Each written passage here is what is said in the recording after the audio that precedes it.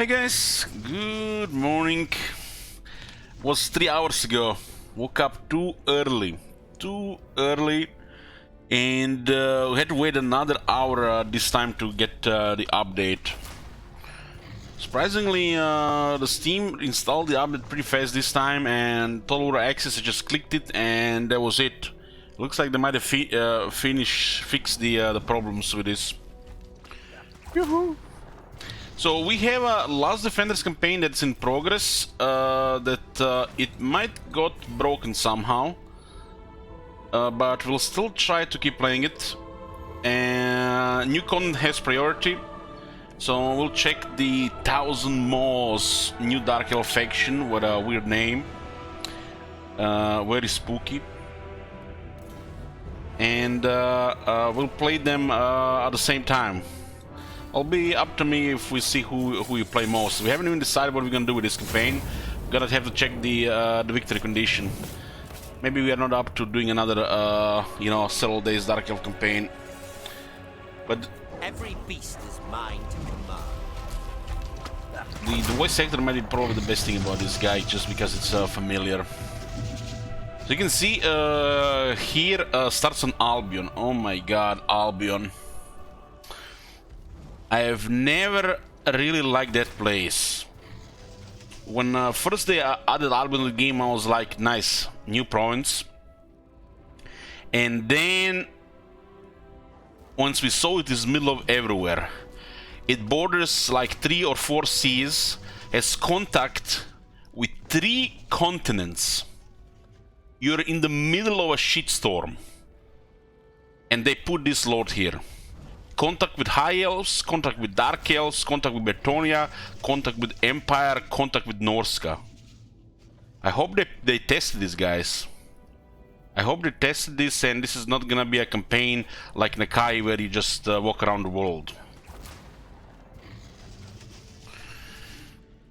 So we'll see what's new. So another Dark Elf faction. Looks like everything is the same here. We went to the patch notes. Haven't really noticed any early changes except what they changed with the lords. Heed me or perish. Like Morati now has a better main trait. Users just have this first text. We will drown this world. Harganet gives Chrono gives additional 10% weapon strength to certain units. Better. Commander of the Blessed Dread. Loki looks good now. And we got a new guy. Not to be bested. New guy, let's hear his voice lines. Manticores, Hydra, dragons, all obey me. This guy is voiced by the same guy who played Ramsay Bolton in the Game of Thrones. Every beast is mine to command. Rakath will not be bested. Shut up, demon!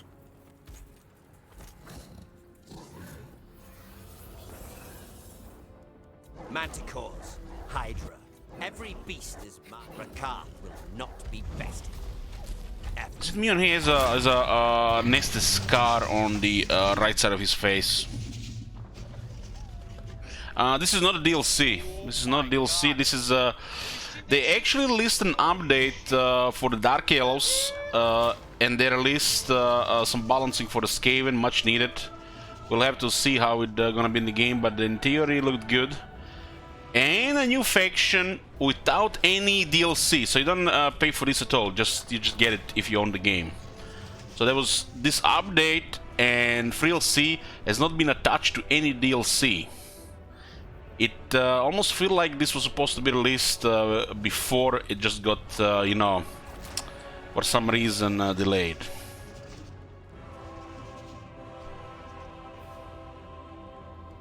Darkblade comes. Manticores, Hydra. So what is with this guy? He starts on Albion, the lower settlement.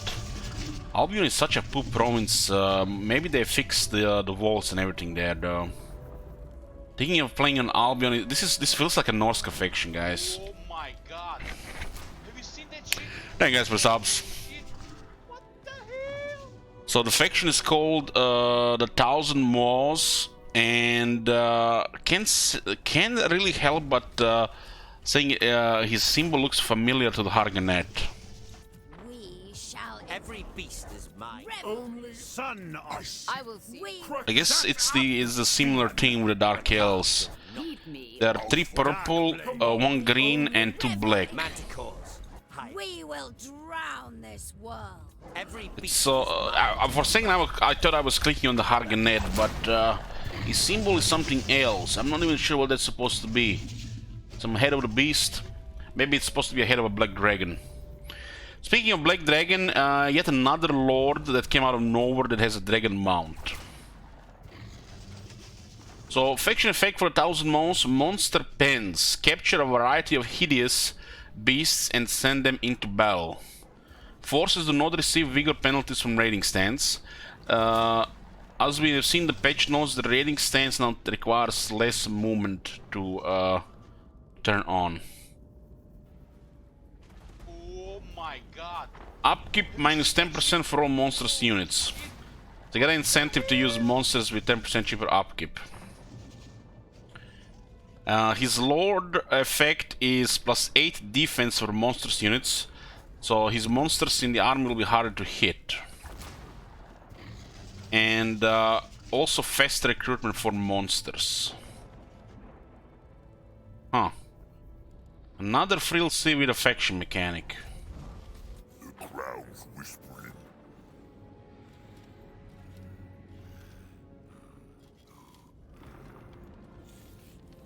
Yeah. Rakar will not. Oh, look at this. Starting unit, Shades Greatswords, a War Hydra, and a Reaper Bolt Throwers. Huh.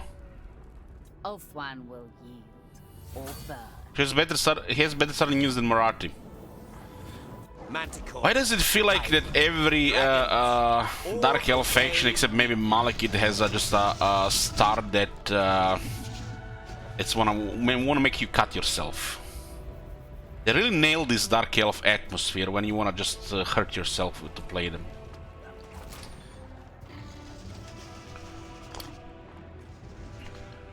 Well, without a further mumbo jumbo, let's just go into the game and see what's there.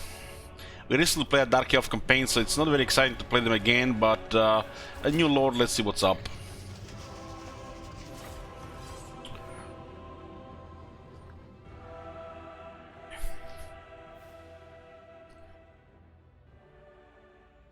Albion started location, man. This stinks. Maybe they separated the seas between Ultron and Albion. Because if you meet Ultron at the start, that's like... Is there any other direction than Ultron? I'm getting a serious deja vu here.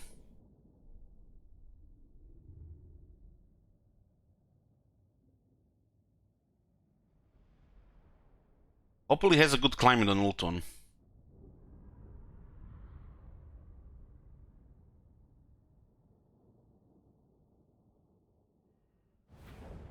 Welcome to Albion, Rakarth, greatest of all Beastmasters. These isles will serve as a stepping stone to the old world and its many opportunities. I'm going to the Norska, old man. Fuck this con. Go These back. are lands of the primitive, war-loving Norskans. Oh shit, it's green. Their territory may not be all you will gain from ousting them, as they are known for the monstrous creatures that fight in their ranks. Once your monster pens are filled, they will serve you well for an invasion. Oh, Emperor is green too, southward. thank God. The old world's Praise ways of Sigmar. men are rich with potential slaves and plunder to seize for your coffers. You have scores. Please, to Ulton green, settle Ulton with your green, aching Ulton cousins in green. Outland, Ulton so is you green should not too. be spared Hands from up. your predictions. Perhaps there may be a dragon egg or two to help burgeon your collection of beasts. By accumulating enough wealth and power, you could even move to gain control of your home city of Karankar. Hopefully this old man doesn't die before they finish Warhammer series. the choice is yours. Many of your kind have come before you, mighty Beastmaster, but none approach your consummate skill and expertise at taming the untamable. Let the world feel the sting of your lash. What's up with people requesting the High King speech while playing the Dark Elves, guys? Have you no honor? Still, it's 32,000 shekels. I have to go for it. The Dark Dwarves are... The Dark... Dark Dwarves... The Dwarves are soon. Okay, critical mass is even closer than the High King.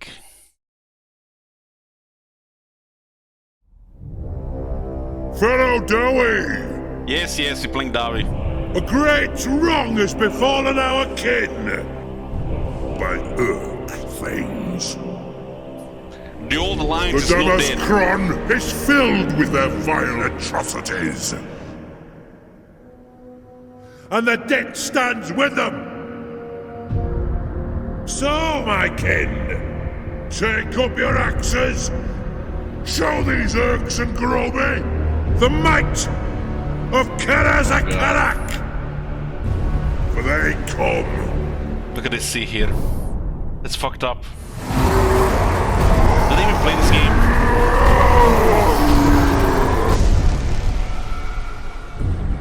You can't put affection on Albion and keep the sea like this.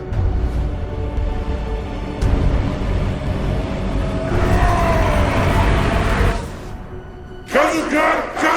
Ah! Pay back every grudge! This is my edict as High King!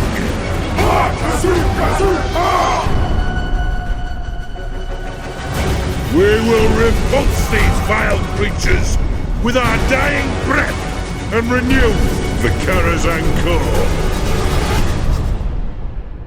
Hopefully Marconis is not watching the video on that trailer. Because, you know, watching that, video, watching the video on that thing just makes you want to play dwarves. That video makes even the gyro bombers look good. Even the gyro bombers. Community challenge ended. Bring back Howdy 12. Really? Okay. Bring back Howdy 12 is completed. Means Howdy is going down by 20k. Huh. Good job, boys. Enter the city's liquors.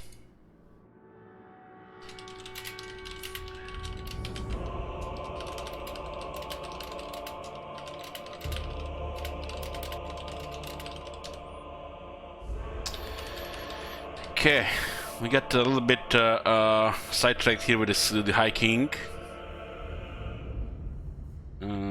Bring back Howdy 13.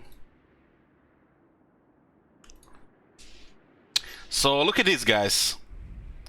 They put a faction Albion, but there is this sea on Albion. You can see the sea here from the Isle of Wights. There's a port here. Oh, there's a landmark, which gives you the access to this massive sea. And who do you see here on this sea? High Elves, Bretonnians. And how are you supposed to be playing anything other than Ultuan or Bretonnia when you see this? There's literally no freedom here. They should have split the Great Ocean in half. Created another sea here or made a gap here. Because if you see Ultuan, they see you and they will not give you peace. You just have to go for Ultuan. So already a poop factions from turn 1. It sucks. We're gonna have to see the victory condition though. So let's see how they play. Goddamn Albion sucks. At least they are the landmark. The 1,000 Maws. Shit Wizard, what the hell, man? What are you doing, Shit Wizard? Trying to reach a critical mass of High King on a Dark Elf stream? People will start rioting here. They're here to watch new faction, not listen to High King.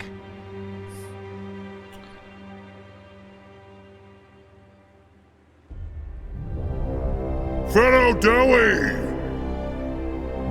A great wrong has befallen our kin by Urk things. The Damaskron is filled with their vile atrocities.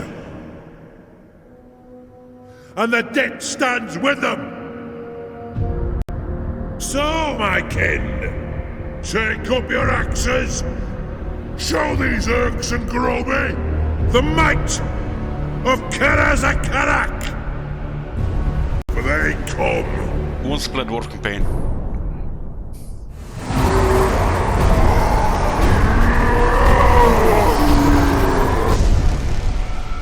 This is Warhammer 3, guys. Look at the graphics. Ready axes.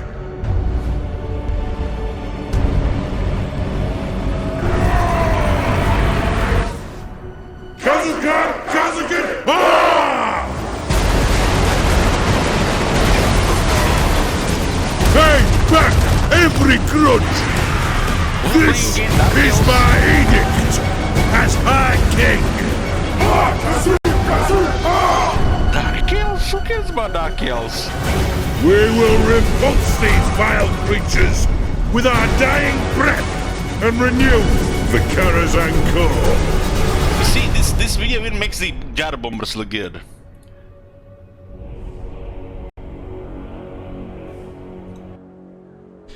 Okay, let's start reading this before this turns into a Dawi stream. The 1000 Maws have the monster pen mechanic which says Rackard and his forces can capture various beasts and monsters for the monster pens to instantly recruit them into any army. Huh. What is this, like Draika's instant recruitment? Bow before Rakar. Instantly recruit capture lead beasts and monsters. Huh. Just like that, instantly. Everybody's getting raised dead these days and they don't even have to do shit.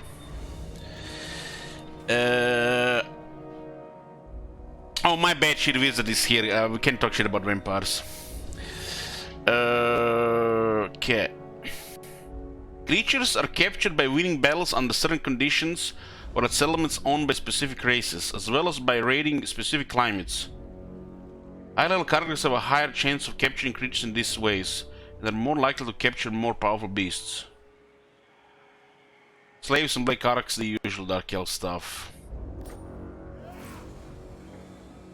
So the first chapter for this faction of Maws and Men. Maintain 25 units in total, we start with 8. The rabid beasts of the 1000 Maws are mighty indeed, for many wars have been won on the backs of the Lord Dakard's monstrous horde alone. It is foot soldiers, archers and mount warriors that are the focal point around which battles are typically lost and won. Be it with the beasts of the rookie warriors, Rakard must bolster his army to ensure the inevitability of his victory in the name of slaves, plunder and conquest.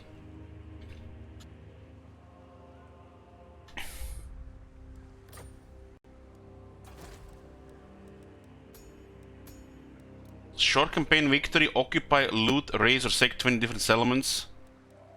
It's 14 long. This definitely smells like a Norska faction.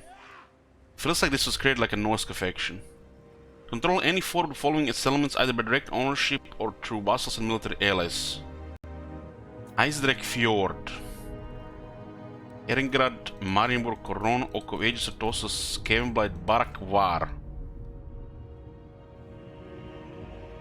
Oh. Why would Oak of Ages and Skavenblight be on a list of Dark Elf victory conditions? They don't even have ports. Shrine of Cain, Lothern, Tor Iveres, Nagarond, Karankar, Arnheim, Galen's Graveyard. What a weird list of settlements.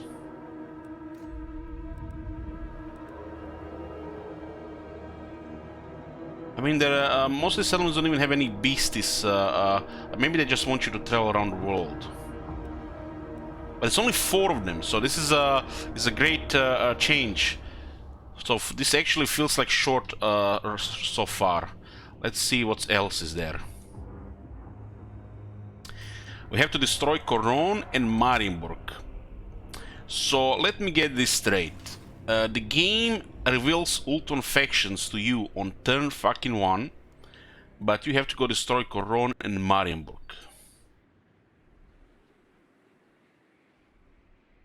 This is like the irrefutable proof they don't even play this game.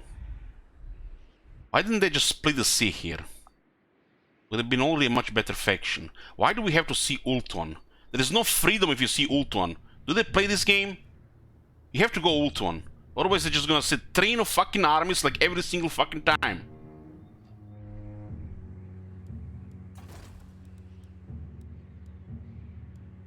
At least the Marienburg is on the list with Coron here. Restored port of Nagronat. Is that the landmark?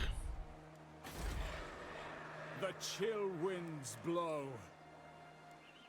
They don't play it on Legendary. It doesn't matter if you play on Legendary or not. Albion is in the middle of Nagaroth, Ultuan, Bretonia, Empire, Norska, and everybody hates your fucking guts.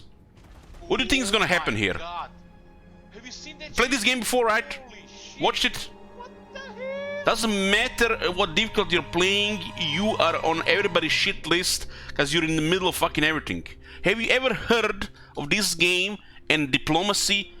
Join war, join war, join war, join war, invite this, invite that, war, war, war, war, war, war, war. You're in the middle of shit as a non-order faction. Do you understand what happens? You play this game?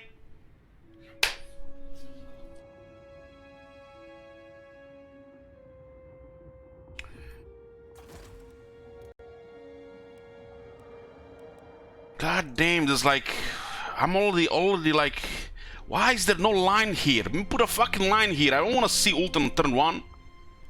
That is a fail. So what was this port here? Death Knight is upon us.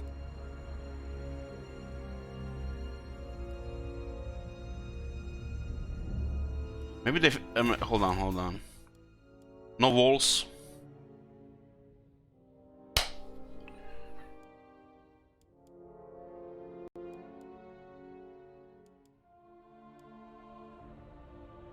Forsaken port of Nagronat. The centuries-old wreckages of 2 beach black arcs provided Rookie with their most solid now a foothold in Albion. That's a massive stuff on a tier 1 port. Holy shit, a lot of stuff.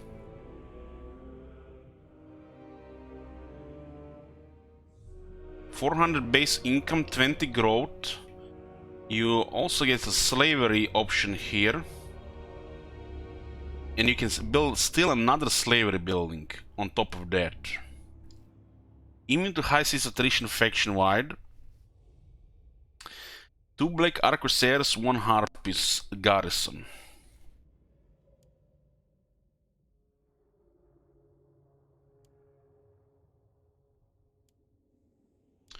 And it can get upgraded. It's actually quite cheap to build, 3200 only. 800 income on a tier 3 with 30 growth. Adds walls to the settlement. Holy fucking hallelujah. 50% more income from per 100 slaves and even better garrison.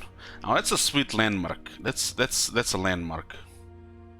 That is a sweet landmark. Why didn't they just remove this and added more garrison to this? So you actually have freedom to build something else instead of this if you want to defend this place. So you get walls on this, limited slot here, and you still have to build this to actually get us some garrison. Why didn't they just remove this and added more garrison here? It would actually be a proper settlement. Coastal settlements, mine settlements are such poop.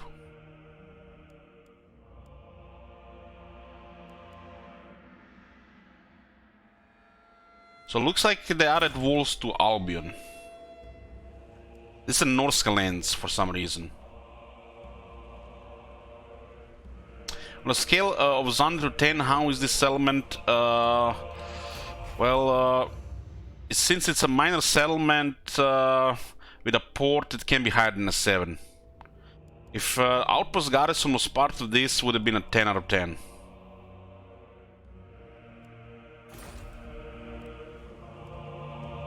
Started with a tier 2.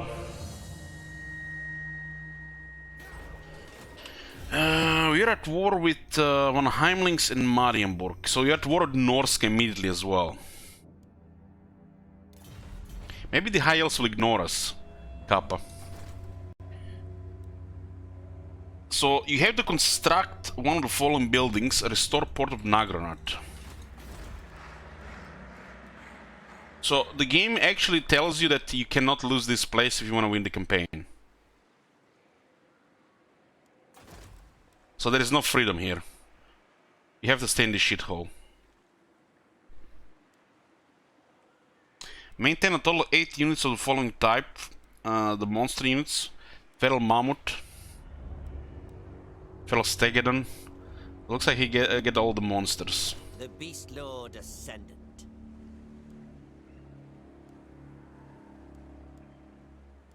Feral Carnosaur is here. Feral Mammoth is here. Why would you get a Feral Stegadon if you get a Feral Mammoth? Goldwreck Medusa, Feral Stegadon, Feral Poopcore, Giant Wolves are here. Harpies, Feral Cold Ones.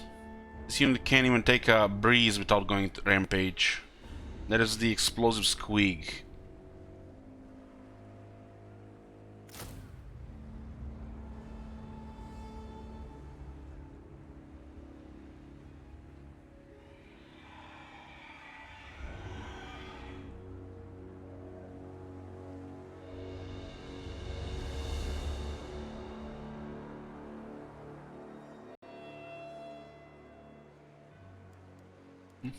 Hmm.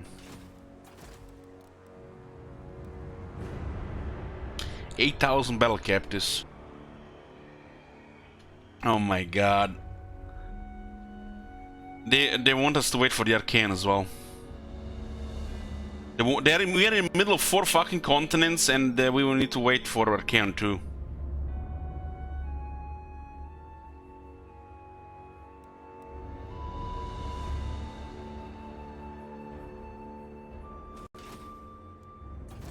That's why we are having a new campaign goal system where we select a number of provinces between 10 and 20, which is marked here, and you guys can add or remove it with the channel points. So if you want to see a longer campaign or a short campaign, and fuck all these victory conditions, they are fucking what's the word, incompetent of creating a proper system because they don't even play the game.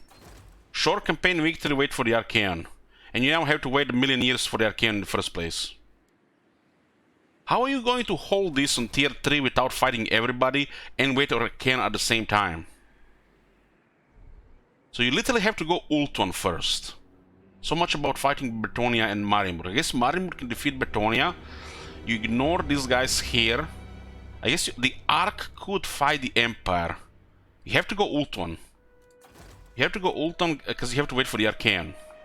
The fact this line exists, you cannot ignore Ultron. You cannot ignore Ultron. You either have to take Nagaroth or Ultron. Just how the game is.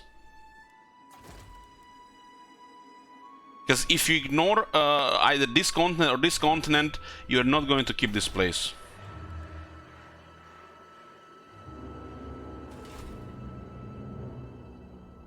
Ultron early might be under Chaos Civil War, so it makes sense.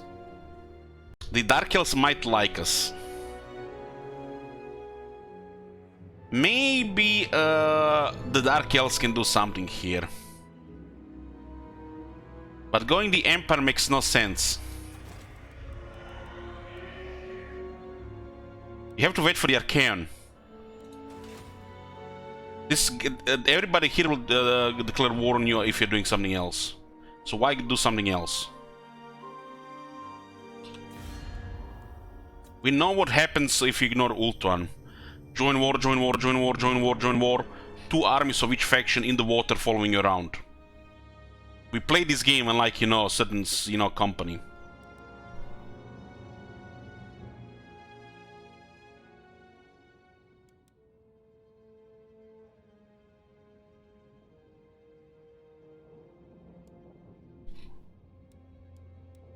Yes. What? So they changed Marienburg? Your will? All right. King Lewin Leoncoeur. Sigma's will. So it looks like we are the main enemy of Marienburg.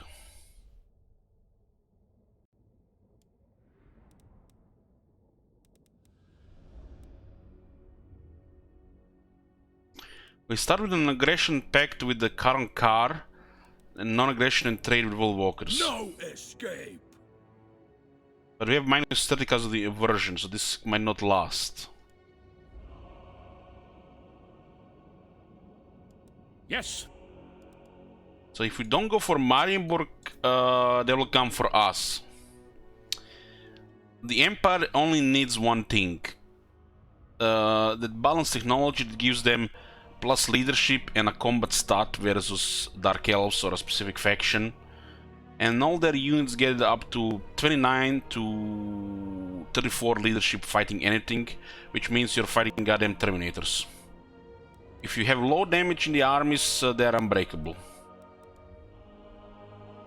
And they can get archers on both core building and barracks, which means they unlock global recruitment to 1 turn fast.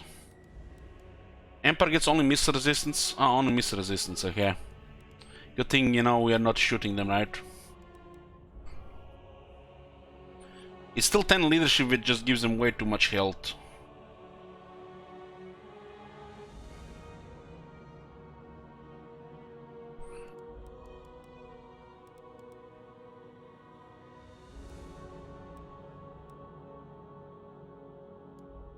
Is it me or guys? You guys see something here? Is this insanity? You guys see this? This is turn fucking 1. 1, 2, 3, 4, 5, 6, 7, 8, 9, 10, 11, 12, 13 factions on the list. Turn fucking 1. What are we playing? The new Chaos here, Archaeon?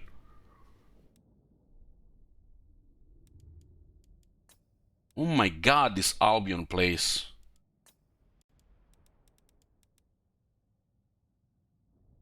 Minus 40, minus 40, minus 40, minus 40. Minus 60, minus 60. Minus 72. Minus 30. Fucking hell, man.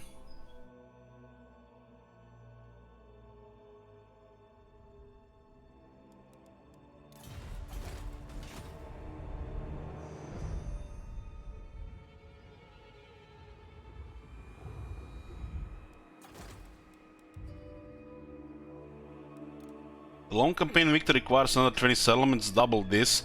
At least this was improved. At least this was improved. Amir says this is supposed to be a monster faction, but I'm fairly sure you monsters will never be able to terror out state troops. Well, if I'm not mistaken, the Source have 60 leadership. On Legendary have 70 leadership. If they have the anti-Dark Elf technology, 80 leadership. If they have the infantry technology for leadership, 85 leadership. Plus 1 leadership per rank, up to 94 leadership. Without having any bonuses from the characters whatsoever.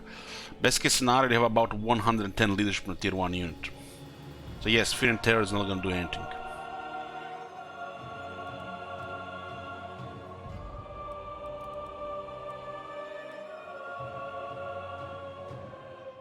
Why did they put Archaeon here? Why? Why you put Archaeon here? We have to destroy Corona and Marienburg, yet we see Ultuan. Why?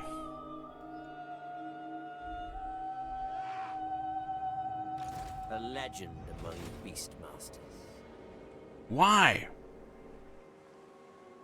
play another King's Speech, man. Need to calm down, lower my blood pressure.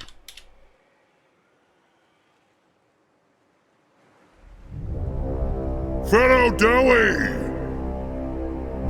A great wrong has befallen our kin by Earth things. The Damaskron is filled with their vile atrocities. And the debt stands with them. So, my kin, take up your axes. Show these Urks and Groby the might of Karazakarak. For they come.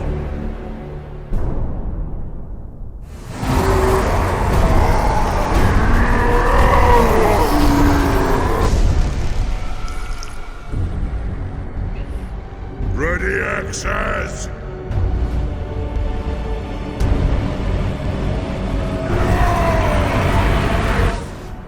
Kazakan! Kazakan! Ah! Pay back every grudge! This is my edict as High King! Ah! Kazu! Kazu! Ah! We will repulse these vile creatures with our dying breath and renew the Karazhan Core.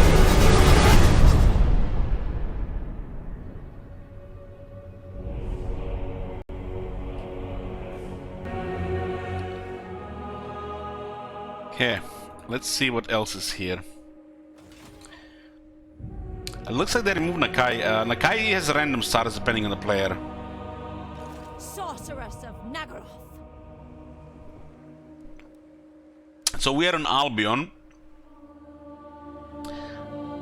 Burica, and there is ruined Ogham stones. An odd assortment of standing stones have long held watch over Albion, enacting an ancient purpose that has long been forgotten.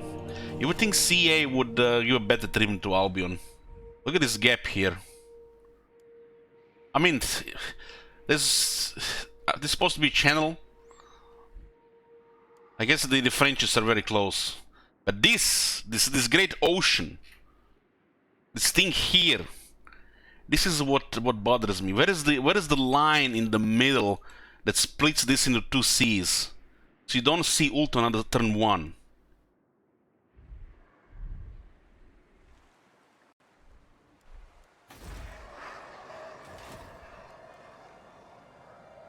Tamer of dragons. Let's see their card here. 4,300 health nearly.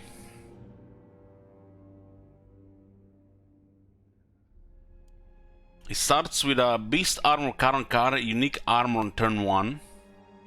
This jet black armor has been worked into the most cruelly delicate forms by the hand of a master far superior to any mortal artificer. Leadership aura size 25%. Armor plus 15, so he has 90 base armor and it goes to 105. Cooldown minus 25% to Whiplash and a passive ability Beast Armor of Karan. It's a constant augment for himself. Enemy with entity size large in ability range. Ability range 30 meter. Plus 10 melee defense plus 11% ward save. Huh. Looks familiar. I can't put my finger on it. Let's replace the entity size large with a character. And hey Grimgor, I see they copied your ability. So he has bonus to defense and ward save against large entities in his range.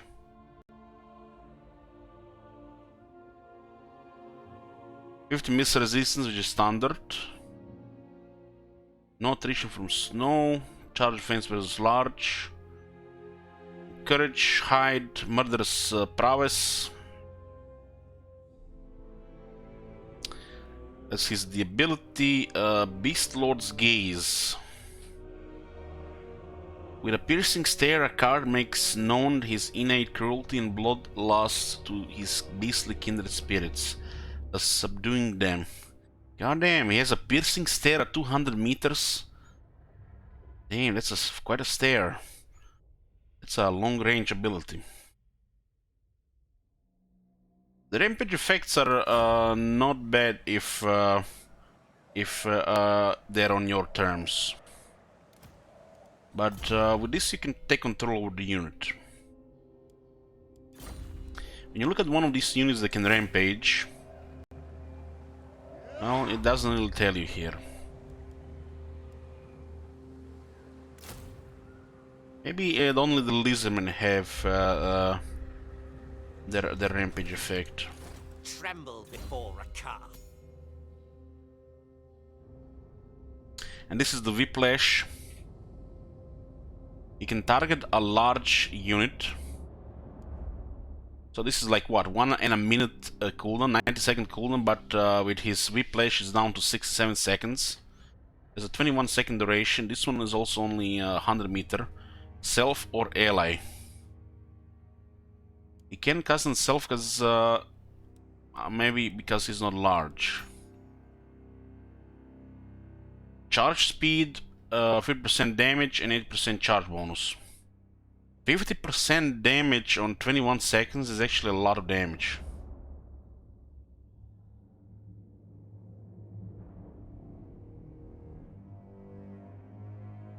It's 30 anti-large as well. It's interesting that he's dual wielding 2 weapons and his spear is actually armor piercing with a very nice bonus, while the Tretch has regular damage. His faction effects has a unique mechanic, Monster Pants, which is basically better raise dead. Has forces do not receive bigger penalties from raiding stance.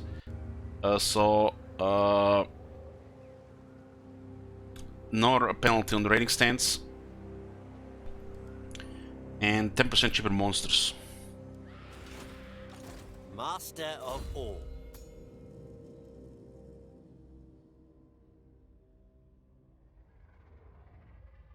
The stats look good. He's fast for some reason. I don't understand why these elves in 105 armor move faster than the vampires. Shouldn't be reversed, that the Dark Elves are slightly faster than the Empire and the vampires have this speed? Why do these guys move faster than the vampires?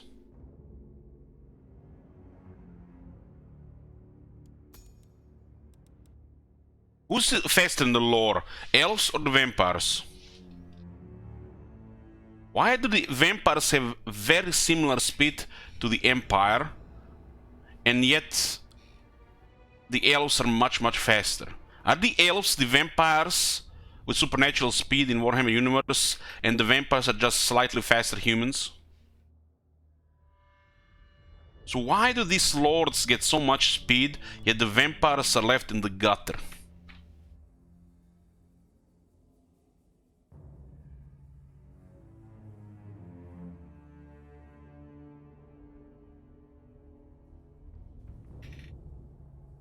Both are described in superhuman terms. I know the elves are the faster than humans, but who's faster, elves or the vampires compared to humans? Because the vampires are just above average humans in this game, while the elves seem like vampires that we know, familiar with the vampires. Zoom, zoom, zoom,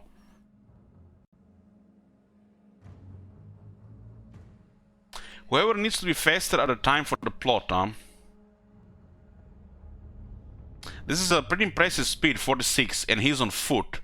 But what's, discussing that he gets solid mount options, so he's just mocking the foot speed of the vampires, because he's gonna end up, on something else. And, a certain, drill instructor, yeah.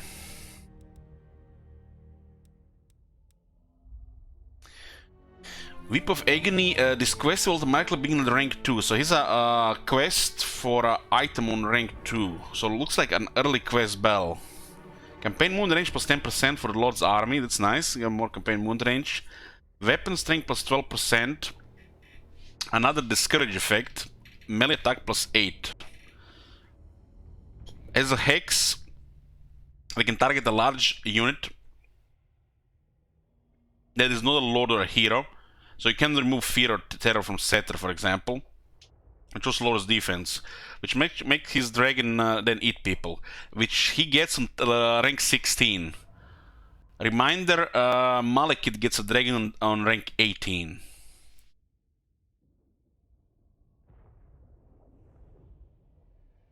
Is it 18 for Malekith? I'm pretty sure it's 18. Was it a Grimlock?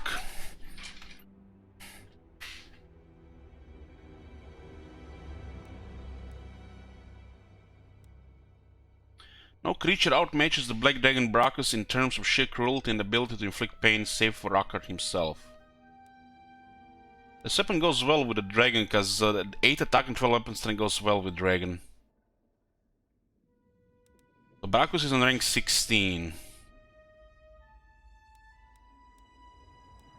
It looks like Manticore still has poop health. 300 less health than a chariot.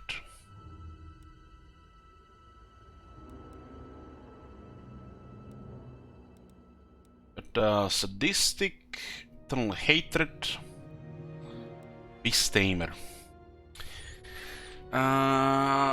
Charge bonus plus 10 for Harpies, War, Hydra, Charybdis, Black Dragon, Feral Manticore, and Bloodwreck Medusae. Medusae. Charge bonus plus 10 for the cold ones. That's the yeah, that's the ranged chariot that shoots anti-large projectiles. So you get 10 charge bonus for the Harpies. The rest of the units kind of poop. Single entity charge bonus is not good. It's good to charge bonus for the cold ones at least. Wish this was attack, not charge bonus. If he tames them, wouldn't that lower a charge bonus to make them more, you know, compliant, you know, to the attack properly? This could have been so nice if it was attack bonus, because the Harpies have no attack.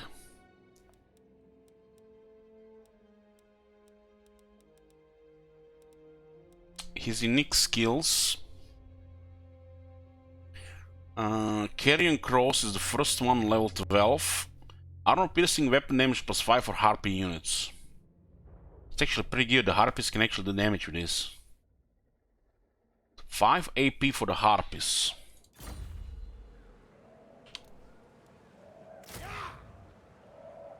This puts the Harpy AP damage to 17. The Harpies have pretty good damage for flying infantry. But the problem is their low attack. The moment the charge ends, they can't hit shit. They get tired, they're dead. They need attack. It's almost make them like flying shock infantry, not melee infantry with 22 melee attack. That melee attack is too bad. This would have made more sense to be attack value so the Harpies are actually usable. Instead of just ignoring this skill. The skill is just bad unless you want to do some cavalry shenanigans. For the cavalry, the skill is good. But for everything else, it's bad.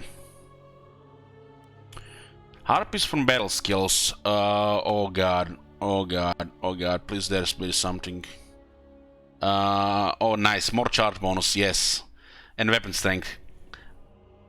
So the things they have plenty. Charge bonus and weapon strength, they get no fucking attack.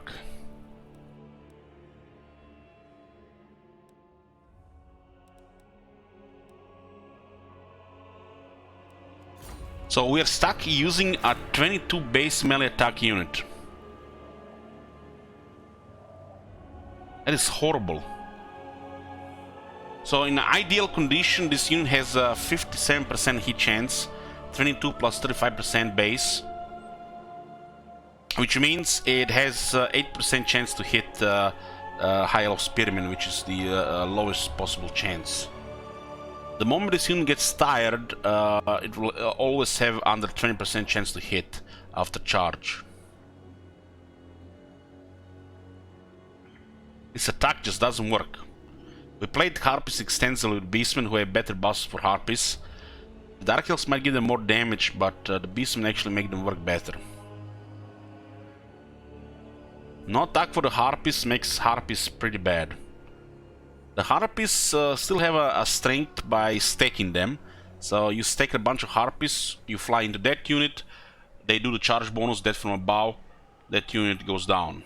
Then you do another unit, another unit, another unit, and hopefully 5 units later the harpies are still alive. So stacking the harpies together like 3 to 5 units and going after 1 unit at a time, that's probably the only valid strategy with the harpies then attacking on the wall.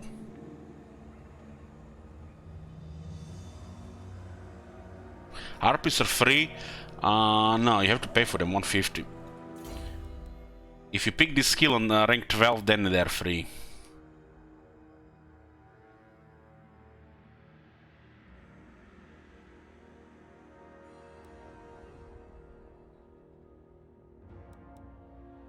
The fact they get 5 armor-piercing damage makes them an option, but it kinda forces you to get this technology here, which is the only way the harpies will do some damage.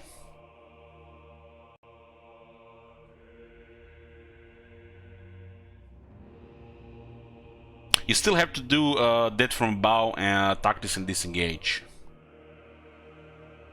Because the charge bonus is gonna be only good thing for them to get a good attack.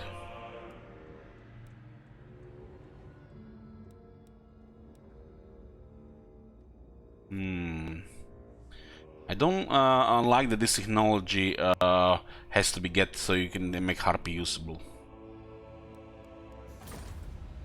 Bow before Rakar. But how are we gonna get a second army if we don't consider getting some free units? That's a good question.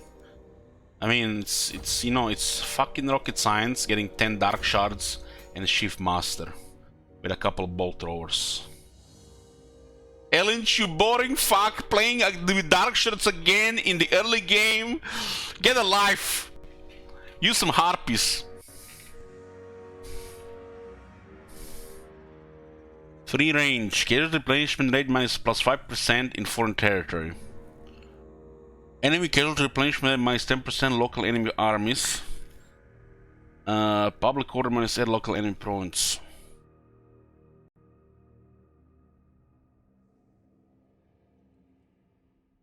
Use some harpies and go Emperor instead. Get the fuck out of here. That's a recipe for disaster. If you don't take Ultimate, how are you gonna win the campaign? If you wanna cut yourself, go ahead, do that in your game. Oh my god. What is this? Public order minus 8 local enemy province. Enemy casualty replenishment rate minus 10% local enemy armies. It's one of those skills that is like good in theory, but since everything is just feels like you have to attack this, you have to move in, you have to take that city. There's not like downtime of 3 turns in a province, so you can just do some things. Because the moment you do 3 turns, the enemy just has 2 more armies on top of you. This skill is too slow. Just doesn't fit the game. You need 3 skill points to unlock the Apex Predator here.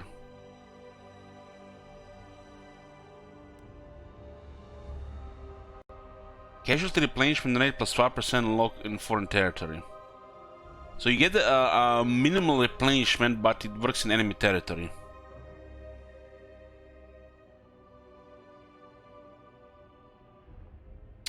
When it says local enemy armies, it usually means local region, unless it's stated local enemy province, which it makes sense because it's in the province.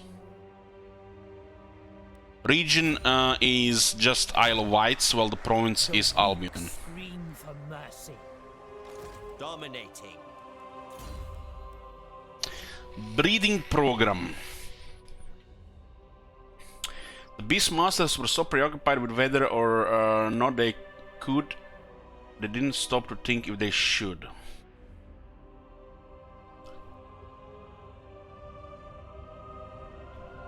So they're crossbreeding Hydras and Charybdis. Both War Hydra and Charybdis get 8 attack. That's amazing. If you actually go for those units.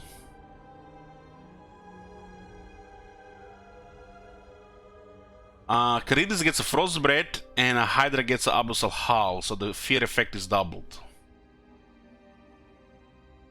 Huh.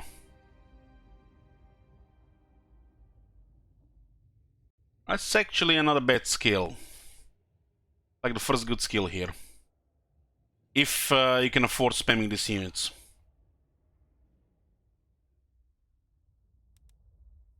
Because if you go to the Lush Master, which is the usual battle skill for this unit, there is no attack. Fucking charge bonus or a single entities. They're just gonna crush my sanity. Stop putting charge bonus or single entities. This one actually has a proper 8 attack value. The fact Charybdis gets a frost breath, it's a big deal.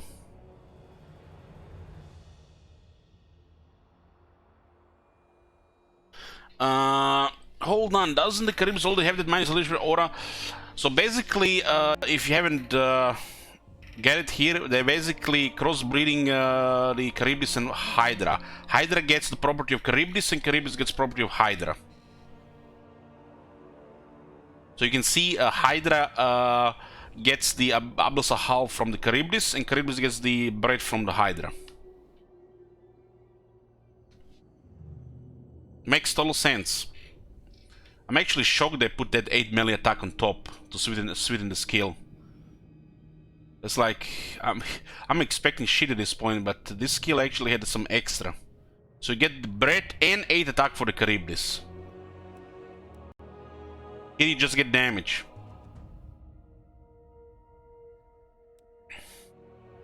Harpy Claw Bolts. Extracting the claws of captive harpies without suffering injuries requires a control that few beast masters possess, but deals armaments most useful for beast catching.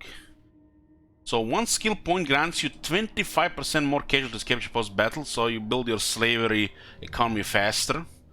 Increased chance monster will be added to the monster paints while raiding, fighting battles, or occupying settlements. So this is just a chance, not a guarantee. Scourge Runner Chariots and Reaper Bolt Throwers gain Harpy Claw munition, which reduces enemy movement speed on hit. Damn! Artillery that slows down the enemy on hit. Now that's something. Why we use monsters again? Let's just go with Shift Master, make our artillery shades and Dark Shards army. Man, if only this worked on... I guess they shoot the same projectile, huh? Artillery with movement slowing projectiles. Depending how much is that slow. Maybe it's just like poison.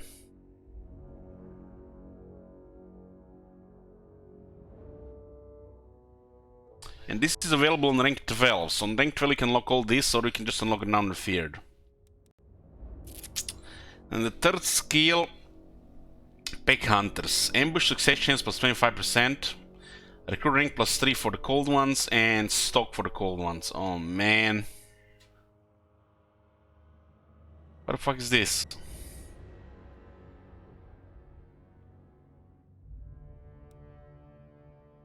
And we need 3 points to unlock Apex Predator, and 2 of these skills are not good.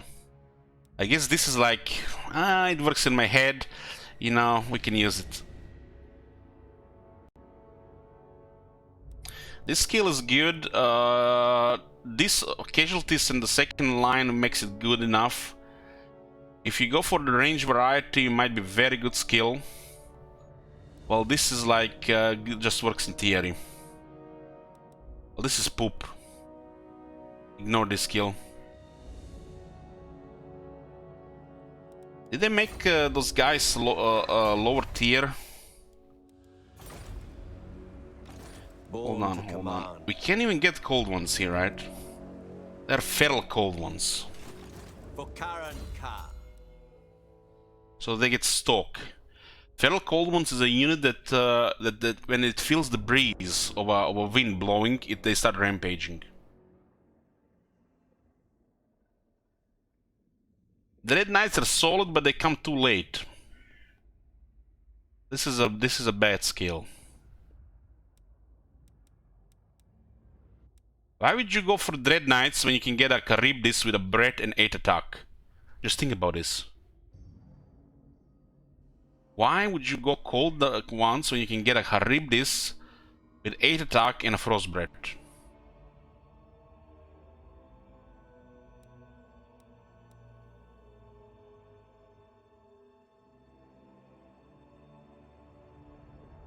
Apex Predator says weapon strength plus 10% for Black Dragon. So they separated shit. Harpies, Hydra's Charybdises, Scorpion Chariots, Bolt Throwers, Cold Ones. So every unit just gets like a tiny bit. Seems the Hydra and Charybdis get the best bit. Recruiting plus 3 for most units, all armies faction-wide. Possibility murderous prize for murderous units, Lord's army. You gotta get Apex Predator. This is a very good one.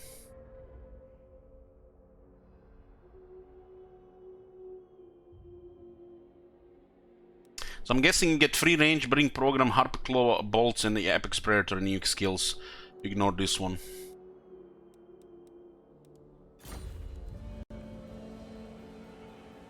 So this is one of the changes they did. The stances now affect ambush defense chance.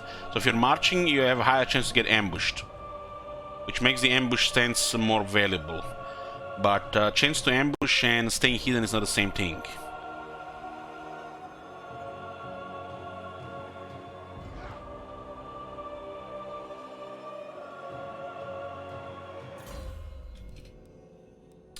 Murderous prowess on monsters is naughty, well, depending how many you need to activate it. Maybe since your army doesn't have a lot of entities, it will require less, but it'll depend what's on the battlefield, right? Because Murderous prowess requires dead combatants on both sides. But if you have very few combatants, your side might require less. How much less, since if you're using single entity monsters, it's hard to say.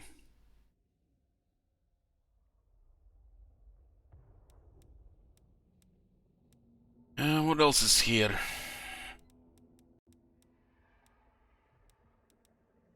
Beast Slayer. Until large, 25% damage.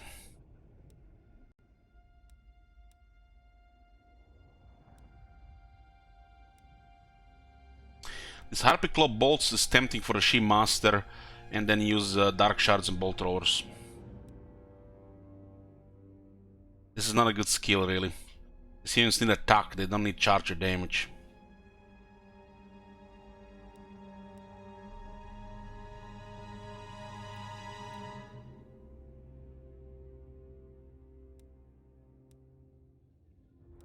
So there's an attack buff here, and a Still Will.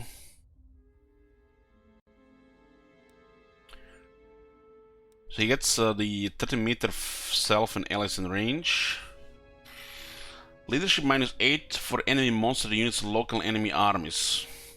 Some of these local things don't activate until the next turn, which makes it really bad, because you're really gonna stay more than one turn in province. Passive ability Beast Lord's Presence replaces Beast Lord Gaze. Self, allies in range, constant.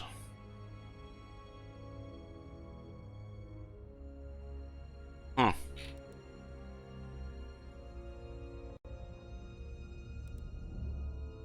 So you lose the range on it, but everything around him will stop rampaging and gain leadership. It's a big radius, 55 meter is the second largest radius.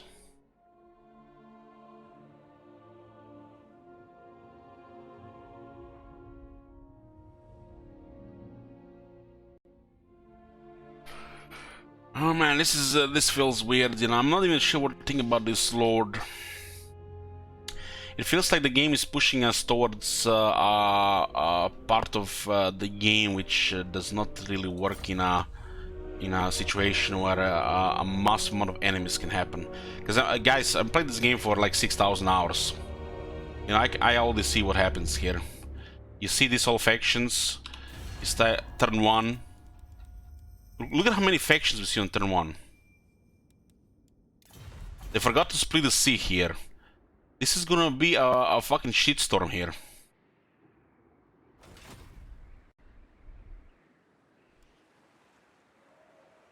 All powerful.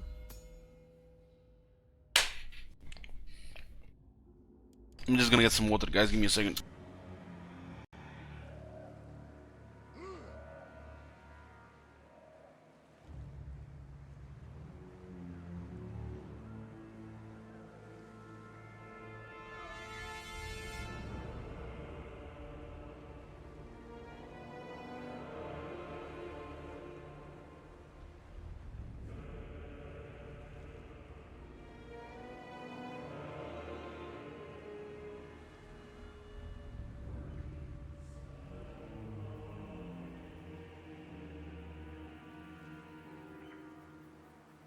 Okay. So what do we have here? They know I am superior. Lore of Beasts.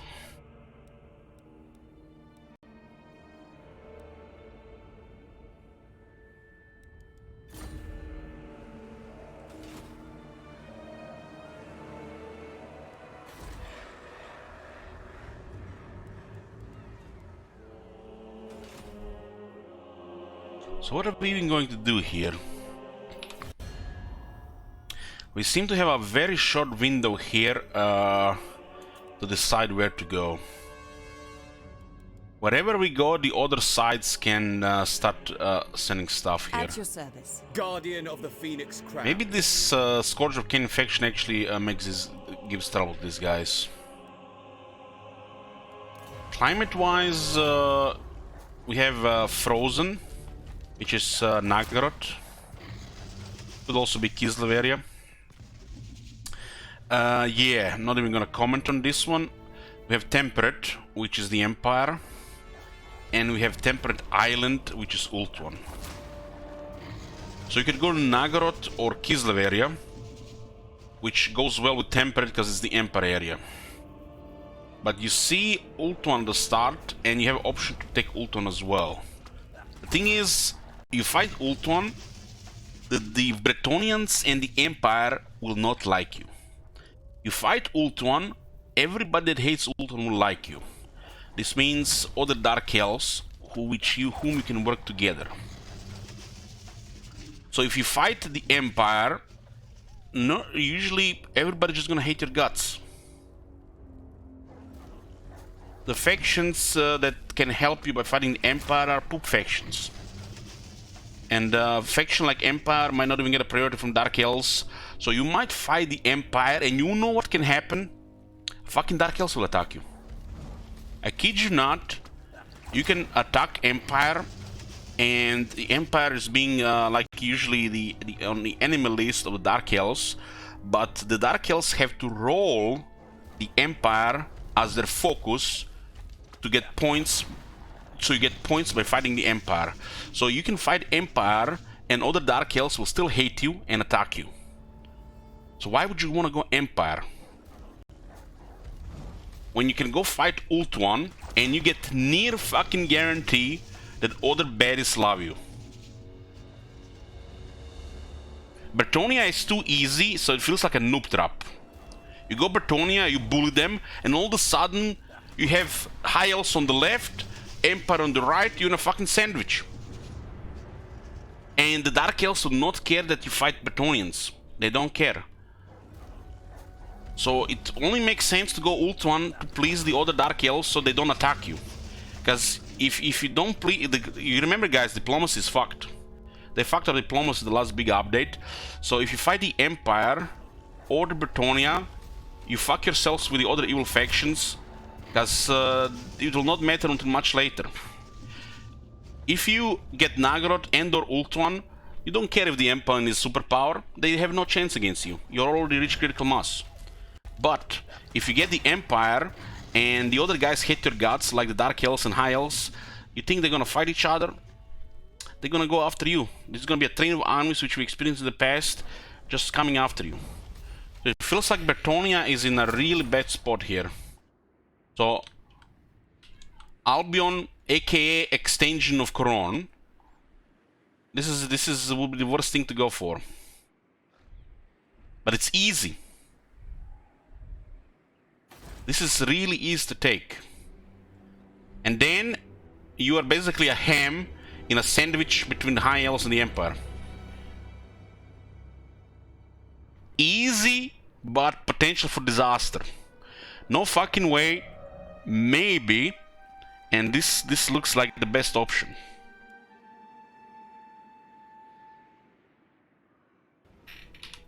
Oh my But God. Have you seen that shit? Holy shit. we have a trade and non-aggression pact with these guys. You shall speak and I shall listen. Then we shall see. These guys have no enemies. These guys can also be rolled weird.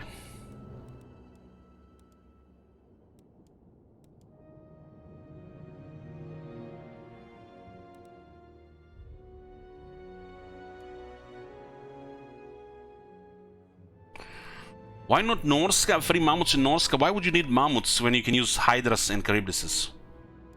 Are you forgetting something? Dragon Master. Do you see here +8 attack for mammoth? Do you see here +12% damage for mammoth?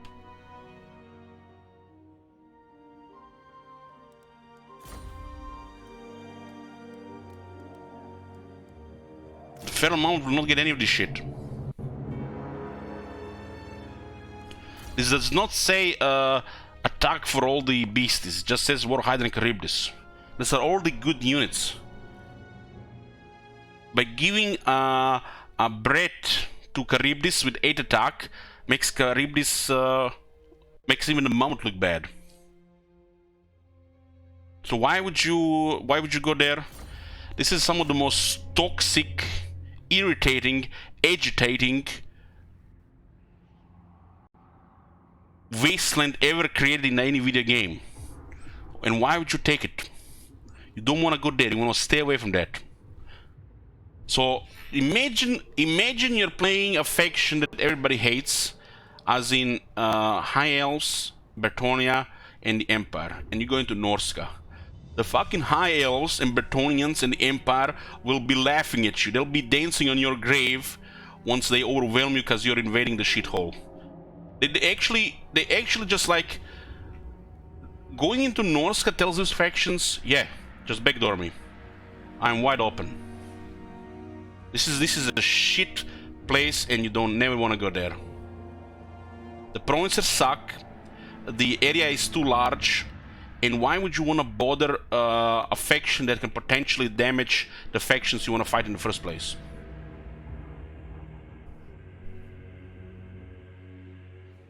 So you gotta have the safest and the smartest option will be Ultuan or Nagaroth.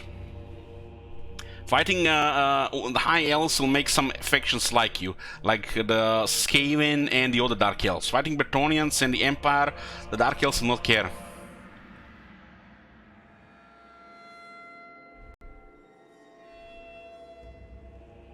All shall behold my greatness. So you're in the middle of everywhere, and you have options, but you really don't have options. Maybe if you're playing on easy difficulty, you can do whatever you want, but this is, a legendary experience here. We don't play anything else here, so nothing else doesn't matter. If you wanna, play a lower difficulty, just, put your hands behind your back and go with the keyboard left and right with your face. Pretend it's Murata's boobs. Submit to me. You know nothing. Tremble before Rakar. So if we go Ultuan, we would have to attack very, very early. Very, very early, cause if they see us coming, they might stop us. Kutik and Krace make the most sense because we see them first. How wise. This is Operation Grom. Invade Ultuan early and fuck them over before they fuck you over.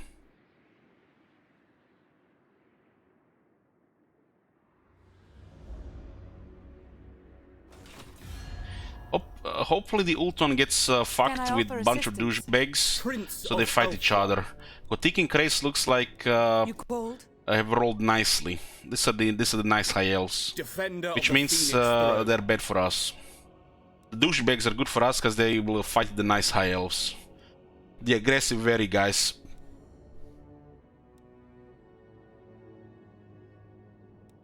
The problem is we're at war with Marienburg and we can't just go to Ultuan without losing everything here.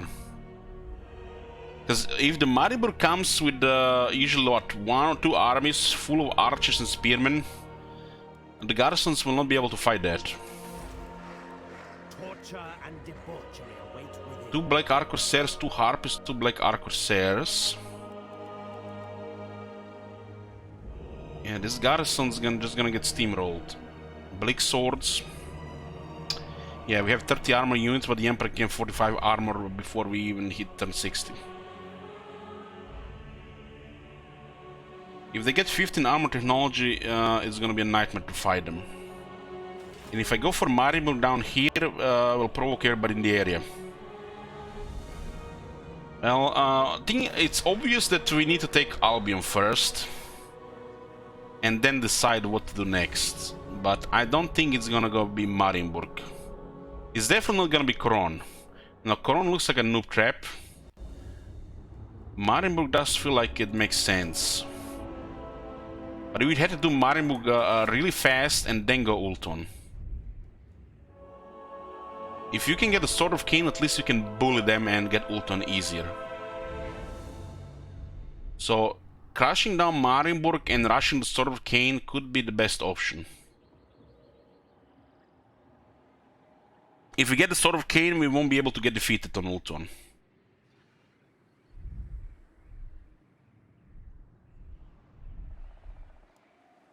Marienburg's defense will give a shit ton of money, not on lower tier LS. You attack Marienburg early, you don't even get tier 3. And Marienburg doesn't give a shit ton of money before tier 5. Or you're playing with mods. Even on tier 3, the Marienburg doesn't give that much money. Because if you attack early, you're gonna get Marienburg below tier 3 and it's not gonna be that good. The port will just give a little bit more money. Actually, it's gonna be similar to this port. So if Marienburg starts with tier 3, which means you're gonna capture on tier 2. It is a possibility before you get there that Marienburg is tier 4, so you get tier 3 and then you get decent money. Cain favors me. Beasts, rampage. This movement here is real bad. For Karan Khan. Albion is such a shithole province. I mean, look at this shit here. This is 63% of our movement. Can we even reach Conquata on turn 1? What's up with garrison here? 4 units.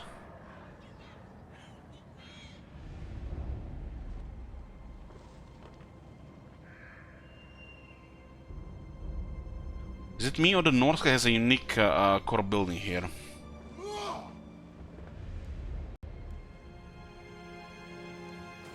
Well, who knows what kind of events we get? It's just still turn 1. But this whole Albion situation is just has me all worked up. This is such a shithole. Sister of the Dark Convent. Bow before Rakar.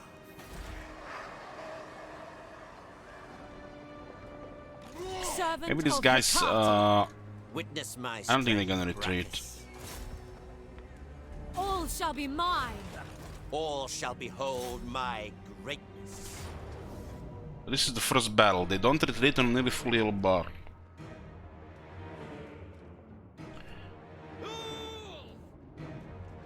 Three Marauder Spearmen, 2 Marauders, 2 Marauder Javelins, and a Feral Mammoth. Does this mean if they have a Feral Mammoth that we get a Feral Mammoth? It's almost like this is like this on purpose. Show neither mercy or restraint. If you win, you can follow up, I think. If you auto-resolve, they're just dead. Torment. So why do we fight this battle?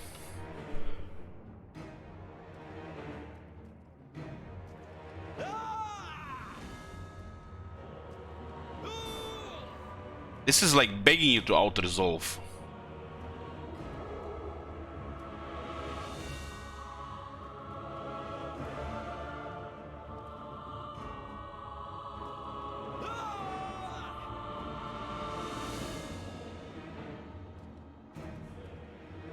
So we fight them, they retreat, and then we have to chase them around unless they go back into the settlement to recruit. If we destroy them here, they might start recruiting in the 3rd settlement, which means they get more military. So it's RNG chance better to fight, so we face a weaker army later, because this guy survived another turn. Fail me and face the lash. Because these units are better than other units. There is a rage here.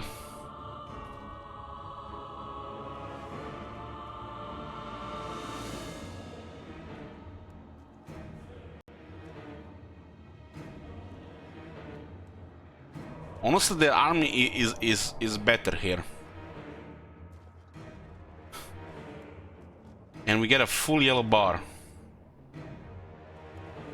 Show neither mercy or restraint.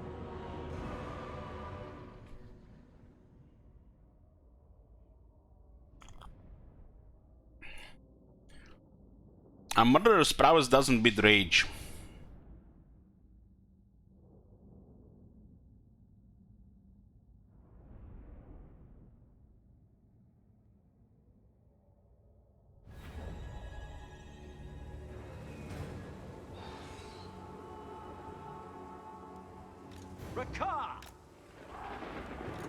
How many other streamers have you watched play a card before you came here, King Roman? You sound like you have the knowledge of the universe. Bleak swords. Bolt throwers.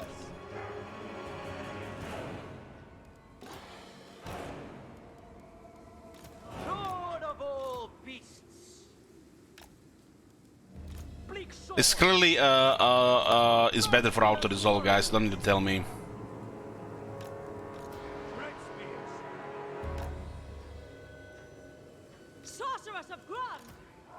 We don't have Flock of Doom, which makes it even more difficult with this wizard. I might just get him in the water. Nagarothi. Bleak swords.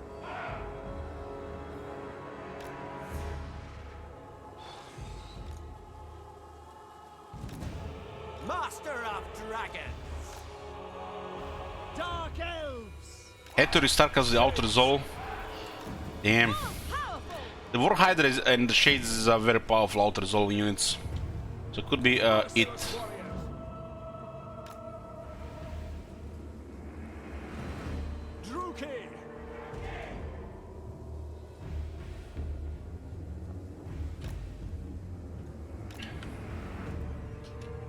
We're gonna wonder if we get punished if we do try to do this. Oh, baby. Let's see what kind of color scheme we get here. Chill winds nourish me. Holy shit, this black looks very good. I love red. Goes well with the black. It looks so menacing.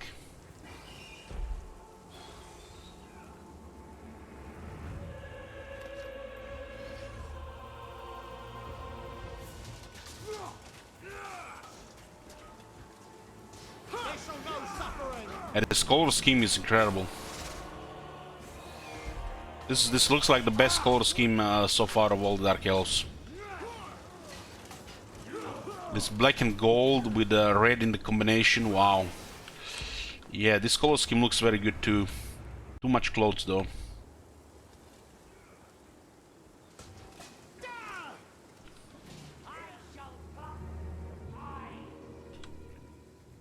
Rakar. Taruki. Rakar. Bolt. We have artillery units, so we have to make everything about the artillery. Sorceress of Grund! My power is yours!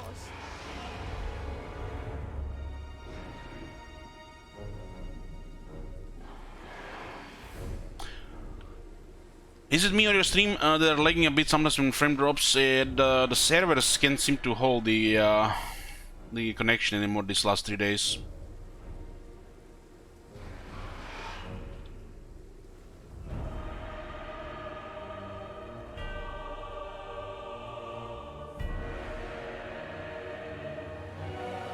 Looks okay right now, actually.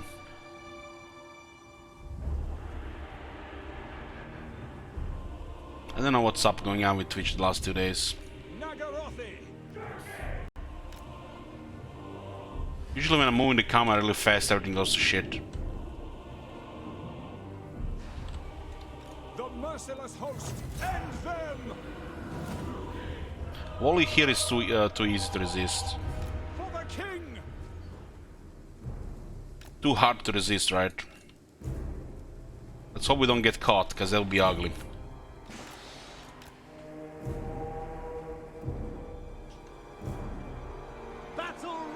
We pissed off the mammoth and we tried to shoot the mammoth early. Suffering for all! Advance, Druki!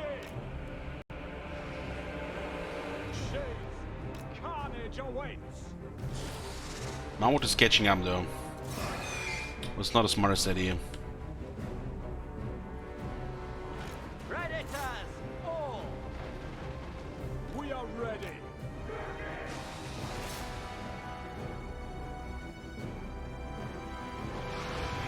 Dark elves. Moving! Dominate! Dead. Shades. Shades. Show that Mammoth. Hydra can regen, so it doesn't matter take some damage initially.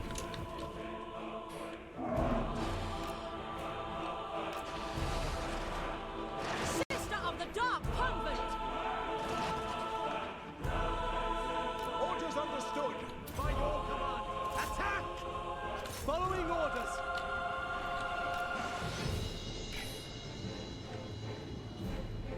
Shades. Without question.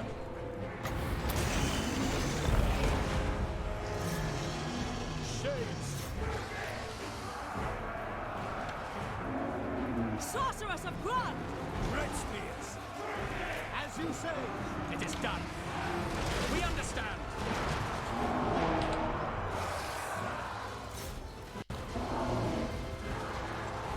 Bolt throwers. My cane.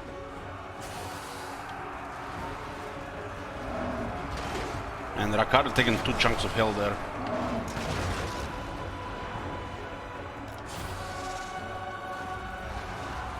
Forward. Slash. Kill. Death is coming. I am doom! Today, guys, today. Beast Lord! To destruction. I am superior! Shades. Moving out. Slaughter them. Onward. The car! Sorceress! Sarathan! Hack. Cut.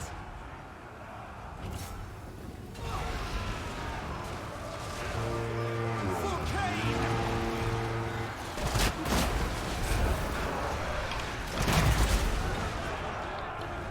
Cold-blooded killers.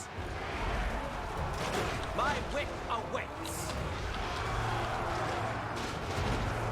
Shades. Rakar. Pull back. Prime for combat!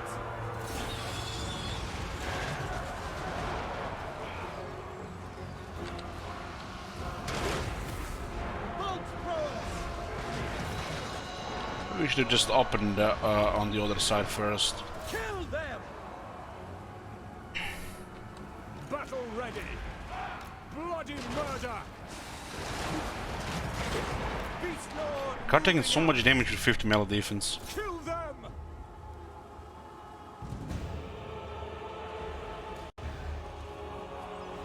375 kills for the murderer's prowess, huh? Bolt throwers.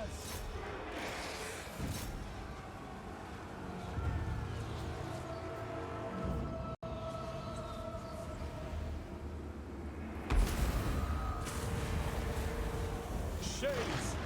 Forward. You know, done a little bit more pressure on the Mammoth. Mammoth could have gotten easily another 1 or 2 hits on the other units.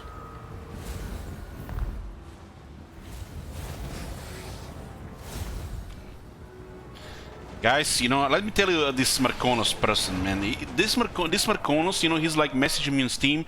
Elich, how much money to throw up the campaign so I can feel better about myself for losing 2? Don't trust a thing he says. Bolt throwers.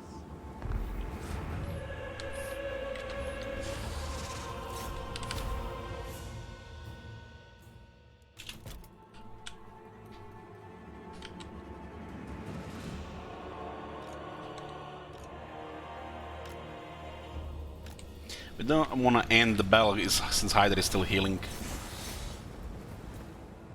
How cool would it be if units with regeneration are always full health at the end of the battle? For the current number of entities. That would be such a nice buff to like certain units.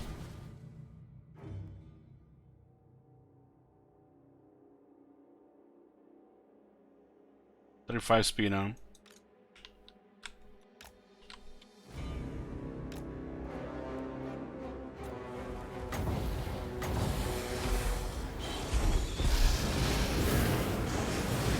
Either does bread per head.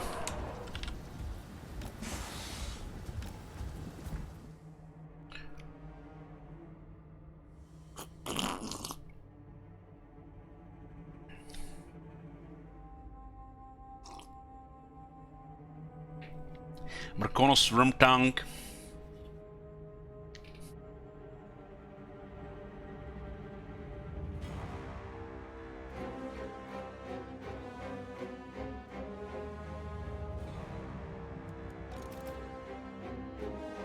.66 base leadership and the route is so fucking easy next to the commander. Order -5. What is this -5? Why did we get -5 here? This is what caused the rout. Order -3. Some invisible modifier, huh?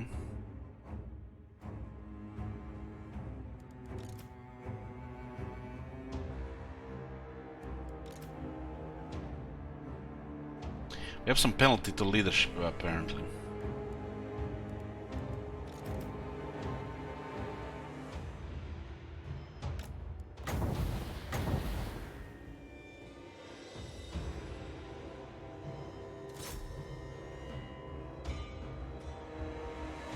The Chaos Corruption buffs Chaos units, doesn't debuff your units.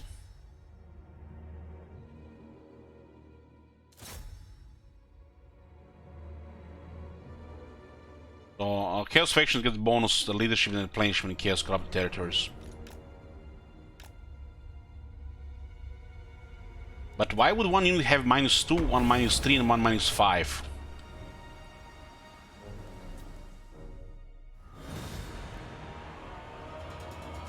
Maybe they changed it? We can check it out.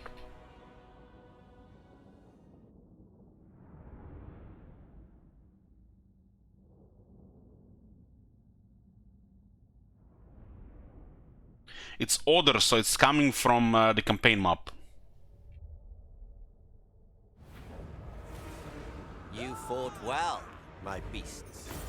More slaves for Karand Ka. But they still haven't fixed the replenishment of single entities. Still no replenishment. Slaver's Gate. More slaves for Karand Ka.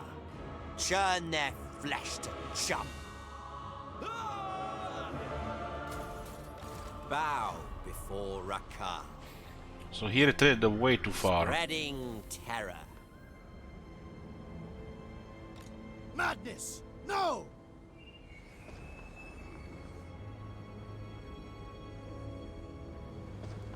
You have captured some monsters of war, mighty Beastmaster.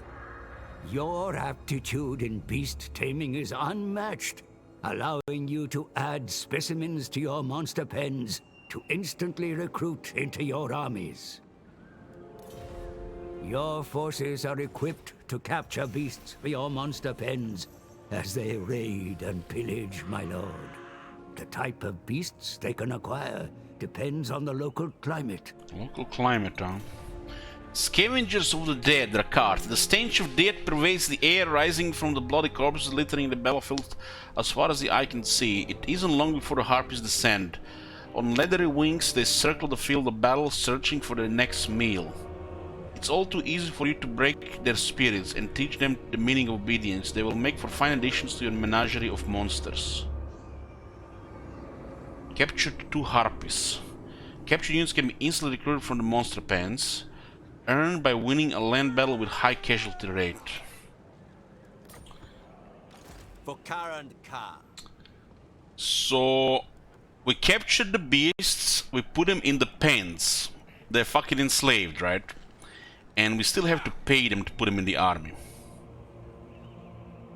2,000 for a dragon.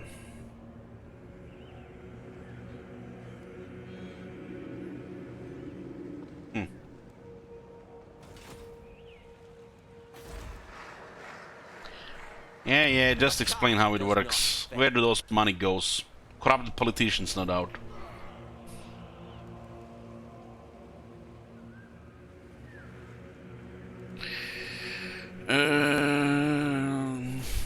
Choose or die.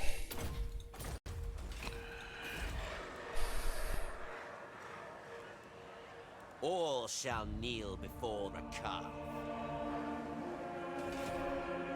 Dominating.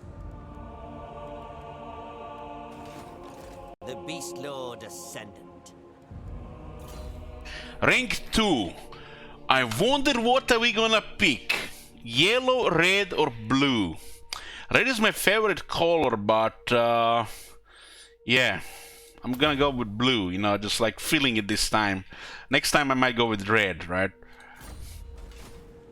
All shall behold my greatness. We need to unlock a Flock of Doom. Norscans early spam a lot of infantry. Without the Flock of Doom it might get ugly. Assuming this faction is not handicapped because it's a starting faction. Because our infantry sucks against their infantry. Triumph as always. No! Bow before Rakar. Dragon Master. So far, the only thing I like about this faction is the voice actor. Follow me, my beasts. You fought well, my beasts.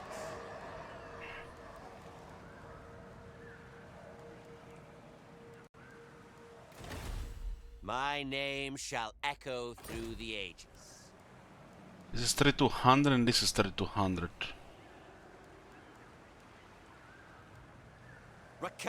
So they lowered the tier requirement Cult of Cain by 1, which means the Witch Elves are tier 2 and the Hargan Execution is at tier 4.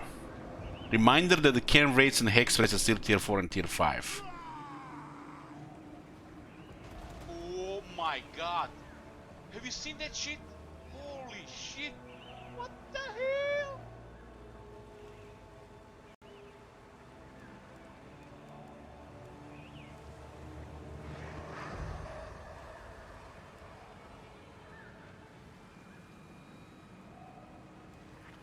The hierarchical building, but this is the hierarchical building, right?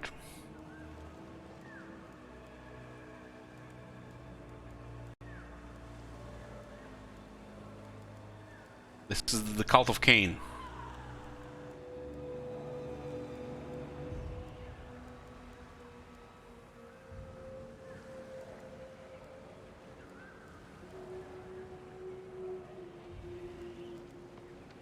They lowered this by one tier lower.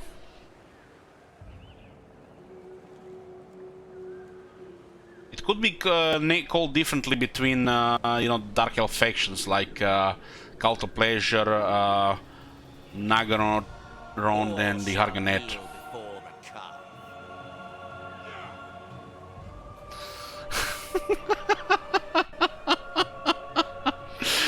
Executioners are the same tier as Cain Raids. Didn't you know, Shit Wizard, that in the lore, the Cain Raid is the most terrifying infantry that exists. If you don't have a magical weapon, you have no hope to defeat it. How does it translate the game? I don't know. They get tired.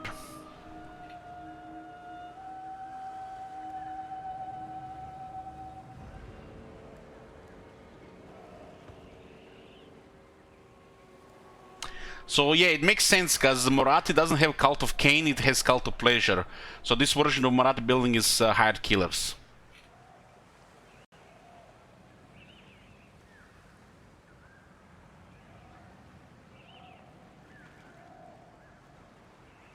So what do we even get here? I feel like we should just open this early because it gives a lot of money. The walls are important, so right here, and then it remains at 2500. Get some money next turn, but it's not much. We go like this. Look at this. All didn't have no money.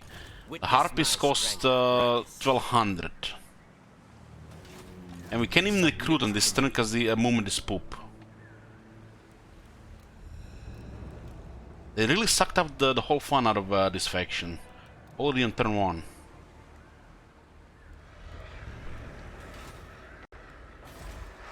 We might cancel this. Is upon us. Because since there is no extra garrison on this and it adds walls, this seems to like be the only option.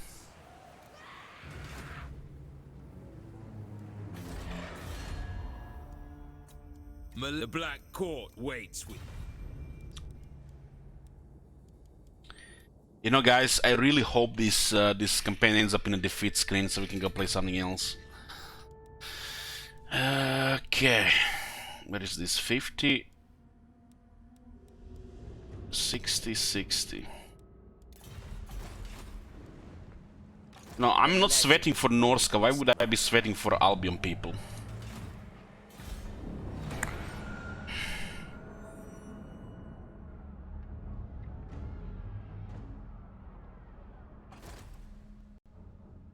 Playing poop will just justify poop, and I don't want to justify poop.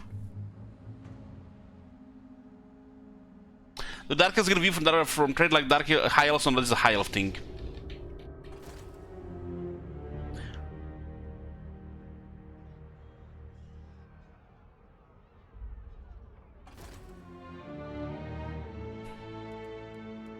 How do I rate Lord of Beasts compared to other ones the Dark Elves have access to? Ever since they buffed fire, the lore of beasts have fallen behind. It's average at best. It can still be used very effectively with 3 spells, but if you can pick fire, and then you have dark lore.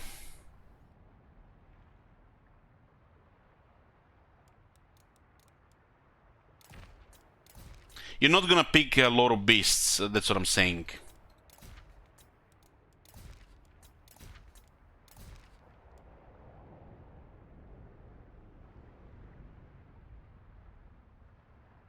You can still get very, very good value out of Flock of Doom and the Curse. And that's it.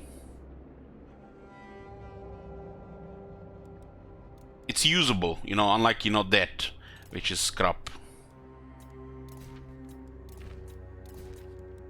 When a whole Fate of Biuna got resisted that one campaign, I died inside. I'm literally no longer the same person. You know, when I mean, nobody is going to be ever the same when they have to destroy the whole world with chaos in the current set of the game. You remember that campaign, guys, right? Even I was getting money for it and I was still complaining. That's how bad it is. And when I saw that Fate of Biuna being fully resisted, like 100% of damage has been resisted, I died inside and I'm no longer the same person.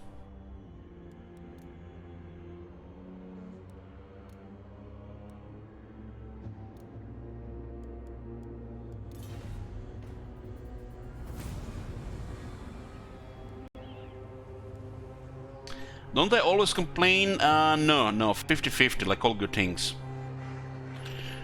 The Dragon and the Kraken captured 2,500 battle captives.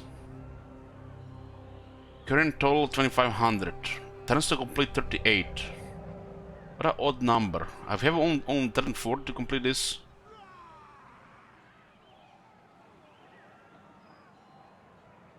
Two of the current Scar greatest sons currently roam the world's oceans.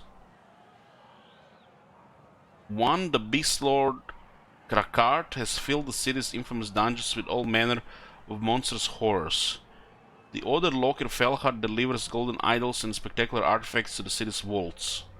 The current card's truest currency is neither beasts nor priceless trinkets but slaves. Were either of these two fearsome druki able to fill the city's slave markets to the brim, they would be well placed to make a play for the city itself and declare themselves its Drakau.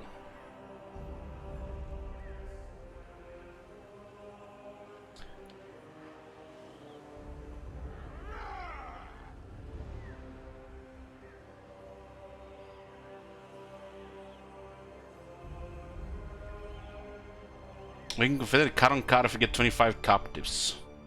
This is the Broken Lands.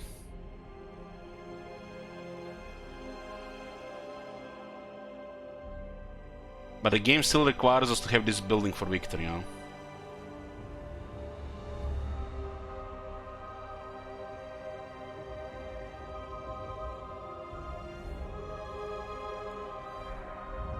So if you get an option to confederate the Broken Lands, gives us the option to take over Nagaroth. This makes the shitty start on Albion a little bit more tolerable, but exposes us to a whole another front. Instead of dictating where the front should be, we're gonna get stuck in this area and this area. Or this area. Yeah, this is an option, Portia. We can just ignore this and take it later, right? An arc can take the city, right? And then you just have to build up tier 3 to build the building, right? Makes you wonder now that we read that if Locker can actually confederate that, or it's just for the player.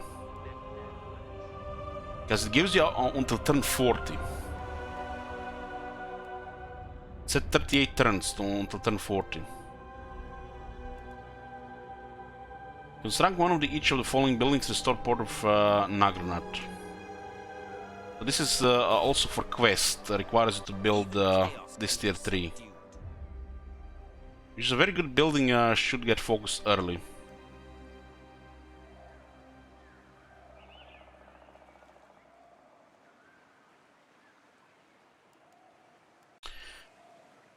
I just noticed something, guys. It requires 200 growth for one population. This has increased. What is it? Was it 150, 165? Now it's 200. Apparently, according to the patch notes, it's been bugged. It's been bugged that we didn't get a proper value, so it's even worse now to grow here. Not a problem for the Dark Hells, but it might be a big problem now for the dwarves.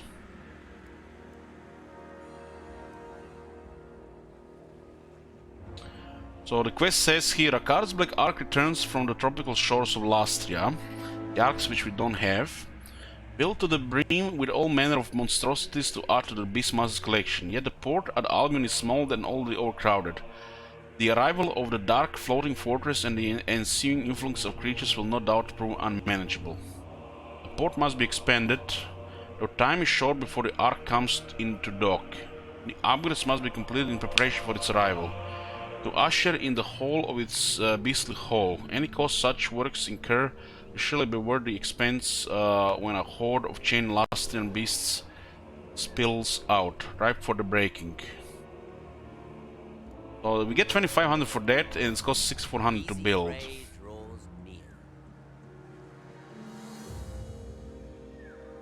I watched the Snyder Cut already and I loved it.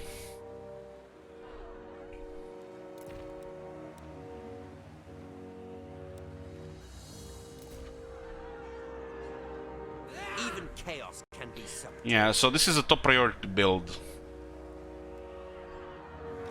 Born to command. So not destroying this guy here makes these guys not get this military here immediately. Now how many settlements these guys have? 2? Even chaos can be subdued. That was a good thing not to auto-resolve here, I feel.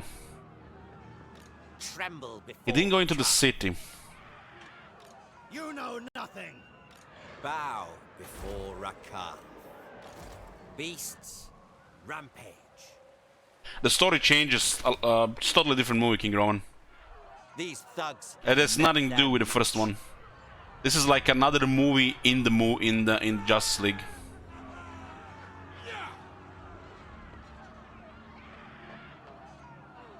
Some of the scenery is still the same, but there's a lot of added, but story changes. You actually, the whole story is revealed, which they don't reveal in the original Justice League.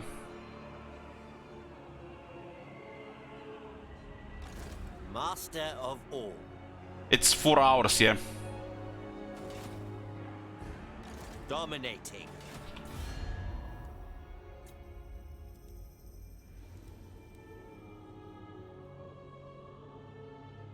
The amount of sound tricks they added in some scenes made it also much better. Even Some of the fighting scenes look way better as well. You can totally feel like the superhero effects. Like, you know, they're actually superhuman. Where you can watch the movie on HBO. Cain favors me. Fail me and face the clash.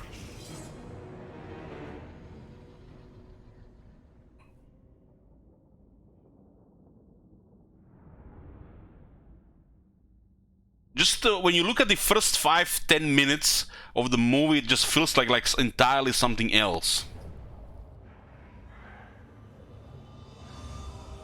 It's like the whole movie is feeling like a bit darker because of the changed a couple of things. It was already darker.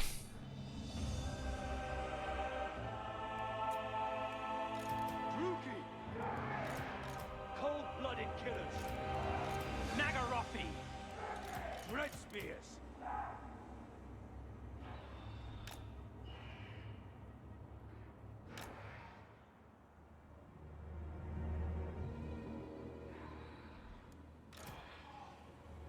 My favorite part of the movie is the atmosphere.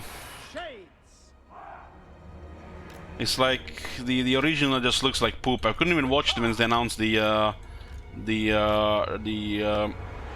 cut. My whip awaits. Beast Lord. Shades.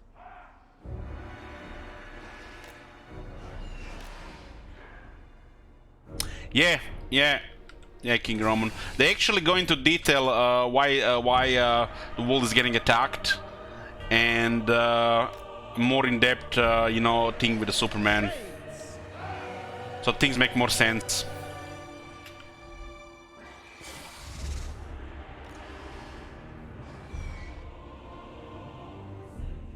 Superman versus Batman. Yeah, they should have just called Dawn of Justice.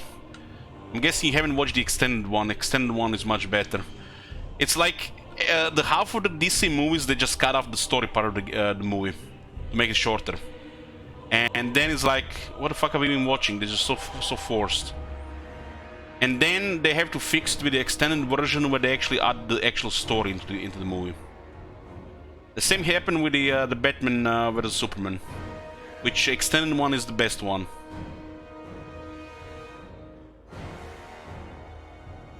Until the newest one, of course.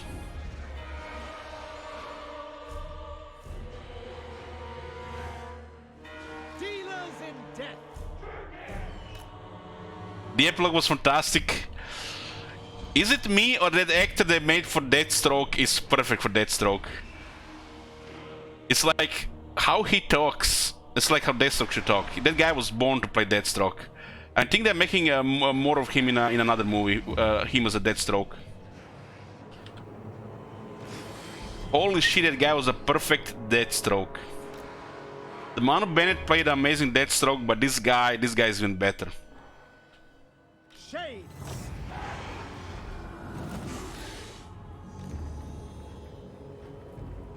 By your command. That's not Deathstroke, Amnuzi. That's Deathshot. That's not the same character. Shades. Deathstroke is the main villain of usually Batman or the Green Arrow. Which the Deathshot is kind of also tied in there, so it's a little bit, I guess the name is confusing.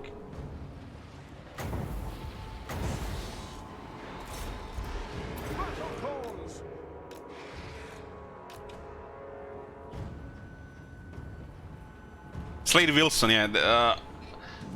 His name is Slade Wilson.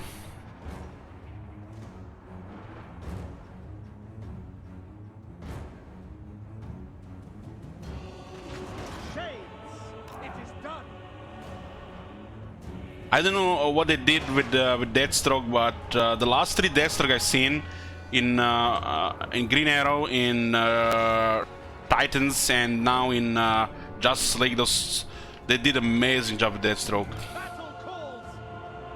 There's definitely more Deathstroke coming. I think in the next Justice League that we're gonna have Deathstroke again, and he might even get his own movie.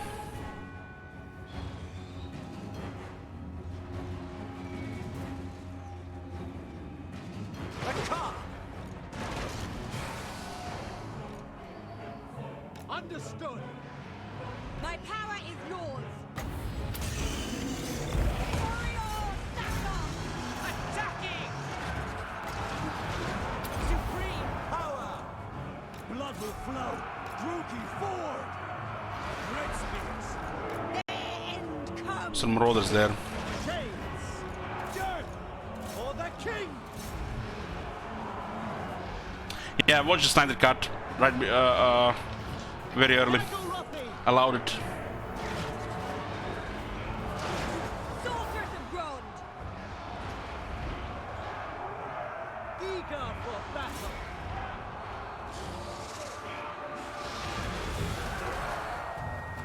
Bleak swords. Merciless warriors. The thing I don't like in the Slum battles is you don't see the projectiles of crossbows.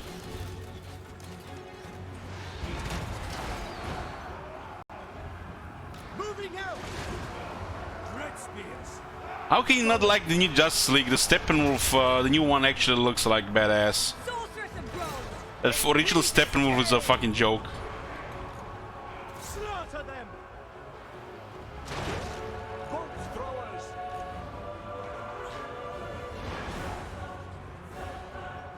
Shades. Beast Master!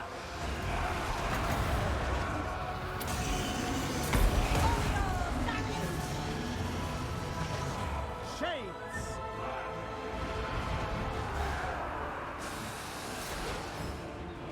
Bleak swords.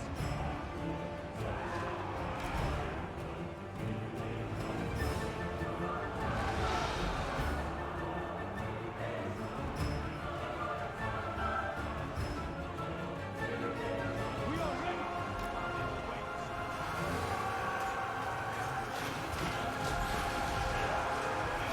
This guy's a little taking no damage, huh?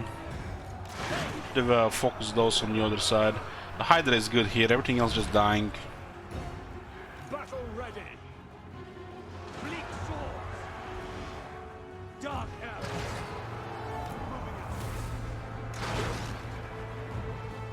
Moving out. Moving! Dominate!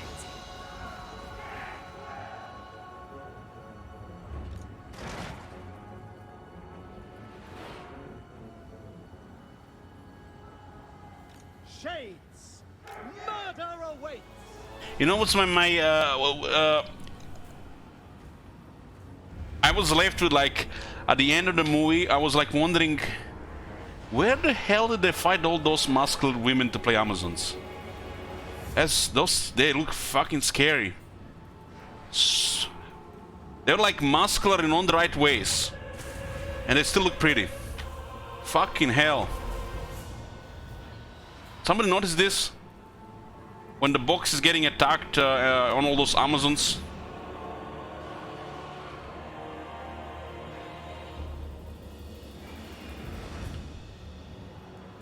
Maybe it's special effects, and they're not really muscular.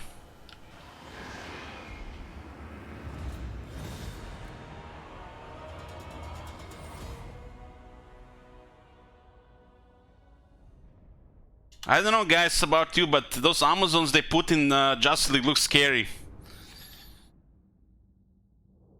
It's like since they put in a darker version than the Wonder Woman did, they look even scarier.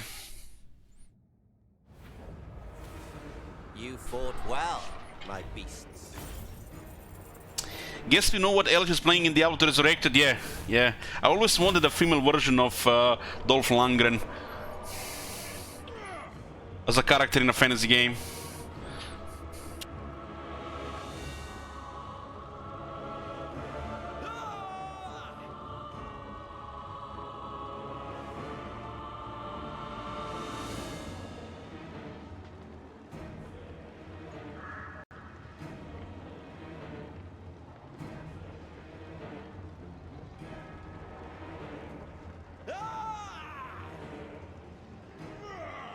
Not as scary is like the acting. Oh man, look like Zartation is the party pooper here.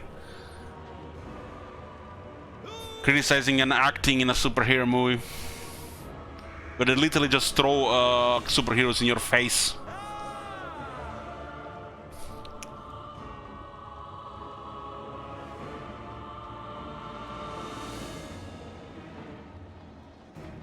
We actually haven't seen the rights yet. Keeping beasts is not cheap. Another day, another throne. Eradicate them. Beasts of the North. So every occupy option gives us the Beasts of the North.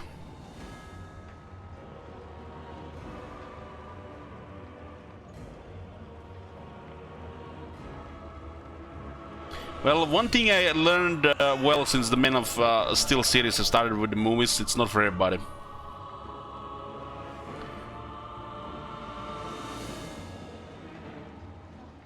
Mine.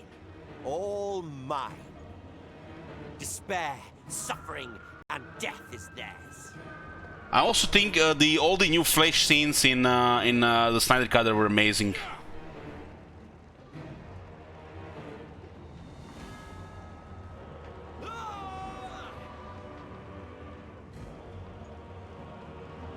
A new nest. Another day, another throne. Only bones shall remain. All the finery I desire. So this is where the rebels will appear, and it's 2 turns to the 3rd settlement. Keeping beasts is not cheap. It all belongs to Rakar. Bow. We captured the feral mammoth. Earned by capturing Northern settlement. The glorious victory comes the most rare and coveted prize. The Norskans have raised from infancy a gargantuan mammoth, brimming with the energies and mutations of chaos.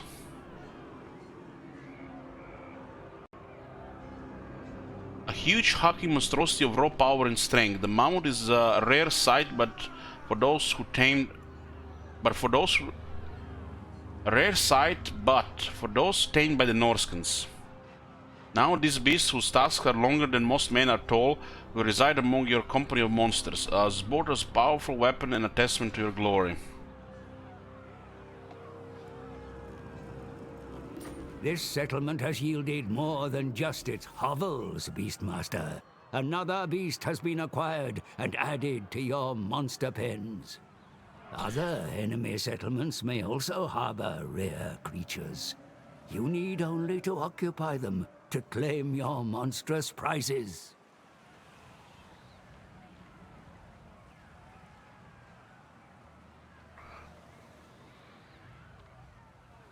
Yeah, Shit Wizard has a point. We have to learn how to capture battle skills for the mammoths. Does occupy include sacking? No, it does not. You just basically occupy it and it drops 1 level, but they don't get the benefit or from sacking or a bad public order.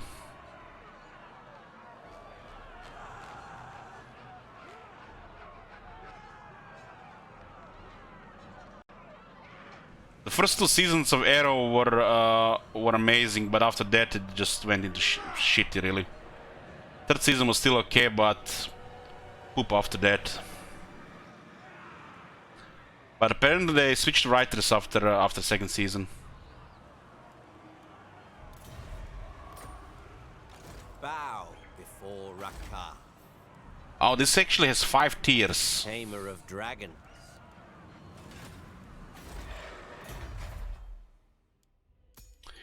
Yeah, we had that first follower before. Join us.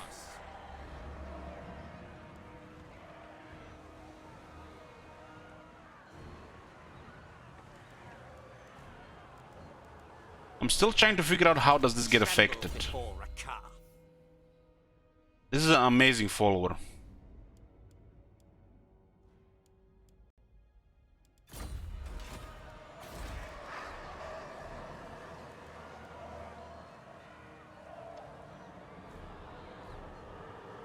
So, there's a Ruined Ogham Stones, Public Order, Corruption, Winter Magic Power Reserve, income from all buildings, all in the province. These rune-bound waystones are unknown origin and have received a patchwork of venerations from Albion's long history of inhabitants. Cleansed and restored lost, the once derelict Ogham Stones channel their considerable power to serve your cause. 10 Public Order, 12 Corruption, 20 means the Magic Power Reserve, and 50% income.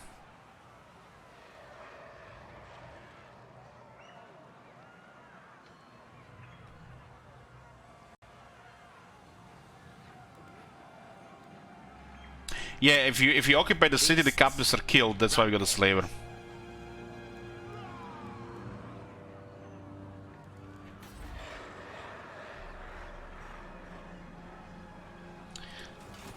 So you can get 4 slave buildings here, and one is a special one. So potential for slavery on Albion is huge money, especially if other Dark Elf factions get these landmarks.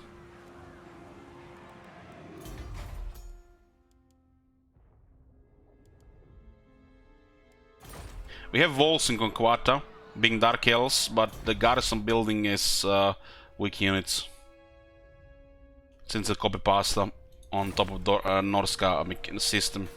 I was trying to figure out why does this give 24%? And the other one gives 90%. Let's combine our 3 heads, guys, and figure this out. So we have the Ruined Ogham Stones give plus 15% income from all buildings or regions in this province. That's 50%. But this is 24. And the top one is 19, but the lower one is 24%. That is hell of a confusing.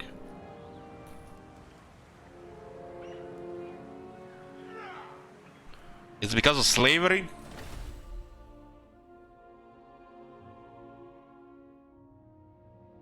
We have not really very little slaves to be affected.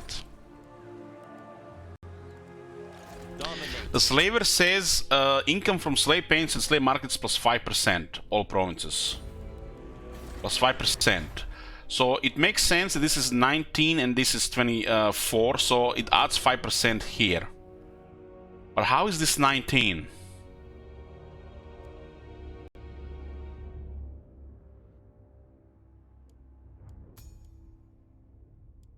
The garrison in the score is unique. Ooh, that's good. Good catch. So it's an Occupy Conquata unique garrison.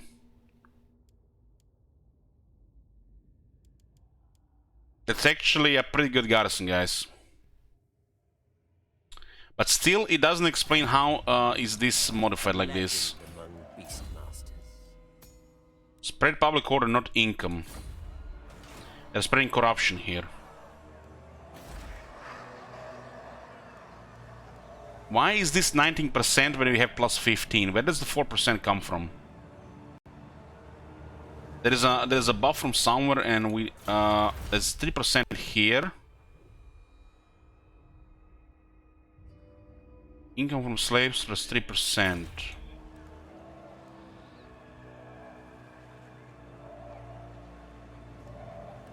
So 19% here.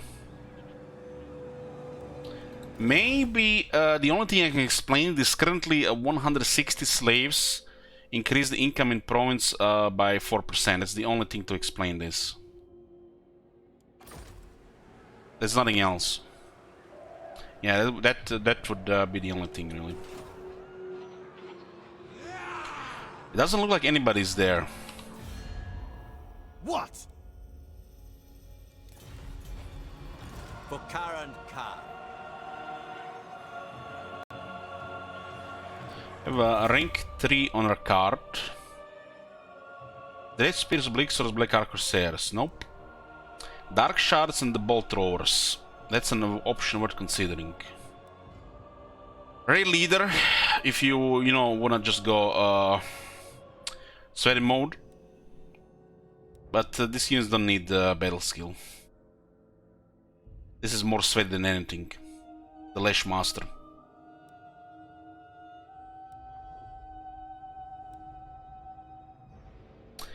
This is kind of a problem. These units do not get buffed by the battle skills, but their card gives them 8 defense, so this could be good enough. It feels like the best units he will have are the War Hydra, Charybdis, and the Black Dragon.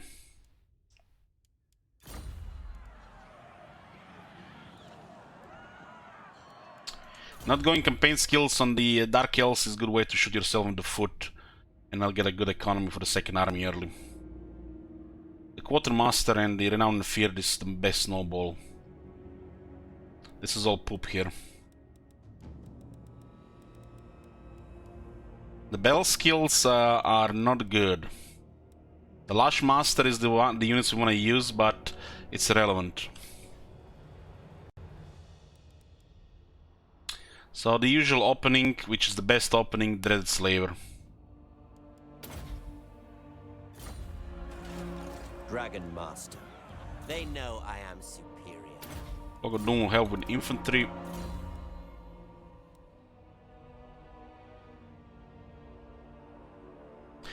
Patron, if you don't go blue and legendary, it's true for the Dark Elves, yeah. But there's some factions where you don't need to go blue. Never fight the traits. Are you not watching my Lizardman campaign? The one we are not complaining with that Kenobi has missed. We're actually going yellow.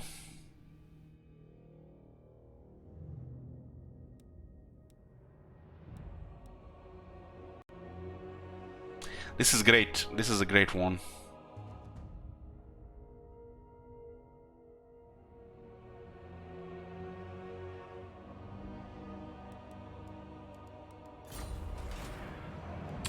The last skill on yellow is the Beast Slayer. 25% damage and 16 anti-large.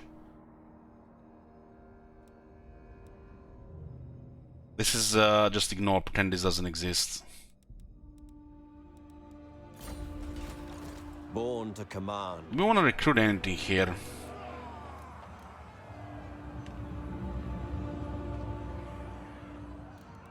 Looper, so what it looks like here, so what they've done here, it looks like they have removed the scaling, moved the Vanaheimlings from the western shithole to Albion to be your initial opponent, and instead of Vanaheimlings they put Bjornlings. Tremble before Rakar.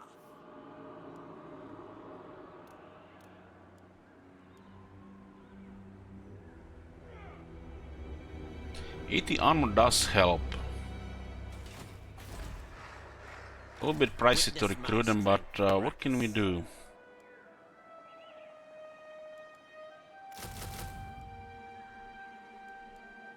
Since still have doesn't have enough health. But they should do 2 projectiles like people said. Yeah, 2 projectiles. I forgot there was 2 projectiles, not 1.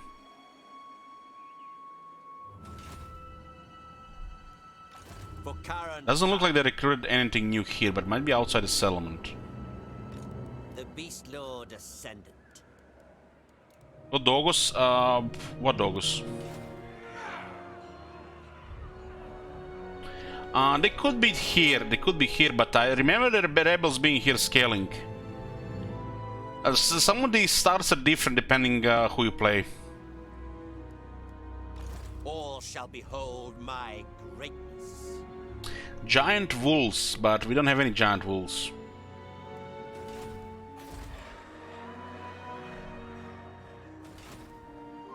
No! So we get a unique wall here, and we get a wall here because you know, walls are here. Why not? Why do I have a feeling that this place will not get a wall? A citadel, no wall. Oh my Dragon god. Master. Have you seen that shit? Holy shit. What the hell?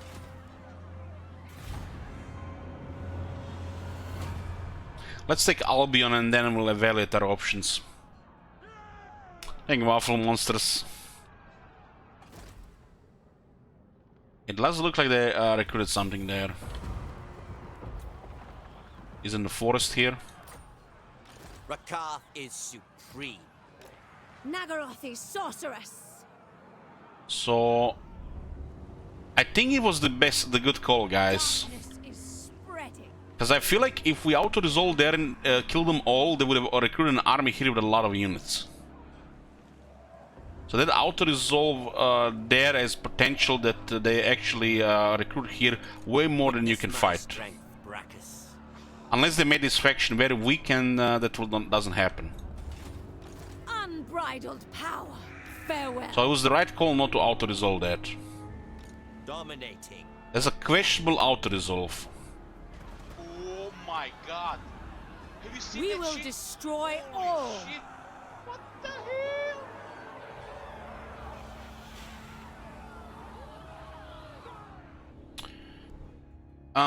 Since we see Ultuan and how diplomacy works, unless we attack Ultuan, the Dark Elves will attack us.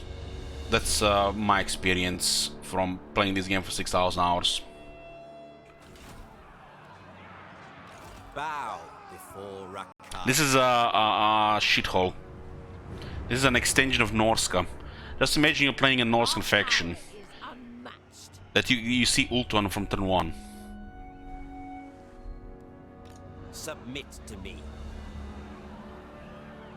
You might as well be Norska since you want to use monsters, The right? world will burn.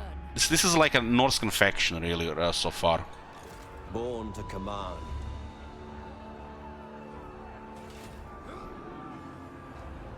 They fear the darkness.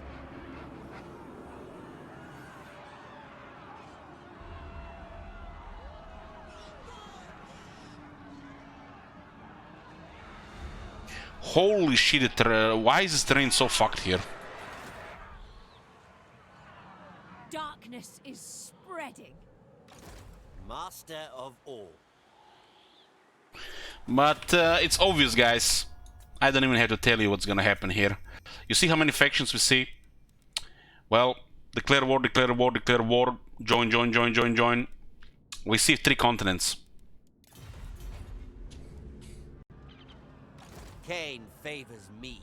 Their army is in a really bad shape, so we go for their settlements and then finish the army. We will destroy all. I'm just gonna move towards the city here. The Beast Lord Ascendant.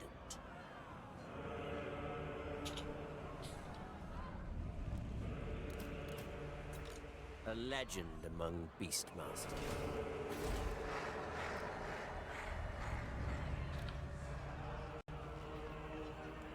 King Guada survived attack. It has wall. And it has some units. There are more than 1 turn away. My dark heart is yours. I can feel their power. What kind of beast lord is this? Poop kind. Rakath is supreme. You know, it's like, guys, if I knew this by, you know, getting spoiled by watching somebody play this before I played, this is the first time I play this, and if I knew this by seeing, you know, what other would have seen, so I would have the vision of the universe, I would have probably just made that GIF with a salami and the Ramsey Bolton, and that would be the stream for 4 hours. That GIF. Beasts. Rampage. This is a campaign, is a nice way to torture yourself from the looks of it.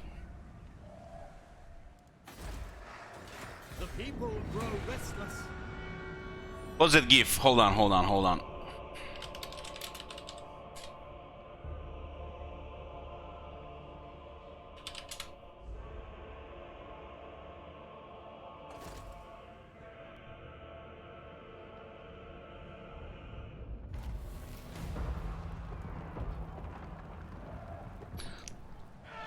So, it will be just this, the stream. You guys want it? You can't have it. I'm not playing this shit. But you know, people expect me to play even the worst crap in this game, so this is, you know, sucks, you know, being a streamer. Albion factions. Tremble before Rakar.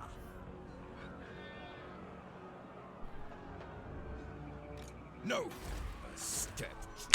I've been having messages, you know, from people who, you know, like, I told you, don't fucking spoiling shit to me. And, you know, they're not spoiling shit anymore, but they send me a message, Elliot, you're going to love this. You're going to love this. And I've been getting cutter vibes from these people. Bow. But they're not spoiling, you know, they just, you know, say that I'm gonna love it. And they did not disappoint. To the prey.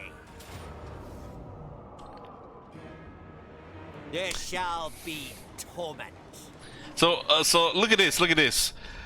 So, you know how you fix this faction? I mean, what the fuck are you talking about, Alex? You played this for 4 turns, what do you know? I have the knowledge of the universe here. Maybe it's shit, but definitely no more than you. How fucking complicated it is just to make a line here.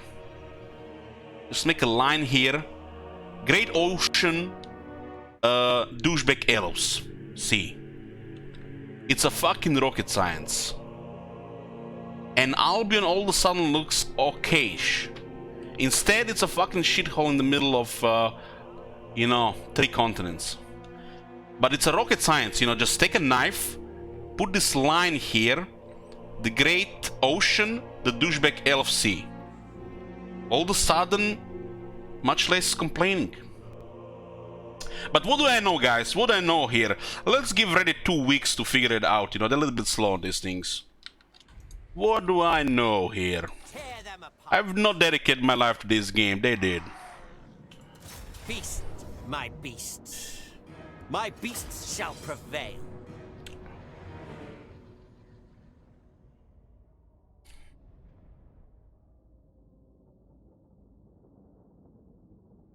Which one will you go first? If you don't go on for Ultan, we're gonna suffer. And I already suffered nearly a week in Marathi Vortex. So a man can only take so much suffering before, you know, it's no longer a man. Beast, master. Dealers in death.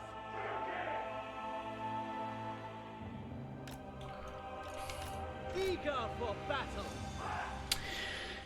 If you guys wondering where is the option in the channel pointer dim to end the stream, if you're doing a new campaign, you know, first time, part 1, there's no such option, but it'll be available on part 2. Dread spears.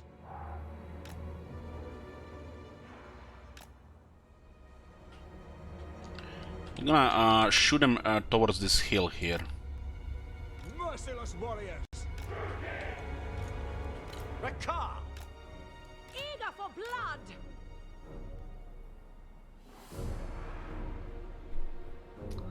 Rakar.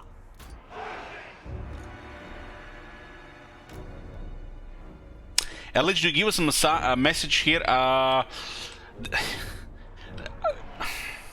Somebody actually messaged me on Steam, where is the option to end the stream? And it's not Sheet Wizard.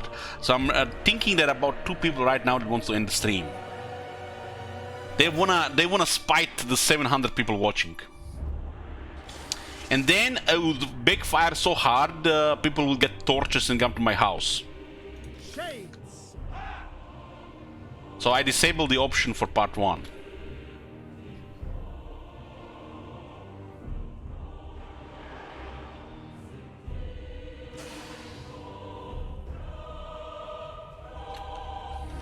Nagarathi.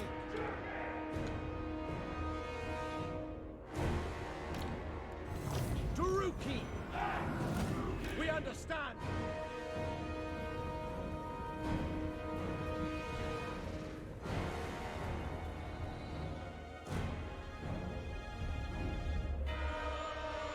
As you say, Dark Elves.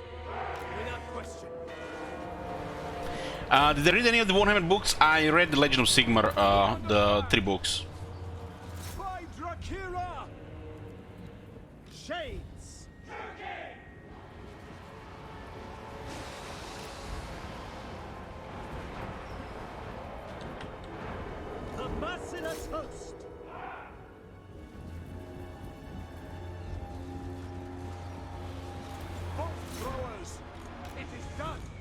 I'm gonna just kite them here a bit. Try to use the breath on the armed ones. Was it good? I don't have really the patience or time to read the books, and I forced myself to do this one. So yeah, I finished it. If I did a book, finish a book, that I guess it's good enough. At once. If you have played the Warhammer games and have not read this book will be good for you, I think. Especially when you when they talk about Krell, Nagash's lieutenants, and Nagash himself.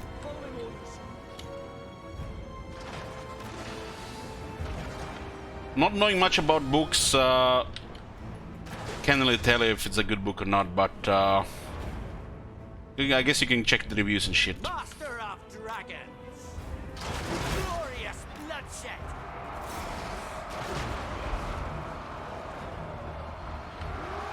Bleak swords. Cold-blooded killers. Suffering for all. It's actually, yeah, it's a long book. I have never had patience for reading, especially, you know, if it's not digital.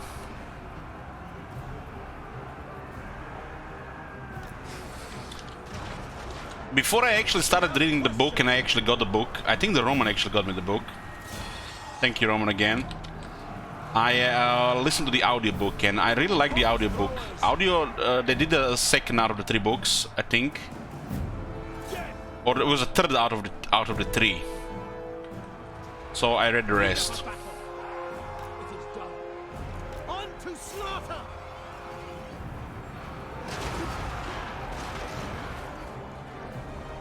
By your command. Dwarf in me was giggling when they were talking about Ironbreaker Regiment in Middenheim. Meeting a terrifying Skaven and the Red Ogre in the tunnels. Bleak swords. It felt like that Regiment of Ironbreaker, like they were the Space Marines. Send us in, we'll win the damn thing. Rakar!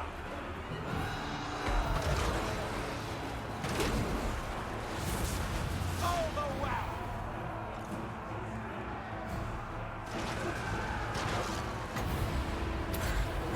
So hearing some of these things that are familiar from the game was worth it to read the book. Even if it was like over 2,000 years before the current you know, Warhammer world. It was like the beginning of the Empire.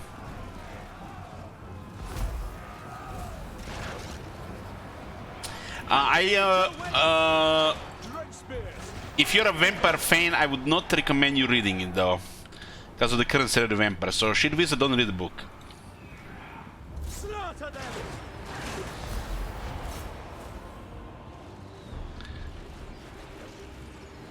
The way they cast a spell and they age the whole castle and the people inside by like 1,000 years and they just die of age, well, it's kind of poorly represented in the game, especially the vampires in general.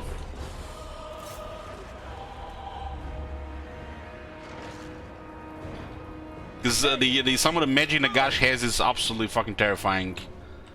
Moving out!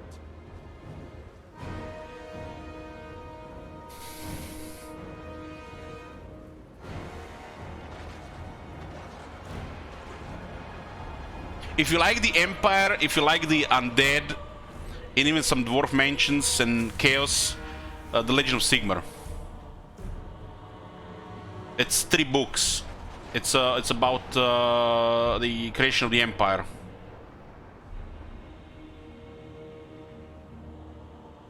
It's basically Life of Sigmar. And I think it's a very good book if you're enjoying these games. Warhammer series of Creative Assembly.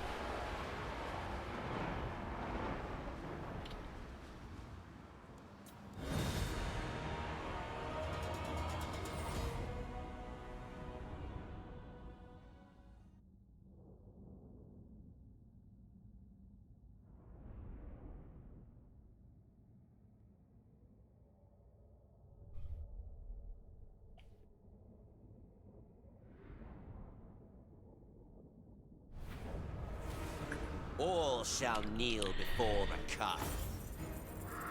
Are you enjoying this faction? Oh, I love it. It's amazing. I love the voice actor. Everything else I don't give a shit about.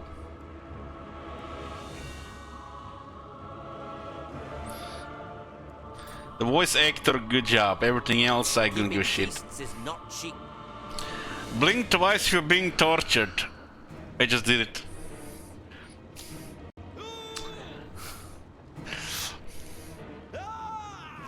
E muoiare. They will tremble before Rakar. Only bones shall remain.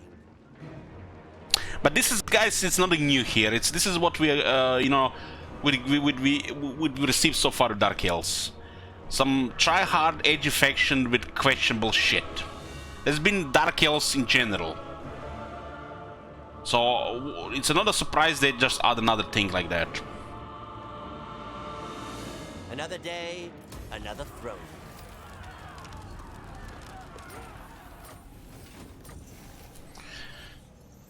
We captured another fell mammoth, huh?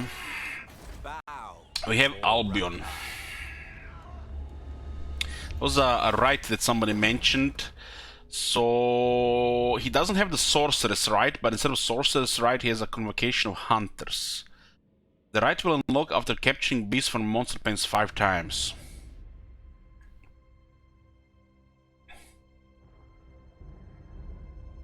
Locker change looks great. And the locker location is unique. It's kind of refreshing compared to Morathi and Malekith. Malus is in the same boat, but you know, he's how to best explain it? Constipated. Low rank Beastmaster are always keen to prove themselves to the Beast Lord, doing his bidding in the hope that they may ascend their destiny within its cadre.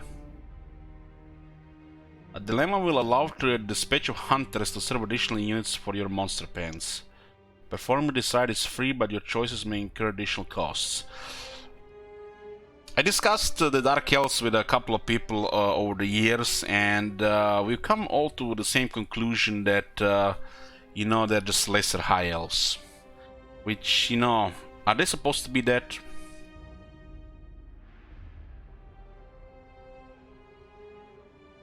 So, if you call them Dark Elves or lesser high elves, it's like the same. They're just like high elves, but less. You know? High elves are like Dark Elves, but more. You get what I'm saying?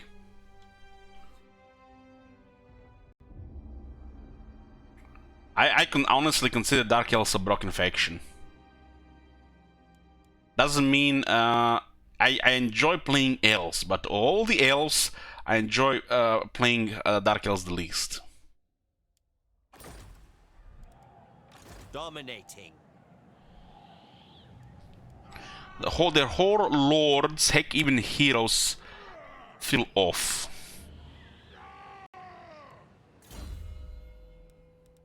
And I'm talking about the regular stuff, not the legendary lords.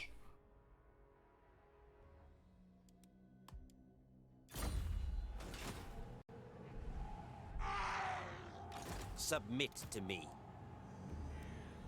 Broken in what way? Well, without going into much detail, they have mechanics which, you know, are they really mechanics? You just kill people, things activate, and you just stack stuff and you get money. Which brings us, the only good thing about this faction are the Black Arcs. It doesn't mean it's a weak faction. It's a strong faction, but it's a broken faction. So if a Legend Lord is not fun, it's gonna be really hard to have fun with this faction.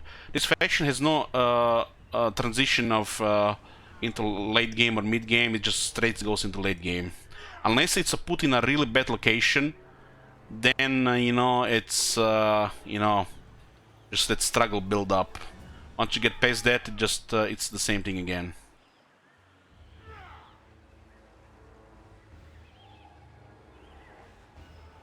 So you have to ask yourself, does this faction really have any mechanics? And are they good mechanics? I feel like both Murderous Prowess and the slave system is broken. For better or worse. Tremble before a car.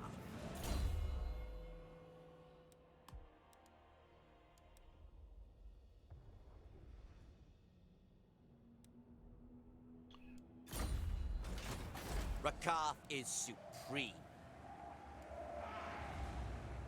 Well, yeah, I mentioned that the Lizardmen are kind of in the same boat. With their poop web and random spawns.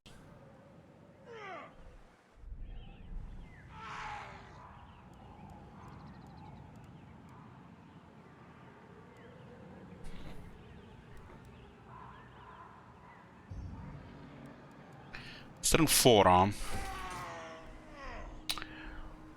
Hey man, where are you from? Not from Albion. I'm from Zuvbar. A legend among That's why just complaining here. It's too fucking cold here.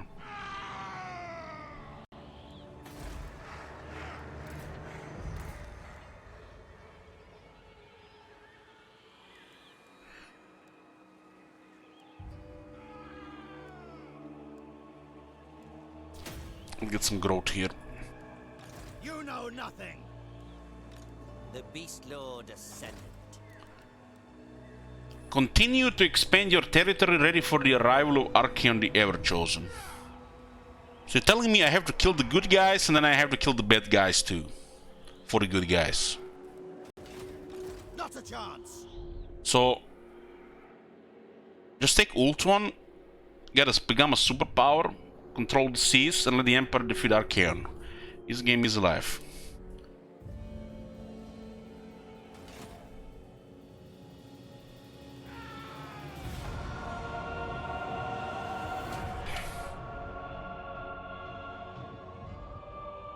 What else are unique, especially since the rework? It's gotta be the best rework they've done. Oh god. Did they forget to put the wall in the Citadel again? My favorite thing about this faction is the voice actor. Cain favors me.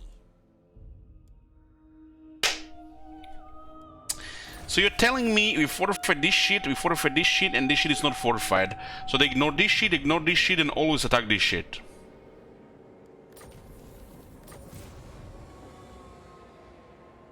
What is this? Razor sack the following settlement Aldorf. Grand Theft Rorto. These guys are fucking jokesters.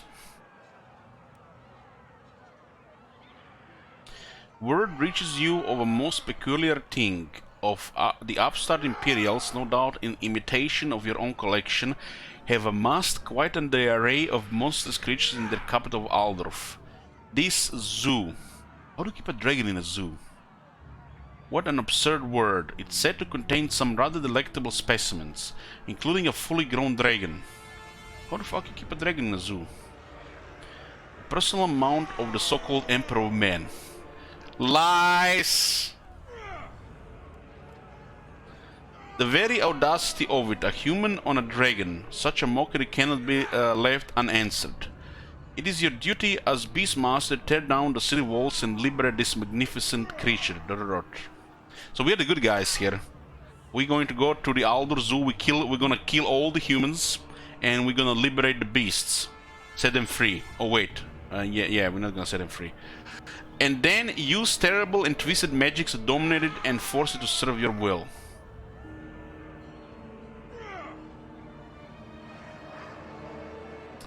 Get 3 giant wolves, a feral stegon. I can totally see them having a feral stegon in the zoo.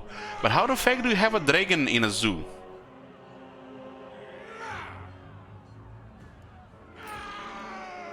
Tamer of dragons.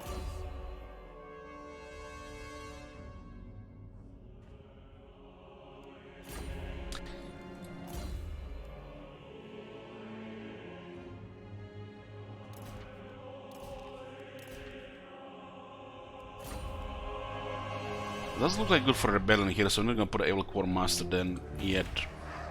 Do not vex us further.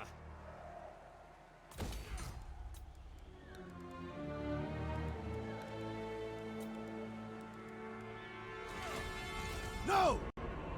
Looks like it was pretty easy to deal with one of Heimlings. They made him weak, I guess.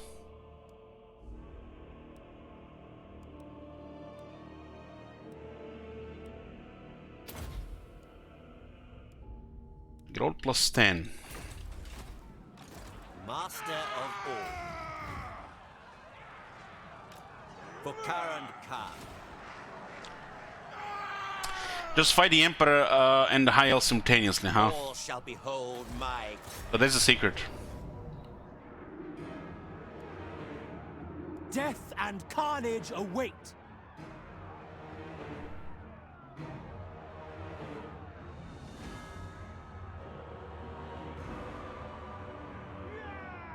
By auto resolve, they're dead. If we go manual, we can fight them again and get another level.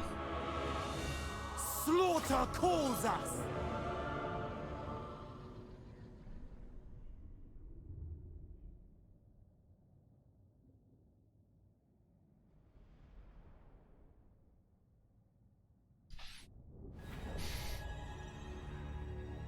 Bleak swords. Nagarothi.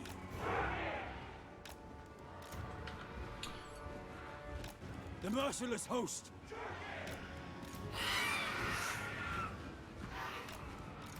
So, how many of you guys are waiting here for all the everybody to declare war on us and start selling to Albion? Raise hands. Eager for battle. Dark shards. Bleak swords. At once.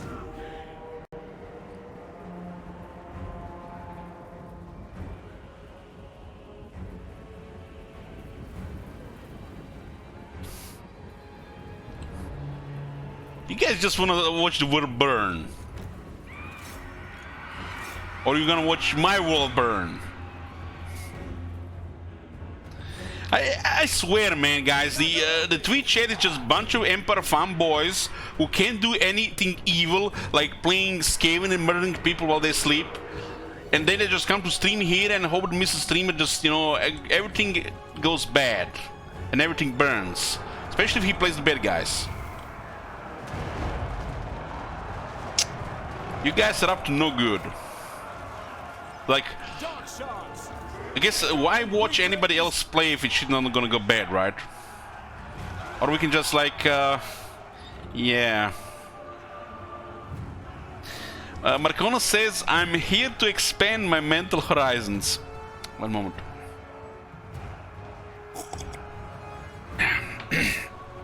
Aren't you too old for that?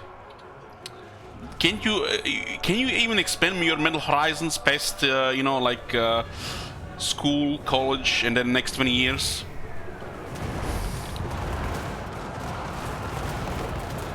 Who are the 1,000 Maws is a new faction. Battle ready. Beware enemy spells.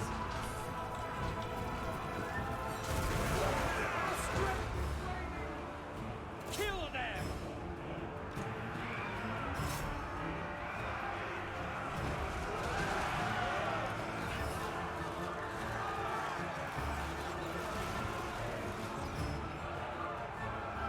Back.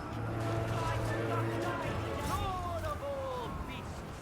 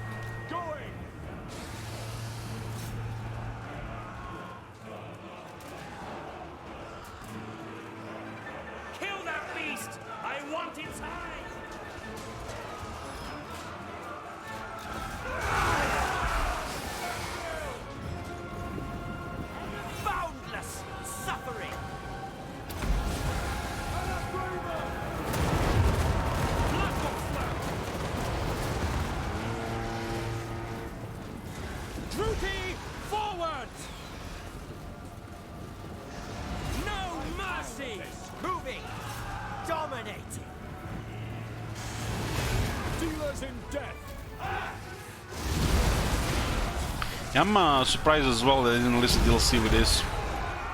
They actually list something and didn't ask money for it. It's very unlike of them right now.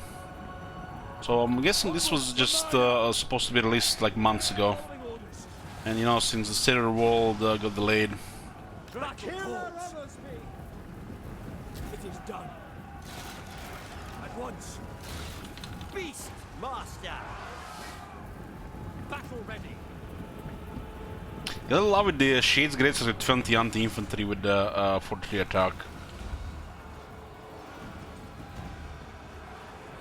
Corsair hand bows.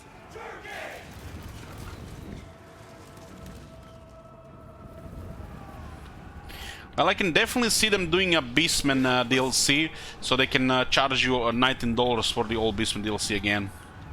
Because a lot of people didn't buy that shit. Understood. But if they pull like something cool, like you know, some armored Gorbulls, you know, and call them lords, and you know, some technology effort rework shit, they can totally justify selling the $9 DLC again to people who didn't buy it. Because, you know, by the Plebes probably the most broken faction in the game. Merciless warriors. As you say.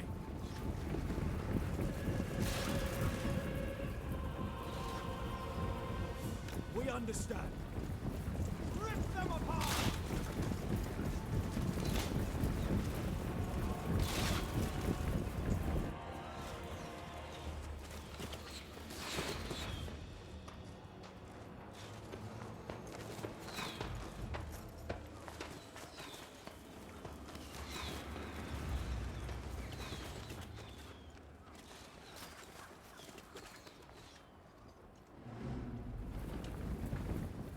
Corsair handbows!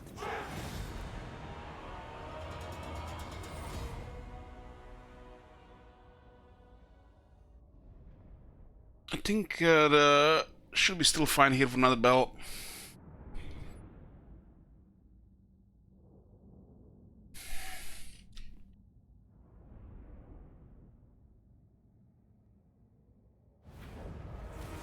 I have prevailed! The wizard has survived. Will be sated. Let them live. Bind them. Set them loose. Bow before Rakar. Standard of Hag Grief, 10 melee attack. Huh. This is actually very good. Better than Laser Standard.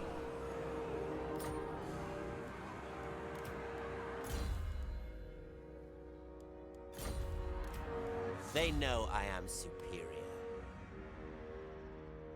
So cooldown is reduced by 50% and the spell also has less cost here. For Karan Ka. Does look like we might have a rebellion after we're done with this. At that point the army should be ready. Rakath does not fail.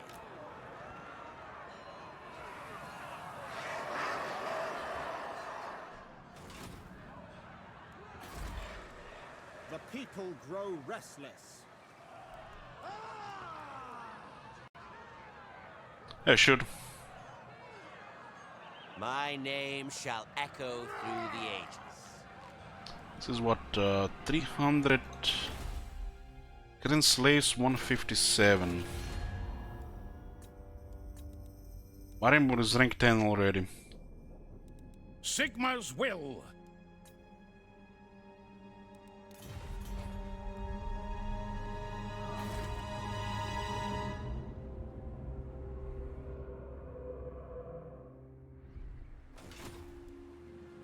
Tamer of dragons. So what do we even have here if we get rid of the infantry? We have 2 mammoths, which cost 800. His skill just lowers the difficulty penalty. They can get battle skills and they have 30 armor. So unless you have a high replenishment, their massive health is not an advantage.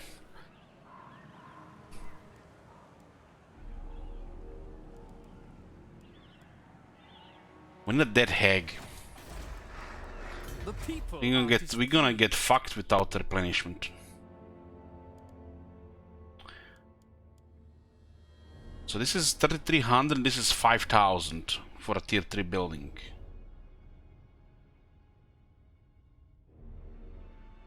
So we would need like what, 8,800 to get a dead hag? Highly unrealistic with the current economy. You fought well, my beasts. Oh, we do need to get the income here. Dominating. No. Submit to me. The Black Ark.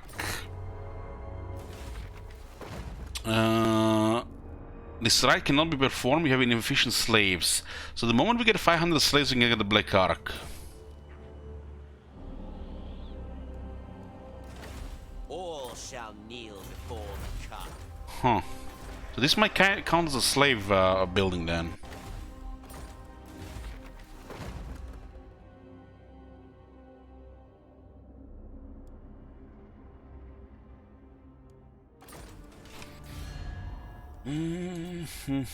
Who likes us here? Car on car. Yes? I'd usually negotiate with my sword. These guys could actually go hostile on us.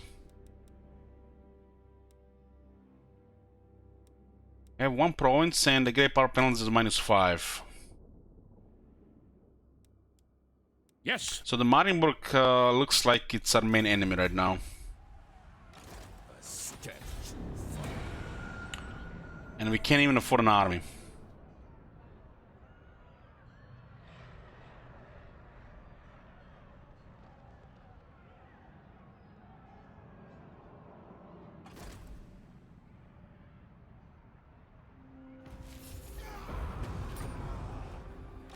Tremble before a car. Dragon Master.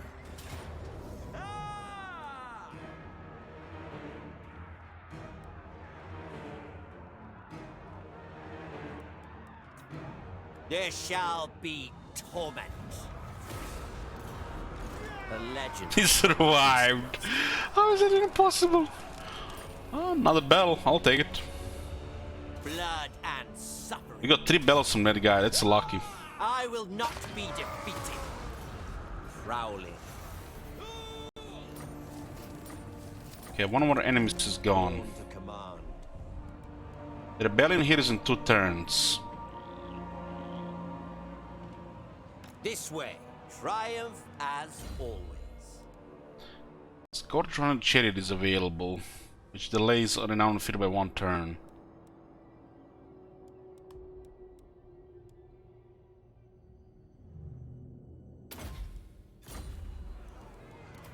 They bow only to Rakar.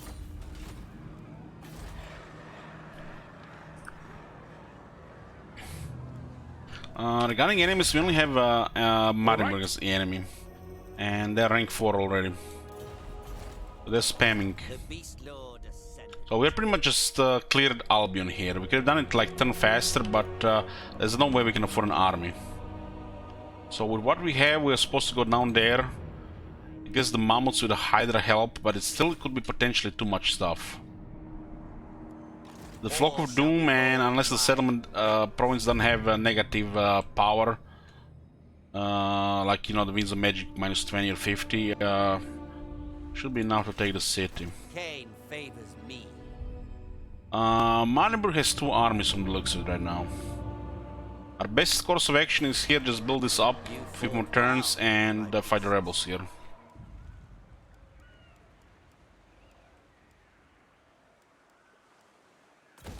Triumph as always.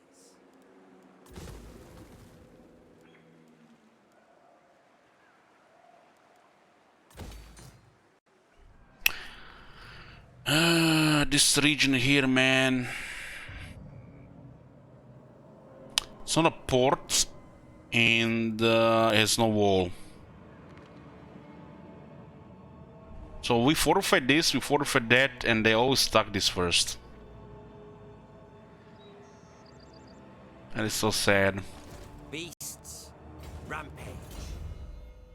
We got Dreaded Slaver and Infamous Raider going into Draft Master, Lightning Strike Quartermaster now unfeared.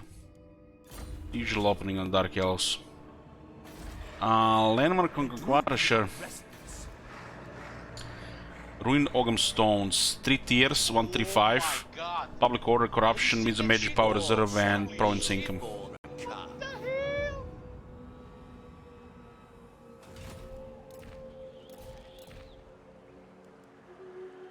What the hell? Rakar does not fail. Loot the rebels and then put a Evil Quartermaster and finish the army.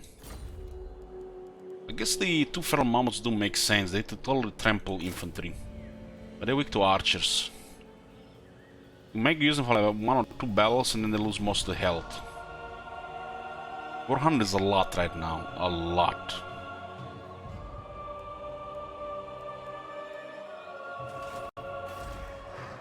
Cease your provocations!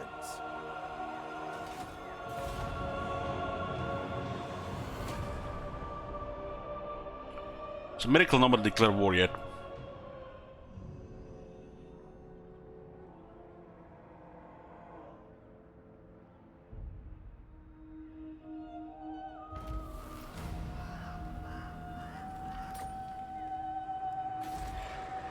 Next turn we get the port for more money. 1038 income. Witness my strength, Brachus.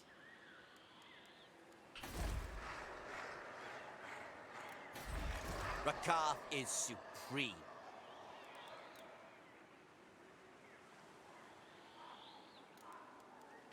Rank 12 you get this skill, which is good for money. Because not only the harp is not cost anything, but get 25% more post-battle loot. I guess that's how you get an army going without going too much negative.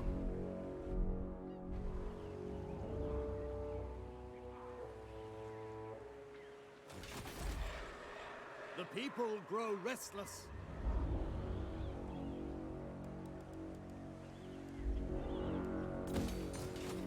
Bow. I'm keeping it here next to Conquata for heading for the rebels. Oh my I god. lead.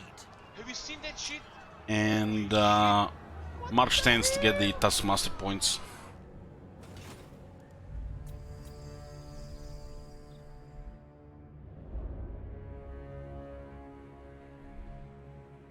So it's turn 7, and we met this many factions on turn 7. Most of them are deteriorating to the point of war. Minus the rogue armies, of course.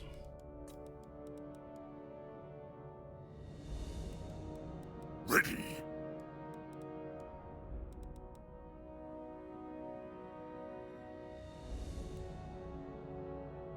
No welcome to the Black Court. Choose your words carefully. We might not go to war with anybody. We just need how many slaves? 2,500.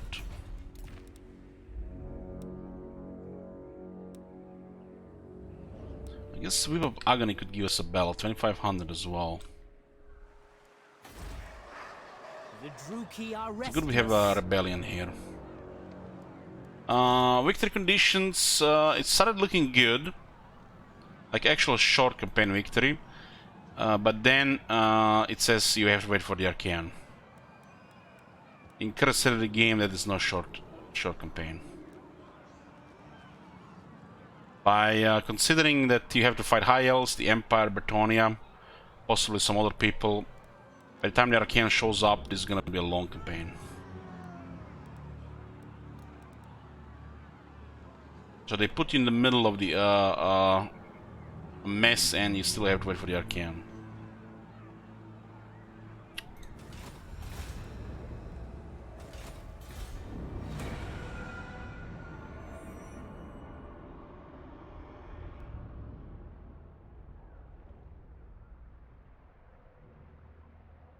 How's the stream today compared to yesterday, guys? I see the server is still shitting. Tremble before Rakar. What is this?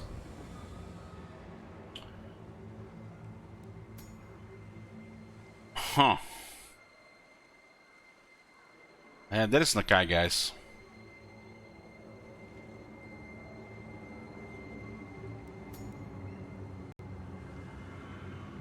Win the following battle with Arkard's army, Whip of Agony.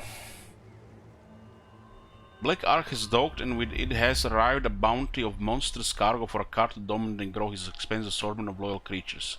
However, an ominous fog creeps towards the port of Albion. The stirrings of magic engulfing the Ark in its heavy mist. Figures move in the dark, appearing and disappearing as the sound of chains being broken carries across the tangent in the air. The Lizardmen men report, led by the ancient Crocs of Nakai, have come to free the Lastrian beasts. If Rakard is to keep his treasures, then there is reptilian blood to be spilled, and the fury of rabid beasts to be unleashed. To the victor shall go the spoils of Lastria, and Rakard is not one to let his prizes slip so easily from his grasp. So we complete the quest, we actually get a Black Ark. Some Lastrian beasts will be added to the monster's spans and we get his item. This item is unlocked very early. You just have to fight off Nakai with 3 Saurus warriors, 3 Sacred Croxigors and 2 Croxigors. Bunch of skinks, and they have reinforcements expected.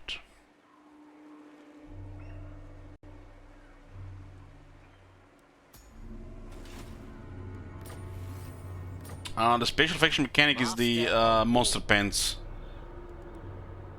You unlock special units. It can be put in the army like the Raised Dead.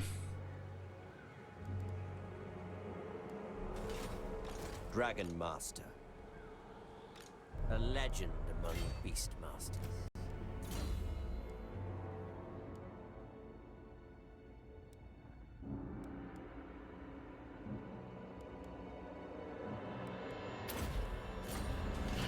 Okay, before we continue, I'm just gonna get a coffee, guys. You're a pretender. Give me like 5 minutes.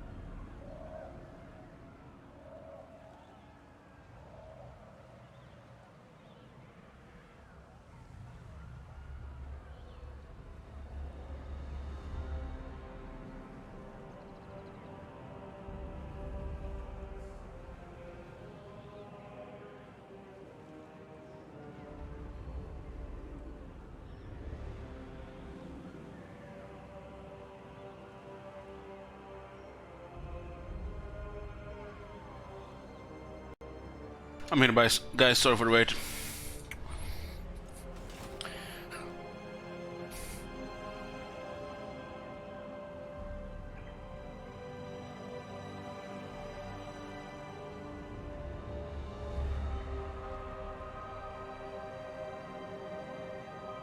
Dal says, I just realized there is another Lisbon Legend Lord. What? I just realized that there is not a Legend Lord that specializes in their big monsters. Huh? What? What's Krogar? Krogar gives cheap Saurus, but his specialization is even more the dinosaurs than actual Saurus. You got 20 armor for the dinosaurs and 20 leadership without any skills. With one skill, 20% cheaper dinosaurs and 5 more leadership. So Krogar specializes more in dinosaurs than in Saurus.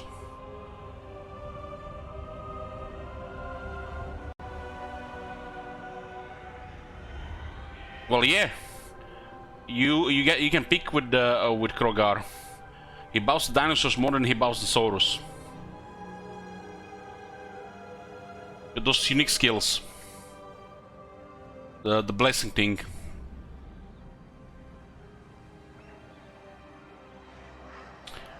There's some internet issue, I'm not sure what is going on.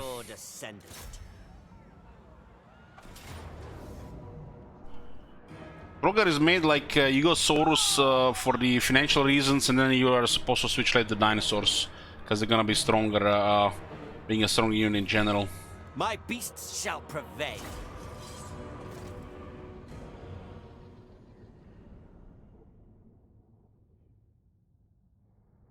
Underslan's still better than Dinos. Dinosaur is still better for anything because the healing goes amazing with the Elizabeth.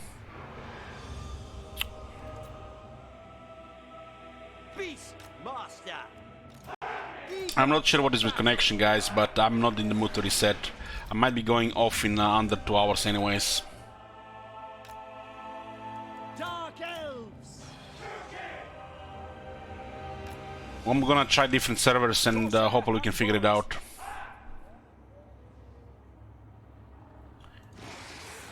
Maybe I do like a experimental loop hero stream later tonight to see if there's any better servers for this shit.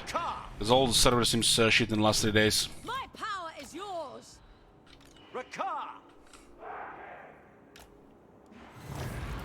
It is done at once. I approve! Nagorothi! Without question. Battle ready.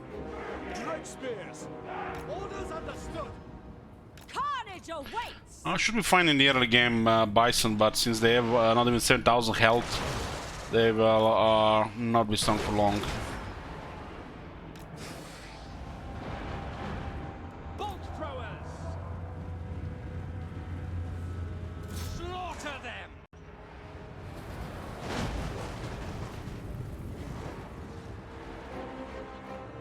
Battle ready.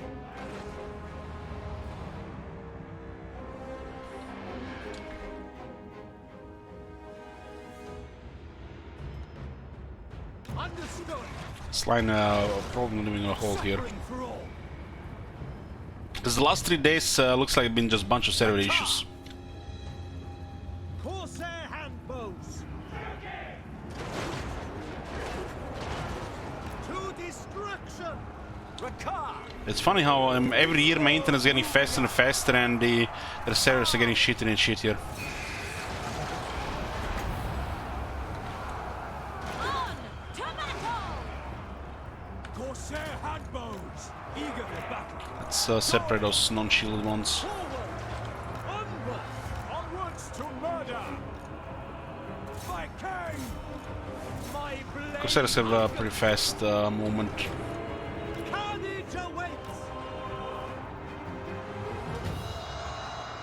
Shades. We understand. Aria, Aria, Aria. Blood will flow. Dynamite will make you feel better. No doubt. I'm enjoying that Lisbon campaign, even if it can go really bad with Order Tide without battle skills.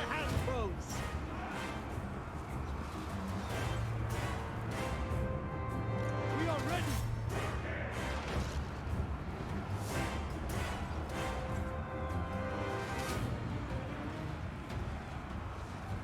Going. Weaken the enemy that doesn't have shields and then go melee. With pleasure. Because they're still supposed to go melee with 80 armor. Cold-blooded killers. Yeah, the snow hides the projectiles. Can't see shit. One for a slaughter.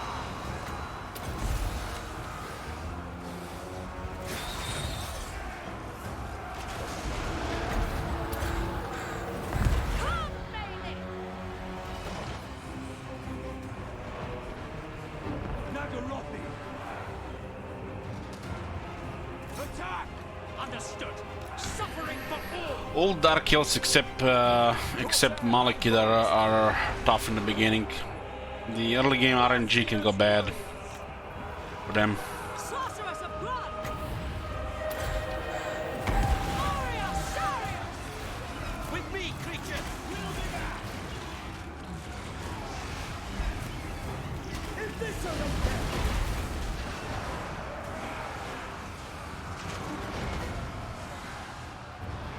Dark elves. Forward. Carnage awaits. Yeah, this is the move the AI does because you know we are strong and they're weak. The merciless host. That's why the small alliances is hard to maintain Corsair handbow. unless you support them. Death is coming. Dealers in death. On to slaughter. Corsair handbows. Slaughter them. This was not meant to be.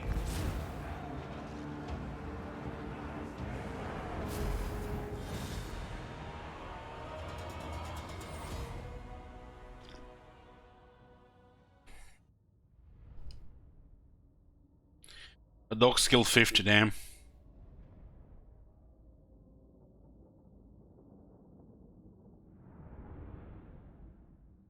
"50 swordsman." Incredible. My name shall echo through the ages. Follow me, my beasts. Bow before Rakar. Dominating.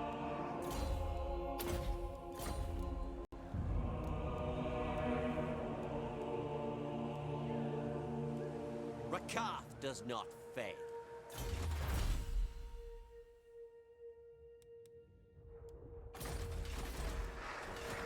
The Beast Lord Ascendant. Beasts rampage.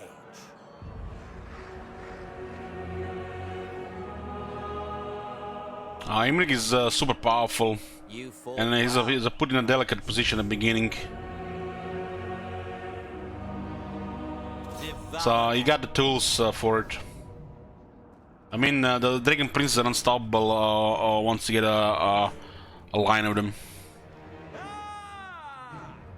There shall be torment.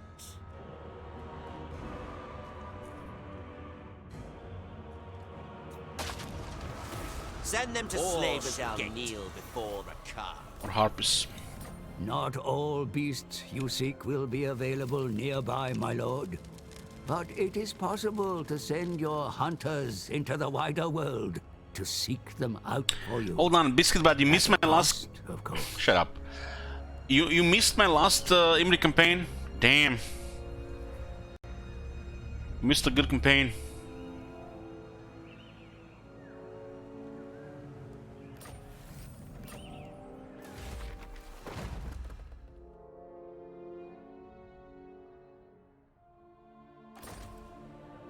Bow before. If only you could watch it somewhere, right?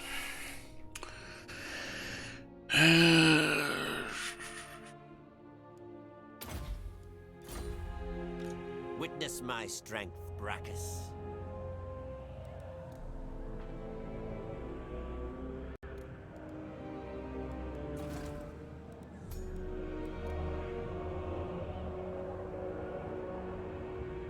So one of the objectives is to raid a territory belonging to the Norska.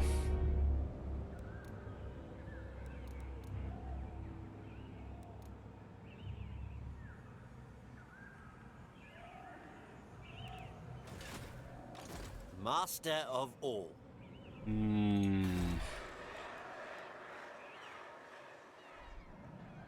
Triumph as always.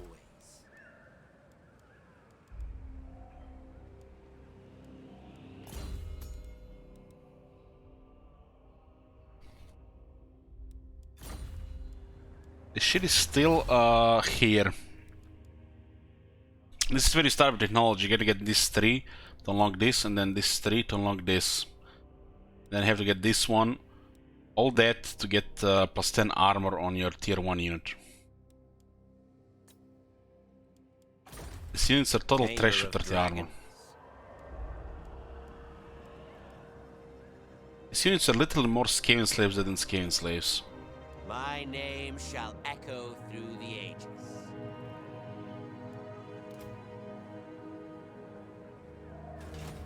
Tremble before a calf.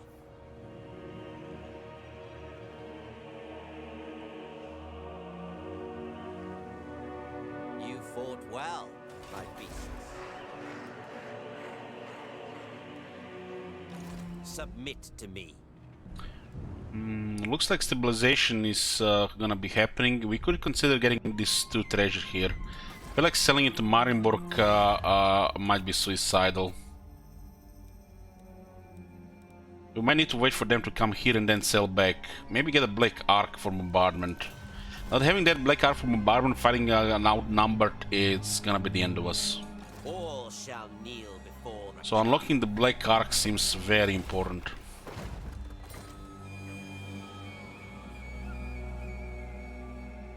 triumph as always.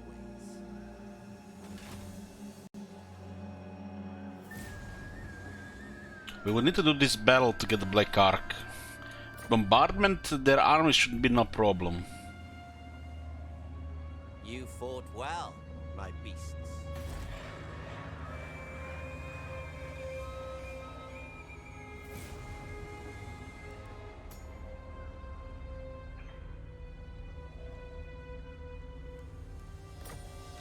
Dragon So this is fine if you just add some Dread Spears and Mammoths.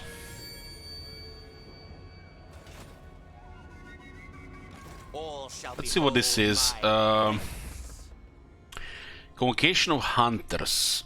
15 turn cooldown. Perform the site is free, but your choices may incur additional costs.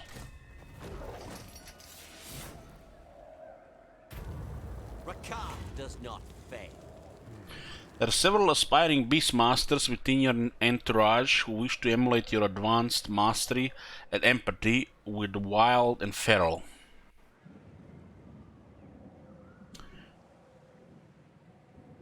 Chat, Imri campaign is hard or easy? Facial Dragons. The start is one of the hardest of all factions. But once you get rid of Clan Ashin, it's no problem. You get a really powerful lord.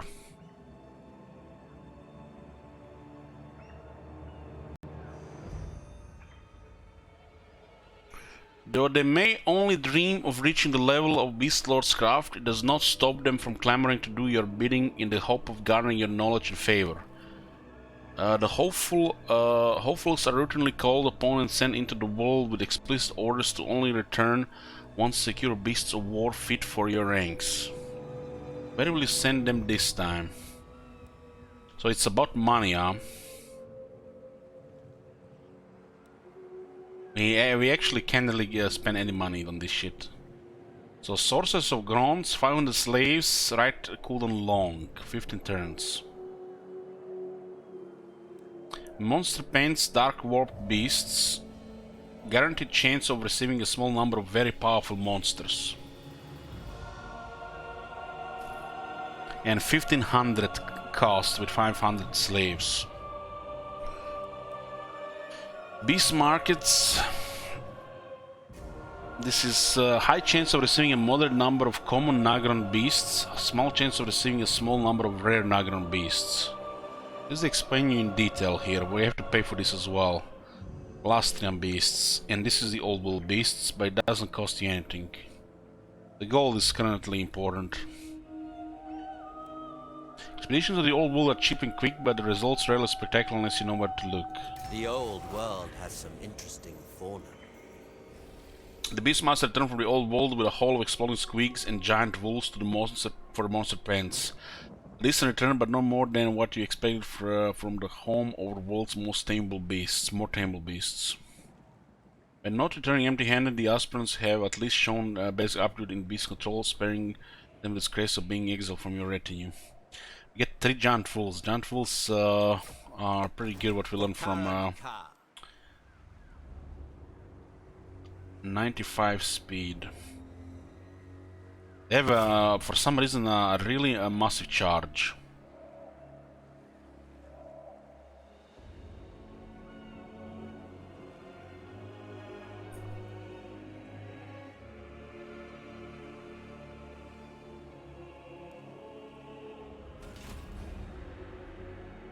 A legend among beastmasters.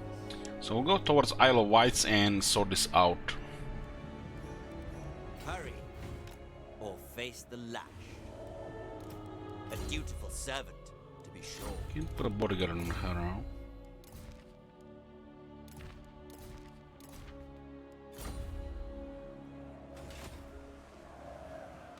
Rakath is supreme. Load some dread spears and mammoths and do this strategy bell here. 2 mammoths should be more capable of trampling those lizardmen.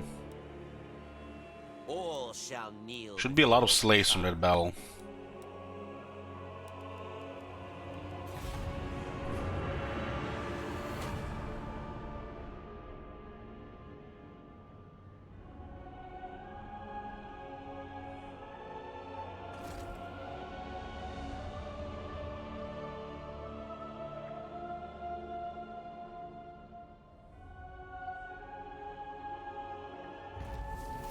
It's turn 9. It looks like Marimir was going around for Citadel of Lead. There is growing The settlement is best ignored. Unachievable. If they don't get the anti-Dark Elf technology, should be fine. Born to command. As you were. Prowling.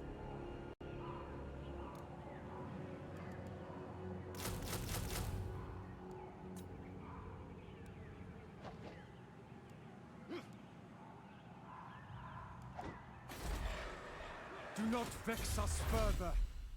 Even by vengeance, we need all 3 to get to the upgrade.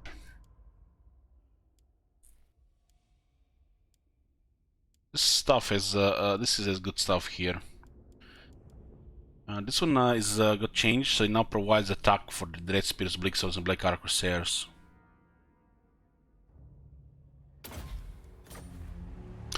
Curious, why aren't you putting the monsters into your army? Okay. Please be very careful, Mercanos. You might save some money in your campaigns. So, 2-3 turns, there was nothing happening. We didn't even had anything. We had fight some rebels. We had enough military.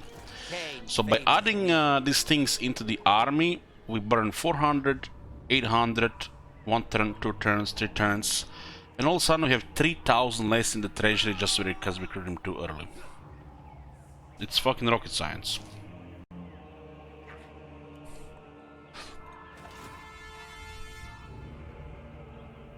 Recruiting these things too early just depletes your treasury, especially when the treasury is bad.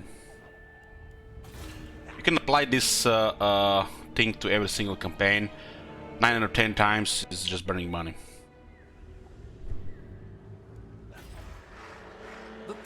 This is a really bad economy here.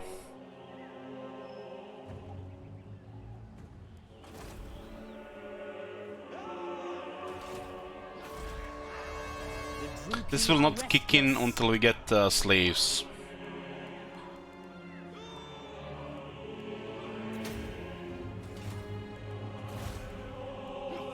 This settlement here is hurting my soul, guys. It's like I still have a soul, you know. It's dying slowly. It's not gonna have maybe a couple more years left. But this places like this, the dark place of the world, are bad for me. This place here, I don't know.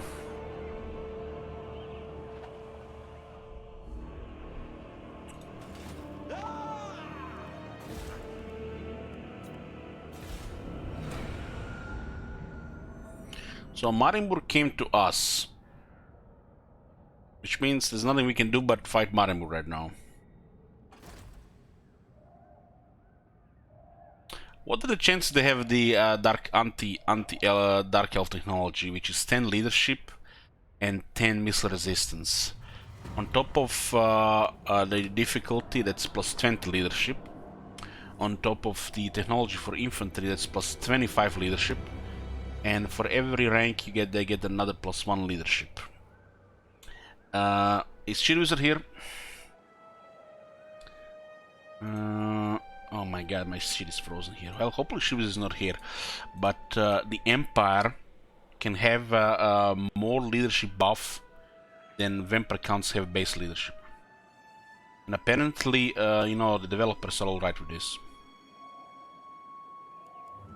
Because, you know, it doesn't affect multiplayer, it's just in the campaign. Who cares about campaign? Bow before Rakar.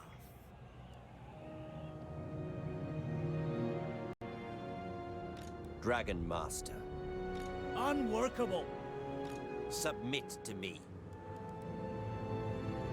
Just out of range. For Karan Ka. Guns, huh? Mounted guns. A combination of harpies and giant wolves could kill the range. Tremble before Rakar.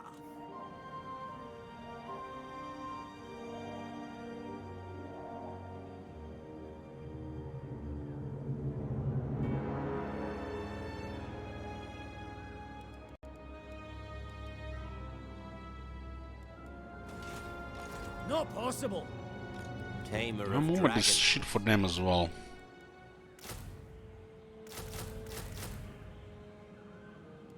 We're going to need a bigger cage. You're going to need a loan from the bank.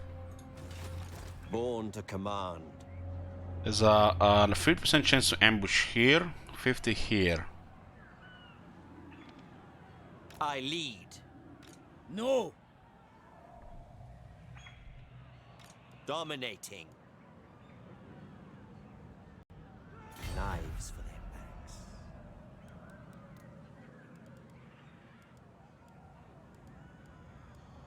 Try the explosive squeaks. We've seen the explosive squeaks before. They're like the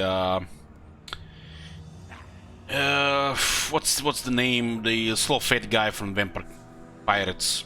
So this is basically just less health, I think, but much faster. Dragon Master. Bloated corpse, yeah.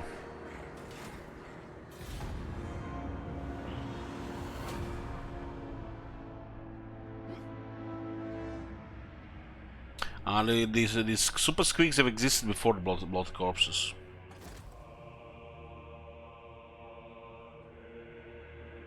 Okay, that is not right. That is not right. This is something highly suspicious here.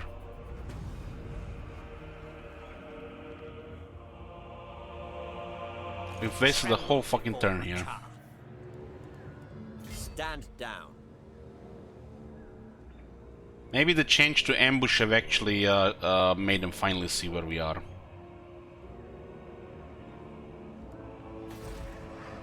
Cease your provocations. This settlement is going to be the end of my the end of me. This is like gonna be the most toxic behavior possibly from the AI for this element. To the point we should just basically make this a ruin or something. You seen that move that what they did? That Muir is a pure radioactive waste. All shall behold They my landed greatness. and they went away when we disappeared.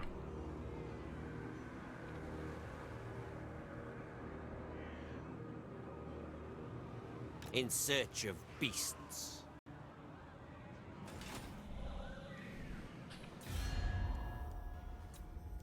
Oh my god. Have you seen that shit? Holy shit. What the hell? Born to command. Going around will waste 3 turns. Going into here, they might attack us with 2 armies. Unworkable.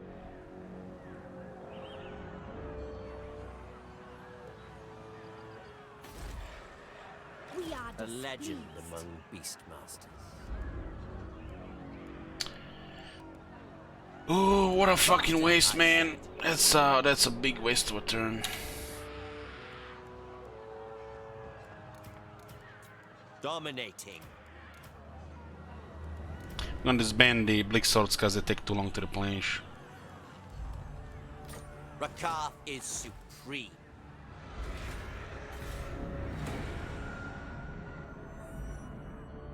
I'm gonna do the quest bell. Going after them is a waste of time, I feel. Because they may just go around again. This island has such bad movement for...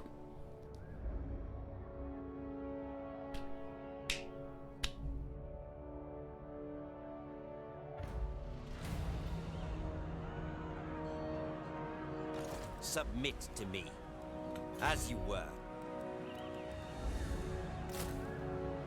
Obey me or die. Cain favors me.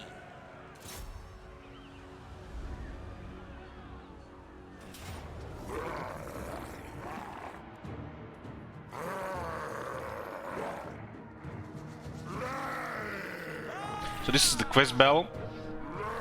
We are dealing with Nakai with his bodies. And we have some of our own bodies. Looks like we are reinforced by 3 chariots. It's like, you know, I just like, look at this. We get Blick Swords, and they get Salamander hunting packs. And we have no dark shards. We really needed Black Arc for the bombardment of the Marienburg forces. It makes sense. You guys want a prediction here?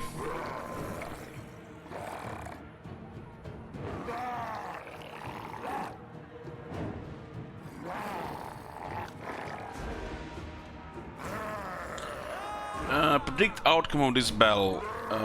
We have blue decisive or heroic victory. You have red close Pyrrhic victory or defeat.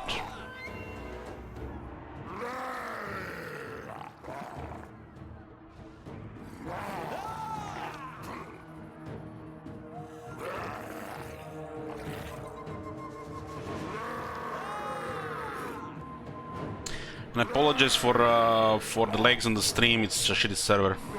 It's been the same shit the last 3 days.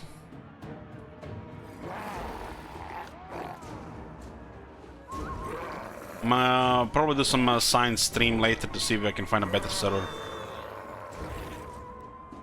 My beasts shall prevail.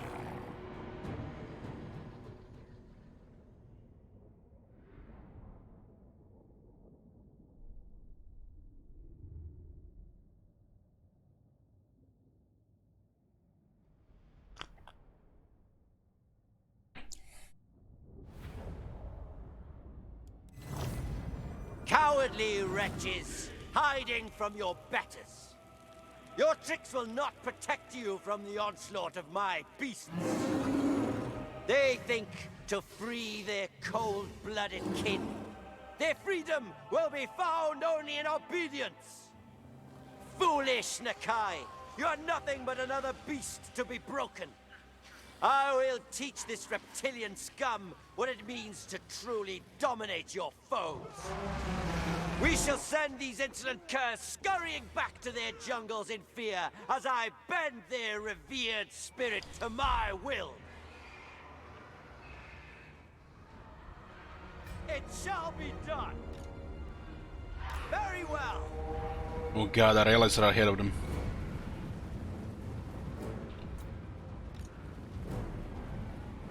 On to slaughter!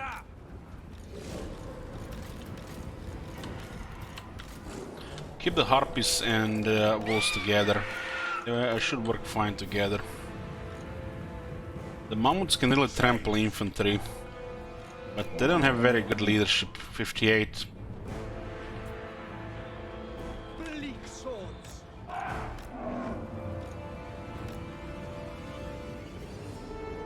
Corsair handbows! Dread spears! I guess we're gonna split stuff here. Onwards to murder!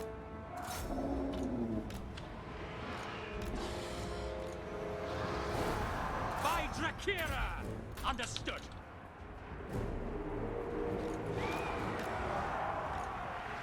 Slaughter them!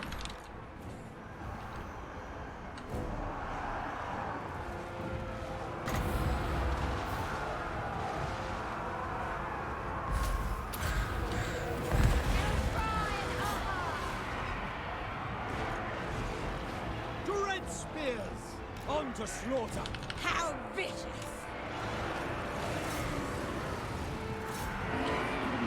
These are the boxers there now. I realize I need help there, those dark shards will just get wasted otherwise. Suffering for all!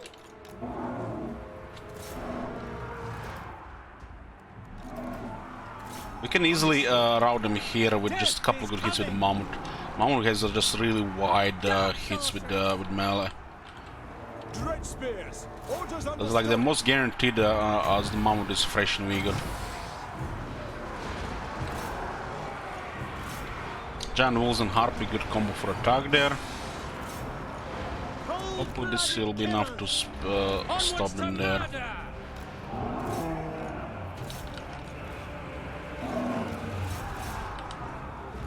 Some of the Wolves against those Kings there. All worship Rakar. 788 weapon strength. It's kind of a problem hitting large though. But if they hit, they're just gonna kill stuff. They have anti-infantry bonus. Bloody murder! Merciless warriors! Artillery should go close to our army so it doesn't get wrecked. At once! Onward!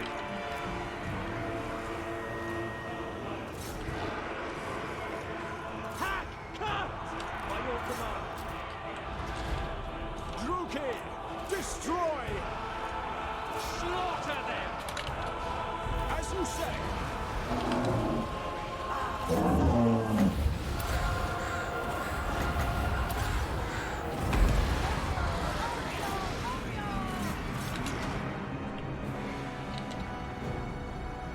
Bleak swords!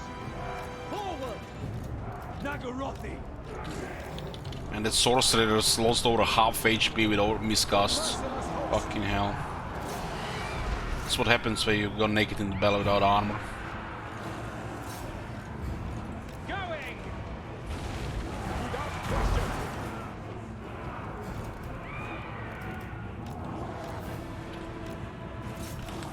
And there's actually an ugly stuff coming on the other side. Dread spear! Onward! Splitting stuff again, I'll actually go on this side first. The allies are hopeless there. Nikai is usually very pathetic air lord. Something really rotten about that lord in the air hands. So easy to hit. Eager for battle! Moving out!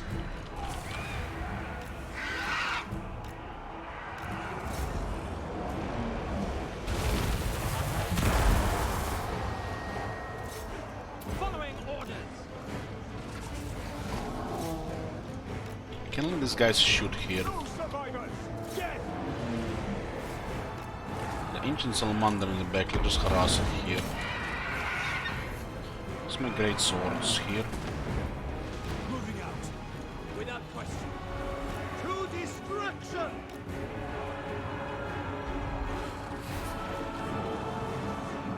We are ready!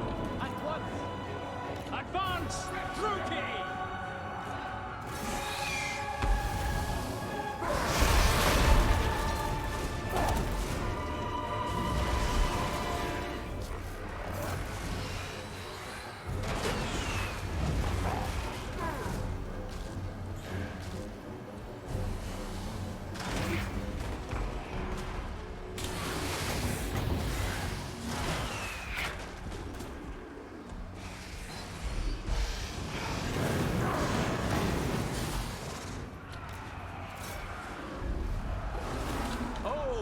It's like a decisive victory.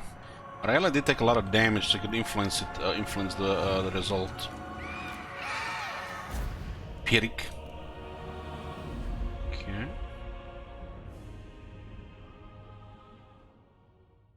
We haven't taken that much damage here, really. It's a decisive victory for us.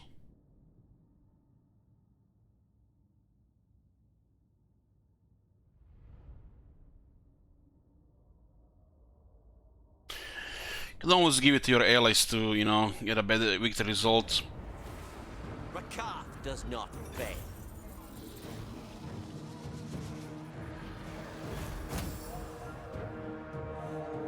Because all this shit swords on.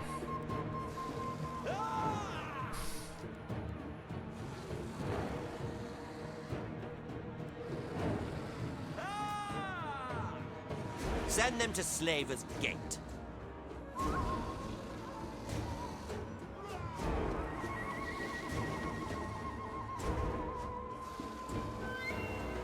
The Tower of Despair awaits them. Black Ark is important to support the island with bombardment. Even the primeval horrors of the deep are no match for your iron will. Lured to the surface by clashing of battle and churning over the waves, the British Charybdis is now bound to your control. How delicious the terror of your foes will be, as they flee from the writhing mass of tentacles that seek to crush their bones and deliver them whole into the creature's gaping maw. This shit doesn't ever sound the same anymore since I met his royalty. Defeating Nakai gives us 10 defense and 10 anti-large. All journeys must eventually come to an end. This one has been cut short long before reaching its destination, however. Trophies of Lastria. Nakai and his horde were no match for the military prowess of your beastly menagerie. The great Croxigor failed in his attempt to free his Lastrian king, leaving you free to bolster the monster pains with the Black Ark's cargo. We get a Feral Carnosaur, Feral Stegon, and 4 Feral Cold ones. And the Whip of Agony. Bow before Rakath, the Beast Lord Ascendant. Only one ring for that battle because of Pyrrhic victory.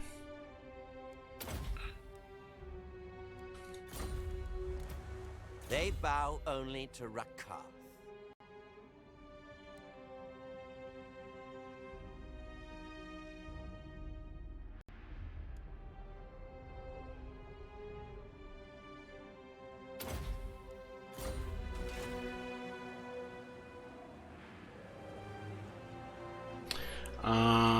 No, he doesn't buff any of these units.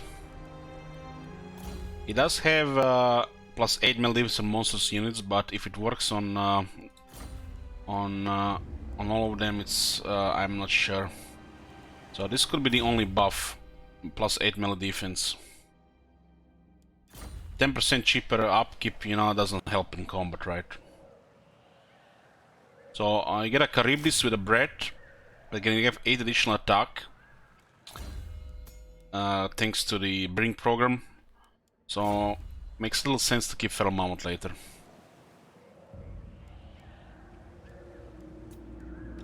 Born to command. For Karand Kar.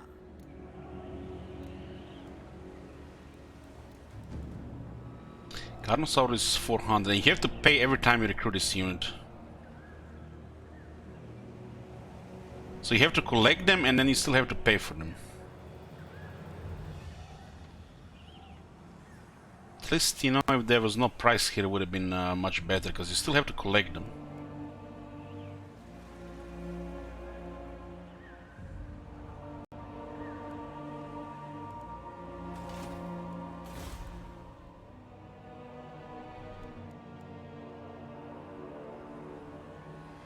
There's a server issue. I am having problems picking a good server in the last 3 days. Everything is messed up.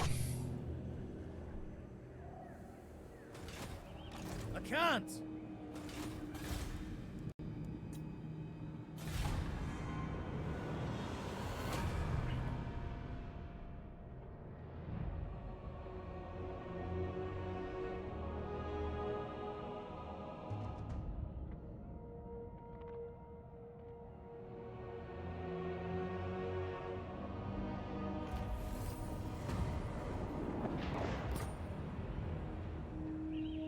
Bow before These guys have Rakar. disappeared once again.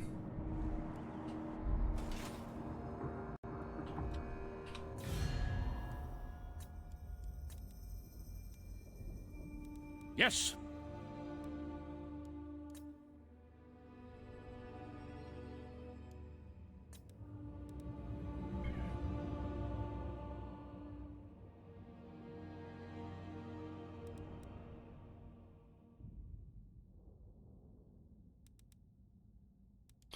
Need that battle against Marienburg if we're gonna get enough slaves for anything. Tamer of dragons. Hard to say where they went. If they went on the land, this is a good move. If they're in the sea, this is the good one. 50-50, huh? Wasting another turn. You can send the hero to sea, All but shall we need a hero behold against my infantry. greatness. Master of all. Dragon Master. Yeah, there's a Black Ark available.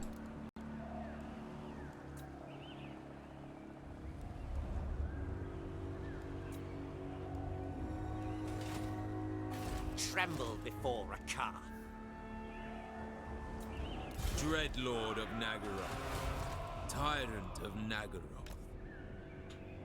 They know I am superior. They know.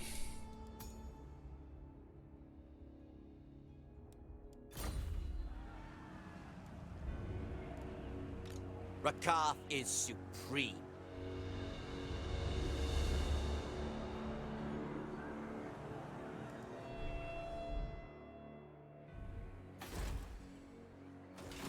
Looks like some of the race store on. Like these guys are almost done now. I'm waiting. Speak. It looks like Krace might be the one of the first ones to attack us from the ult one. Do you know? No. Champion of the lady. Ask. Defender of the Ever Queen. Dominating.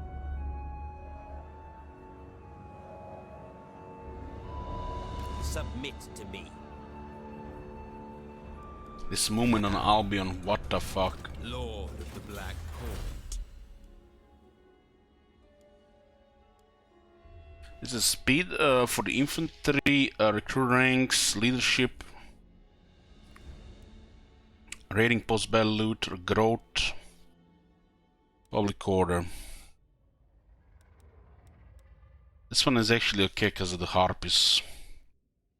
Because we might be stuck using harpies for a bit until we get more money.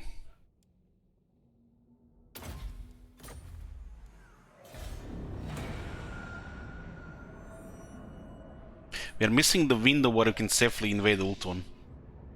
But I am your it would better mean in losing every everything here. conceivable way, and I shall break you.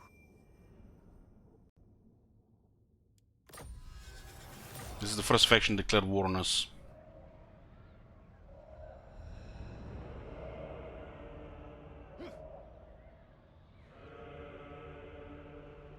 I don't see Marienburg where they're moving. Black-hearted Dreadlord. Born to command. Just moving from here to there, it's 3 turns. Dreadlord of Nagaroth.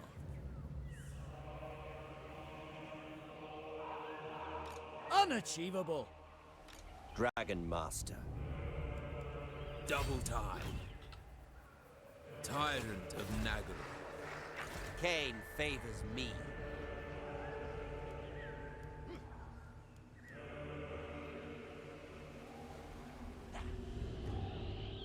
So there's two armies in the area.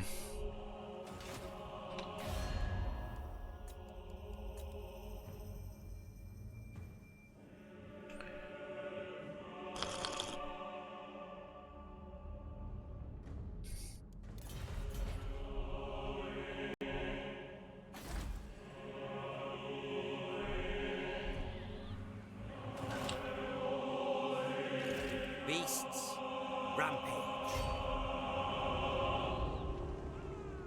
Prowling, knives for their backs. You're currently getting stuck here now, and this could go bad. If we leave this place, we lose everything in Marienburg. If we don't leave it, then more will come here.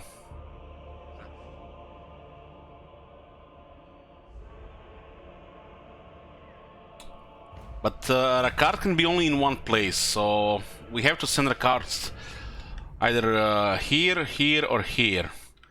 We can't hold both places, because you can only help one place. Witness my strength. I guess you can always try harder with the Ark and the garrisons. You know what they're doing? We don't see them where they are, they see where we are, and they want us to make a move forward, so they attack with two armies. Massive waste of time is what's happening here. As you were. No! Lord of the Black Court. We have a deal. Lord of Fear. A legend among beastmasters. And you can actually get another Black Ark. So you get two Black Arks. The people grow restless. We need the slaves here for money. I would tame the ocean's beasts.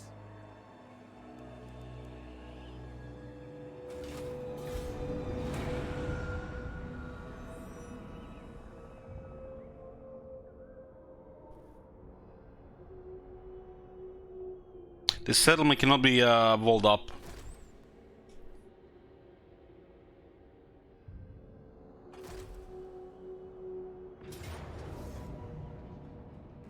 Pulling back. It's a poor retreat. But at least we get one of their armies. I feel like our best expansion right now is to get Broken Lands. Weakness cannot be tolerated. Cruel Dreadlord.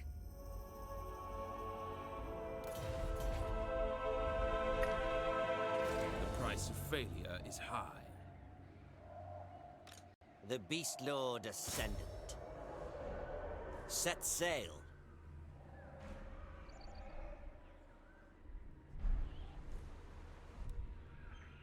They face doom.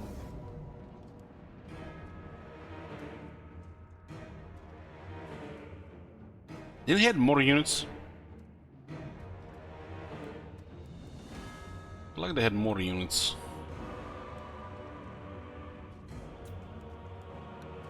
Show neither mercy or restraint.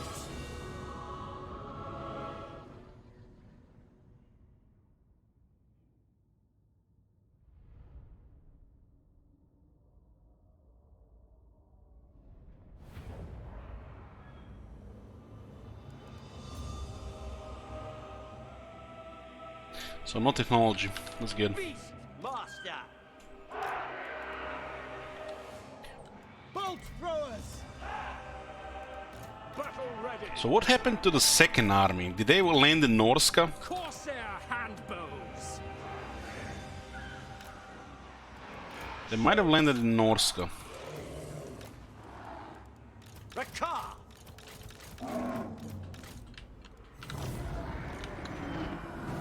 It pleases Cain. Going.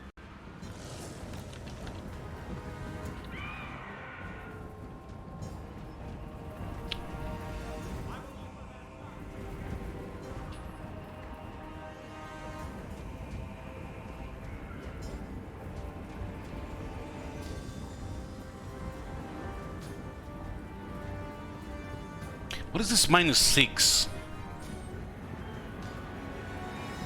Very strange shit. We had something as well.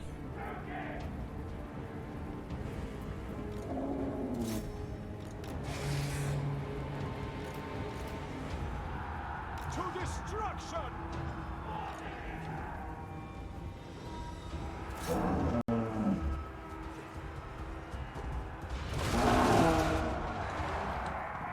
Shades!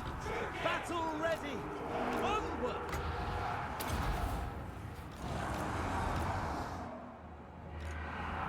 Certainly doesn't fit this army at all. Corsair handbows! Onwards to murder! Let's go surround here.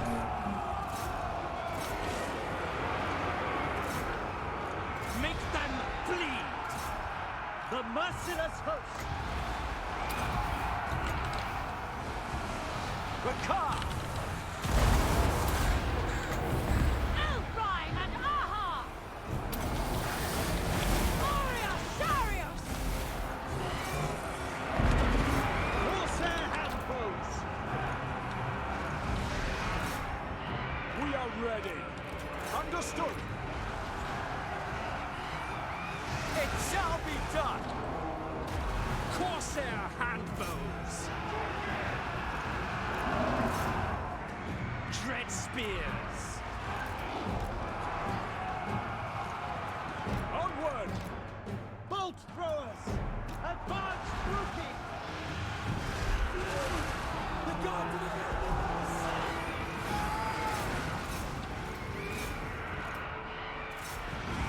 battle torch! Forgot my second mount. Great spear! Look how many slaves we get here if we don't chase.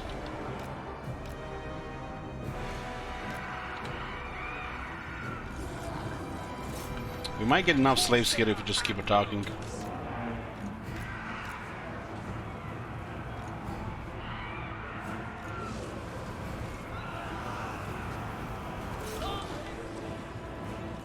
Forward!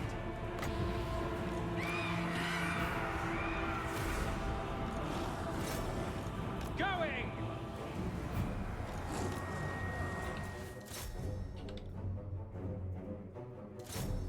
Ah, this can be a close victory. This is a decisive victory.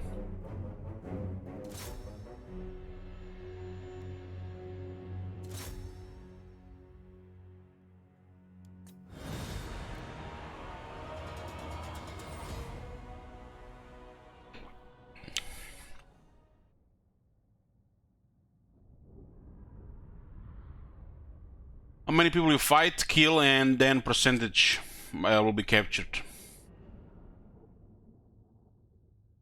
The units falling is almost same as being captured. All shall kneel before Got 500.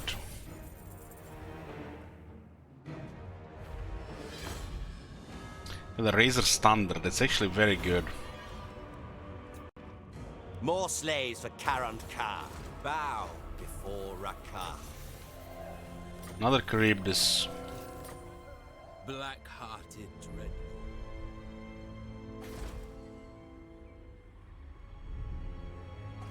Vicious Rakar dreadlord. does not fail. Dragon Master. Cutting Ocean. A dutiful servant, to be sure. Tyrant of Nagaroth. It's generating 2000 per turn. It's not gonna last though.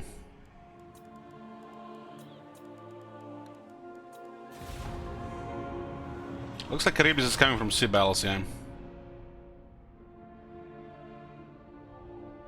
I'm gonna go to Grace. We missed this window by 5 turns, I think.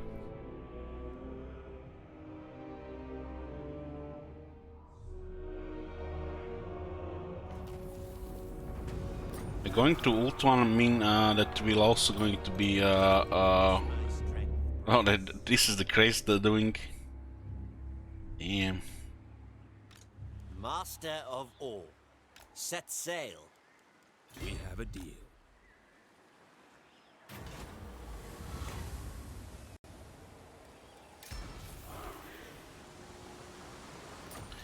Lake Dragon Egg. For Karan Ka. Sold item. Row. Black-hearted dreadlord. Noble born. Yes? Dreadlord of Nagara. Lord of the Black Court. Bow before Rakar.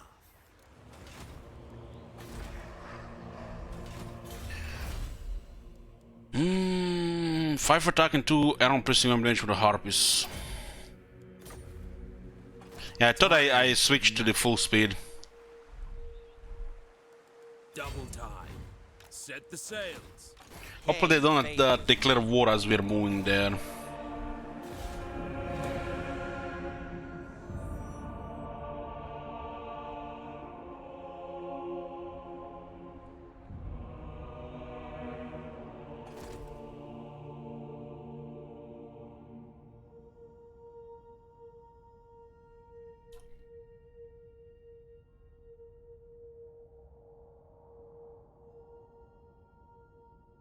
I broke a kraken once.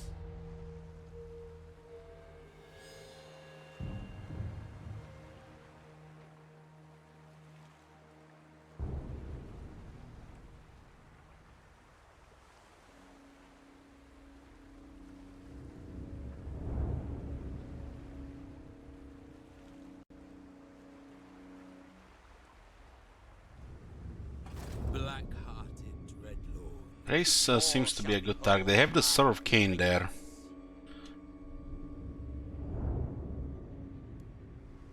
Well, hopefully they'll not pull the sword out. Born to command. Seeking land. Plotting a course. Tremble before Rakar. Fear my malice. Dominating.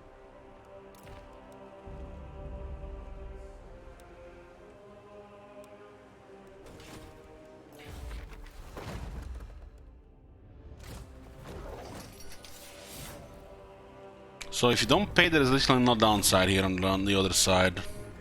The old world. So you just get more wolves and the squeaks. Submit to me.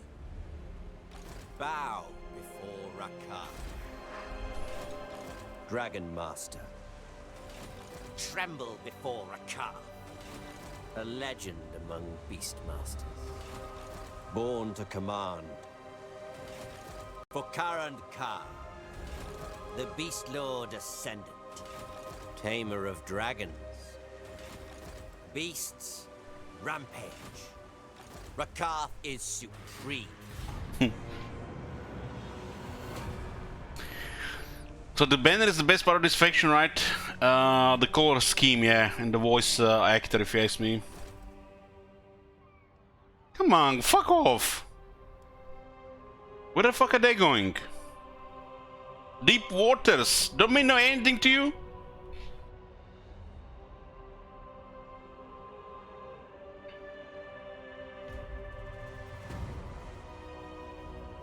Dominating. Sea beckons. Dreadlord of Nagara. Black-hearted.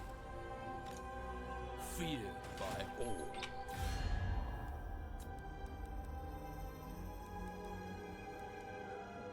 Cruel dreadlord. These guys are about to war with Norska. Even the sea trembles before Rakar. Submit to me. Master of all. This is, I feel like the earliest we could go there, because the Marienburg was annoying us with that one army.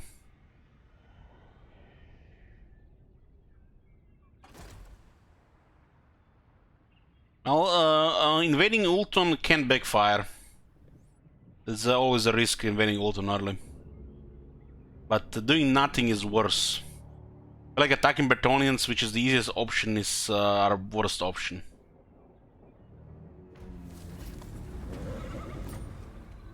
I will not. Lord of Fear. Sail, damn you. Tamer of dragons.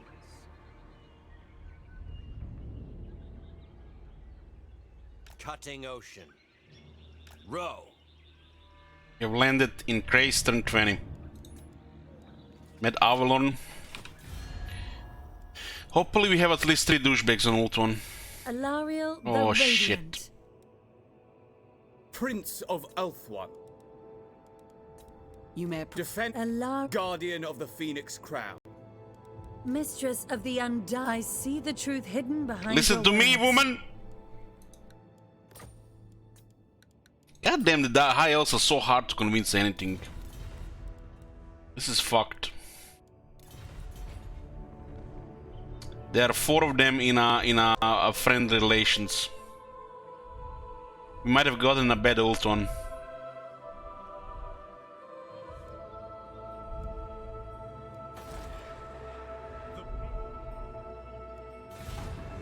My beasts have more wit and honor than you, swine. She just waited for us to come.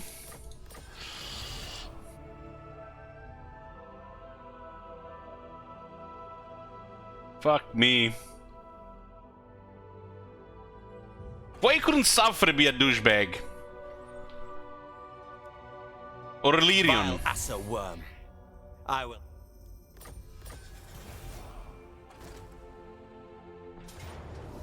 So not only they declare war, but they were actually close.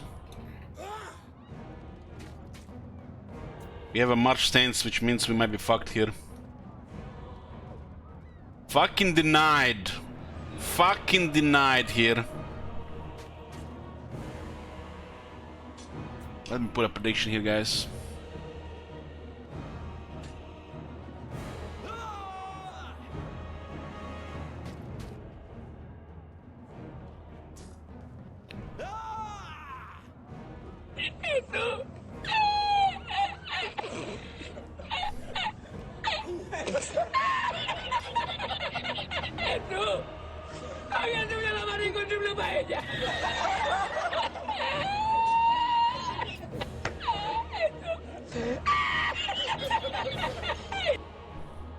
I was expecting to declare war, but seeing they had the Shine of Cain, I didn't expect they had a full army already to attack.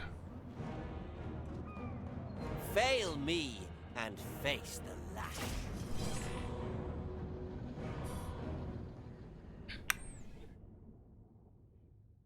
Yeah, this backfired hard.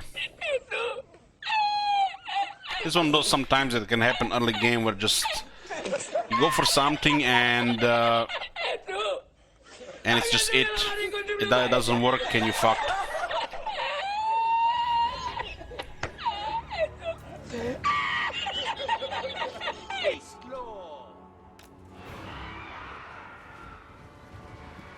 Cold-blooded killers.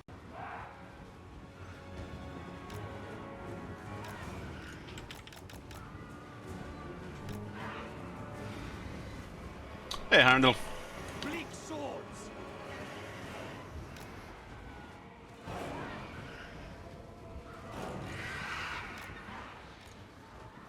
We might been okay if we had Vigor here. I'm not sure what's gonna happen here without a Vigor. But considering we're fighting the elves that have the better prowess, without Dark Shards, I don't know.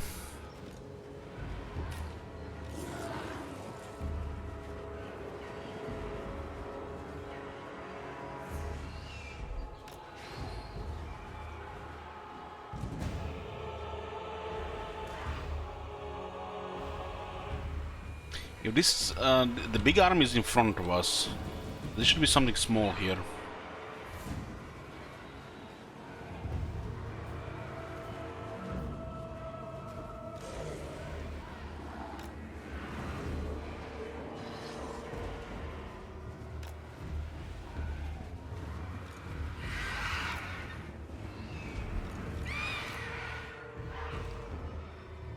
Master of Dragon. Rakar! Bolt throwers! Rakar! Let's see what we get here. Freezes Cain! Still units here now. Spears!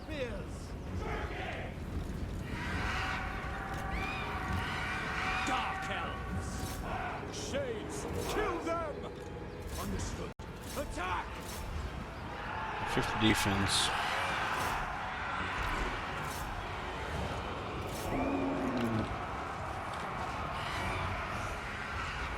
Real army's on the other side though.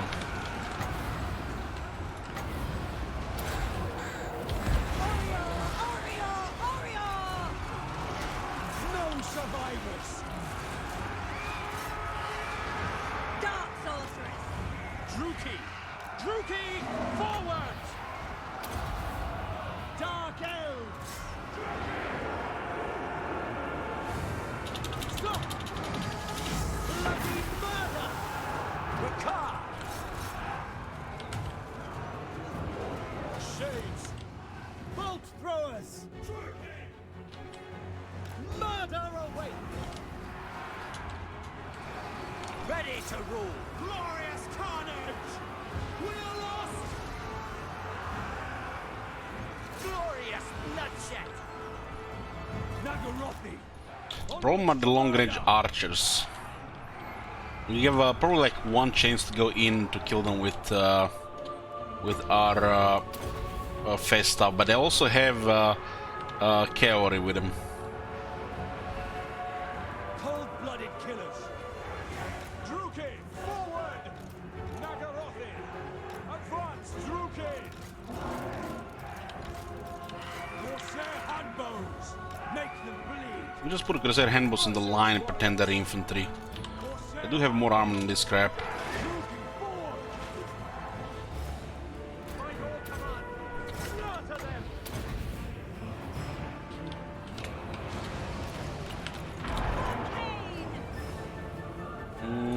Hold on, boys. Hold on. 1 sec.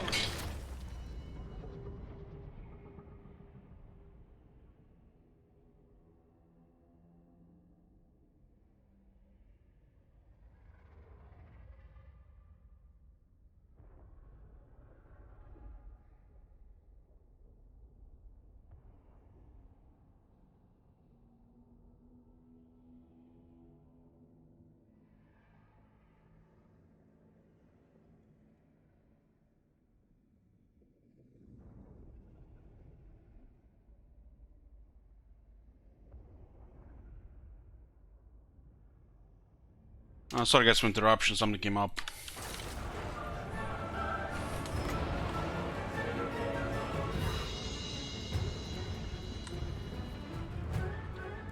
Bolt throwers! Corsair handbows! Moving out! Repositioning!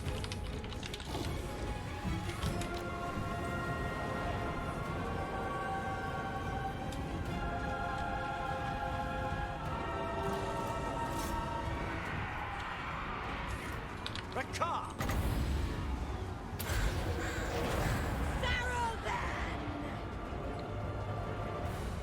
Battle ready! Blood for Cain!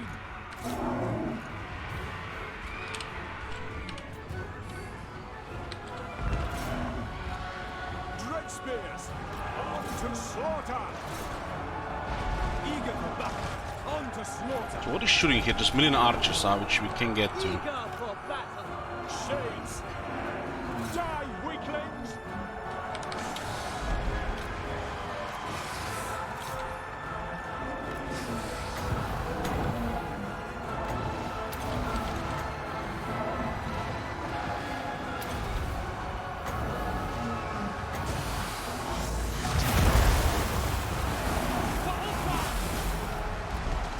Ada is not listening to me.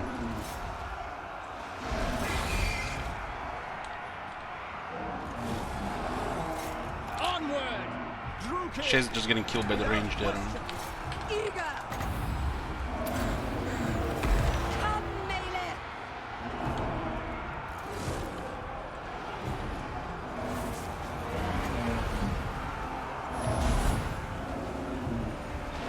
I am superior! Rakar! All worship Rakar!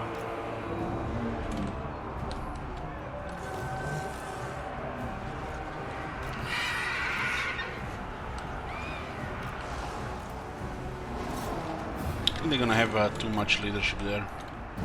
I have no vigor, which puts us behind. Attacking their lord is feels like pointless. My wit awaits. Lord of beasts. Moving forward. Can't seem to cast the bread here because there's infantry everywhere.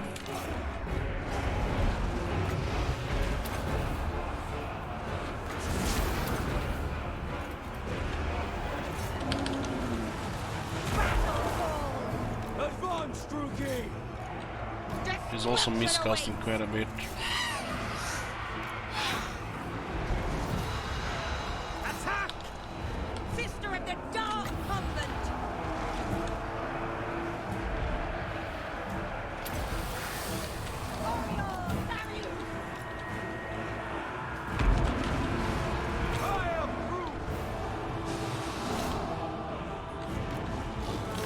Those archers, and nothing we can do about them.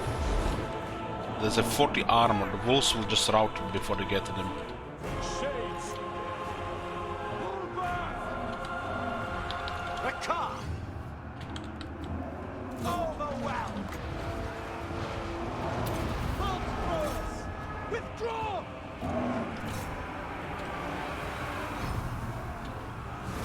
Pull back.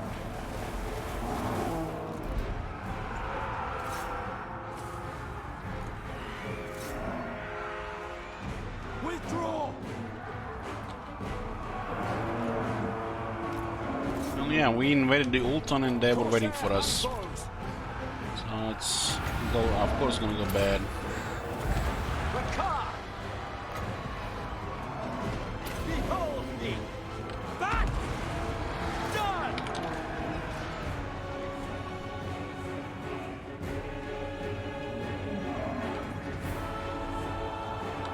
Oh, baby. He said, "Oh baby" or "obey me." Supreme power.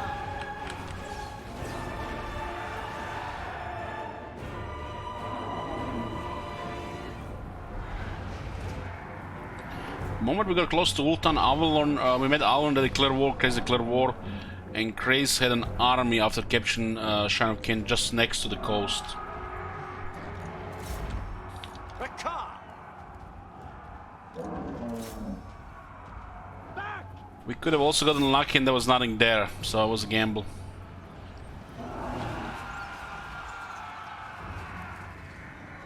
Prepare yourselves, beasts. This is a waste of time. This is over. We'll just build a new army in Albion. They had over 1,000 left. If we had like 4 dark shards instead of those shit crossbows, would have been better.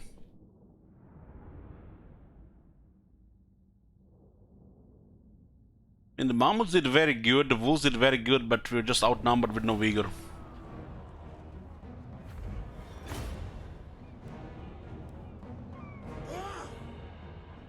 Even once this unit stops shooting, the Lot and Sigurd, we still have to kill them in melee.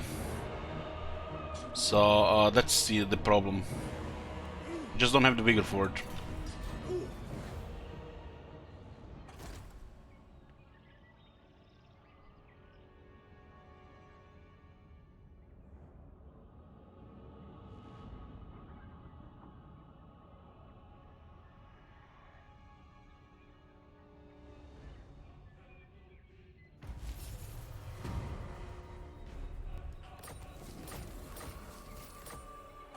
Black-hearted dreadlord.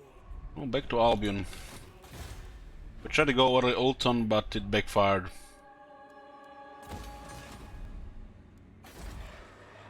The people are displeased. We'll be back in 4 turns, huh?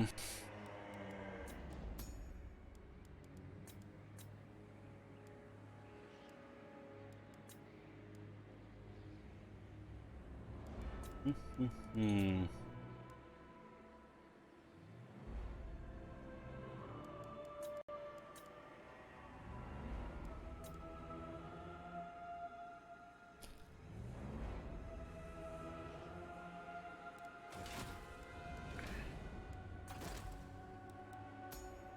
still need over 800 slaves. They could come here with the rebels.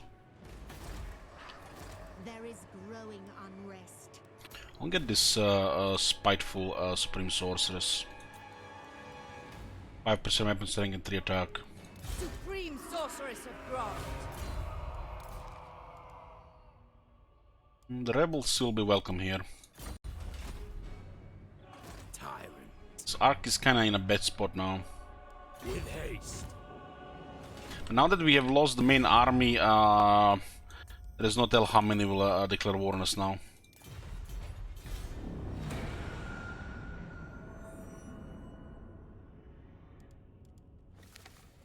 Grace is inviting Everest, so that's 3 high elves now. So there is no way to approach Ulton anymore.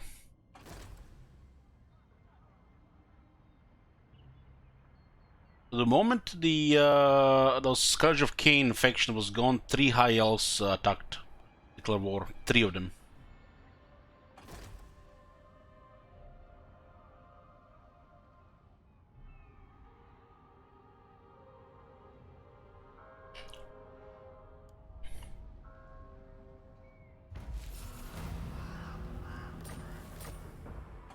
Tyrant of Nagaroth. The ocean awakes. I will not. A step. Yeah, Norska rebels.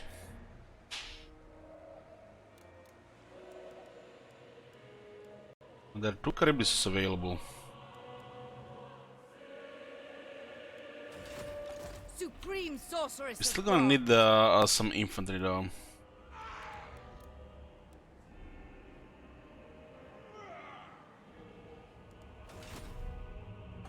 Black-hearted dread. There's regular Black Arquebusiers here. They know I am superior. What do you seek?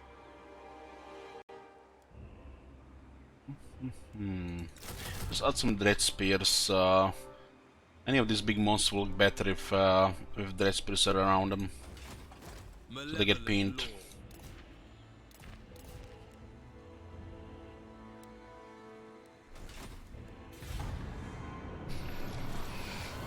Oh, this is a massive setback, but still recoverable unless they send like a chain of armies. At this point we can get attacked by like 7 high elf armies, 2 or 3 Bretonnian armies and 2 or 3 Marienburg armies, as predicted at the start.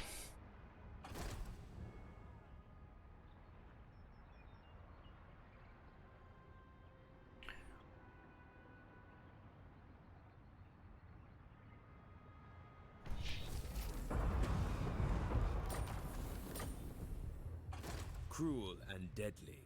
Set the sails. Denied. My lady will not allow it. So Rakard is back Chosen of Hecate. in 2 turns. Foul sorceries.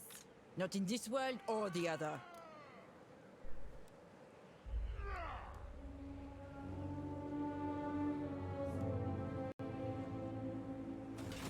Refused.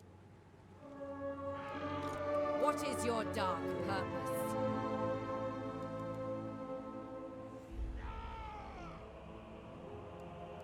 This one has 65 leadership.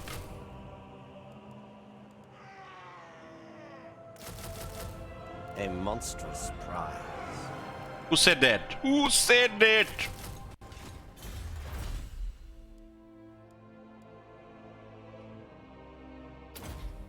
This is 50% more capture, so 1 second.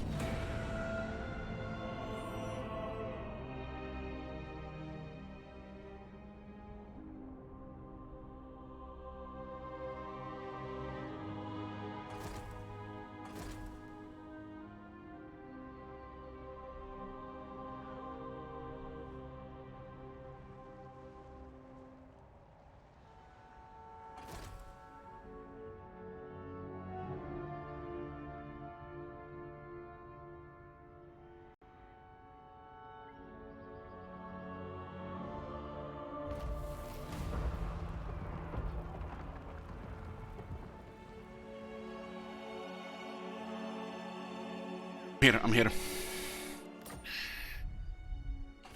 fear my malice. No. Dreadlord. Double time. Did Kron Marimut make peace? In this campaign, Marimut does not start war with Bretonia. Who seeks me?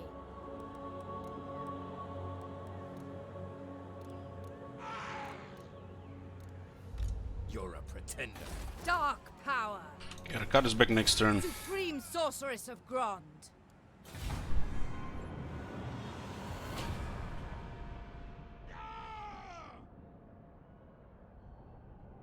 Clan Rictus is at the Clairvoyant Karankar. If they take a single settlement out of Broken Lands, it's not going to be able to confederate.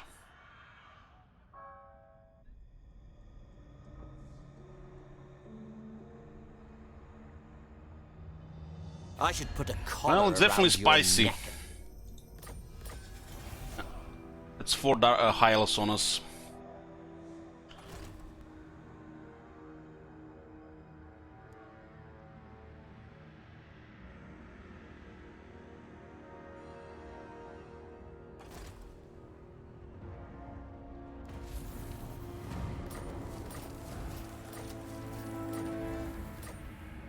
Druki sorceress. Rakar. So we really need to confederate this shit before they take a settlement. Karankar, Karankar, Karankar. We're missing a window here as of the setback we had here.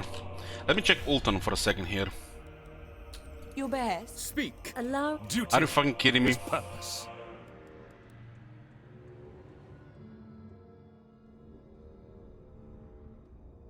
They're all the remaining ones. Asur Prince. Defender. You called? Guardian of the... Allow. The Warden of Tor Ivres. So there is Safri and Kaiten. Not a single one is rolled very douchebag. So which means they're all gonna work together. Mistress. Maybe they Defender lowered of the the chance of Phoenix civil wars on Ulton. Look at No this. glory. Only Did we ever before seen Ardent Eltarion? Ultan rolls usually 3 hostile high elves, so they fight each other. But looks like nobody rolled badly here. This is RNG, of course. Now we can't even approach Ultan anymore. Bow before Rakar. Well, this is definitely gonna be spicy, but we're gonna be continuing later. I'm gonna be back later checking out the connection on the Loop Hero on different servers. This campaign will continue immediately next time we play Warhammer 2, which is later tomorrow. I'm gonna be probably online during the night. Got something to do right now, so best to do it right now, otherwise they're gonna irritate the shit out of me. This campaign is already irritating me enough. So I'll see you guys later.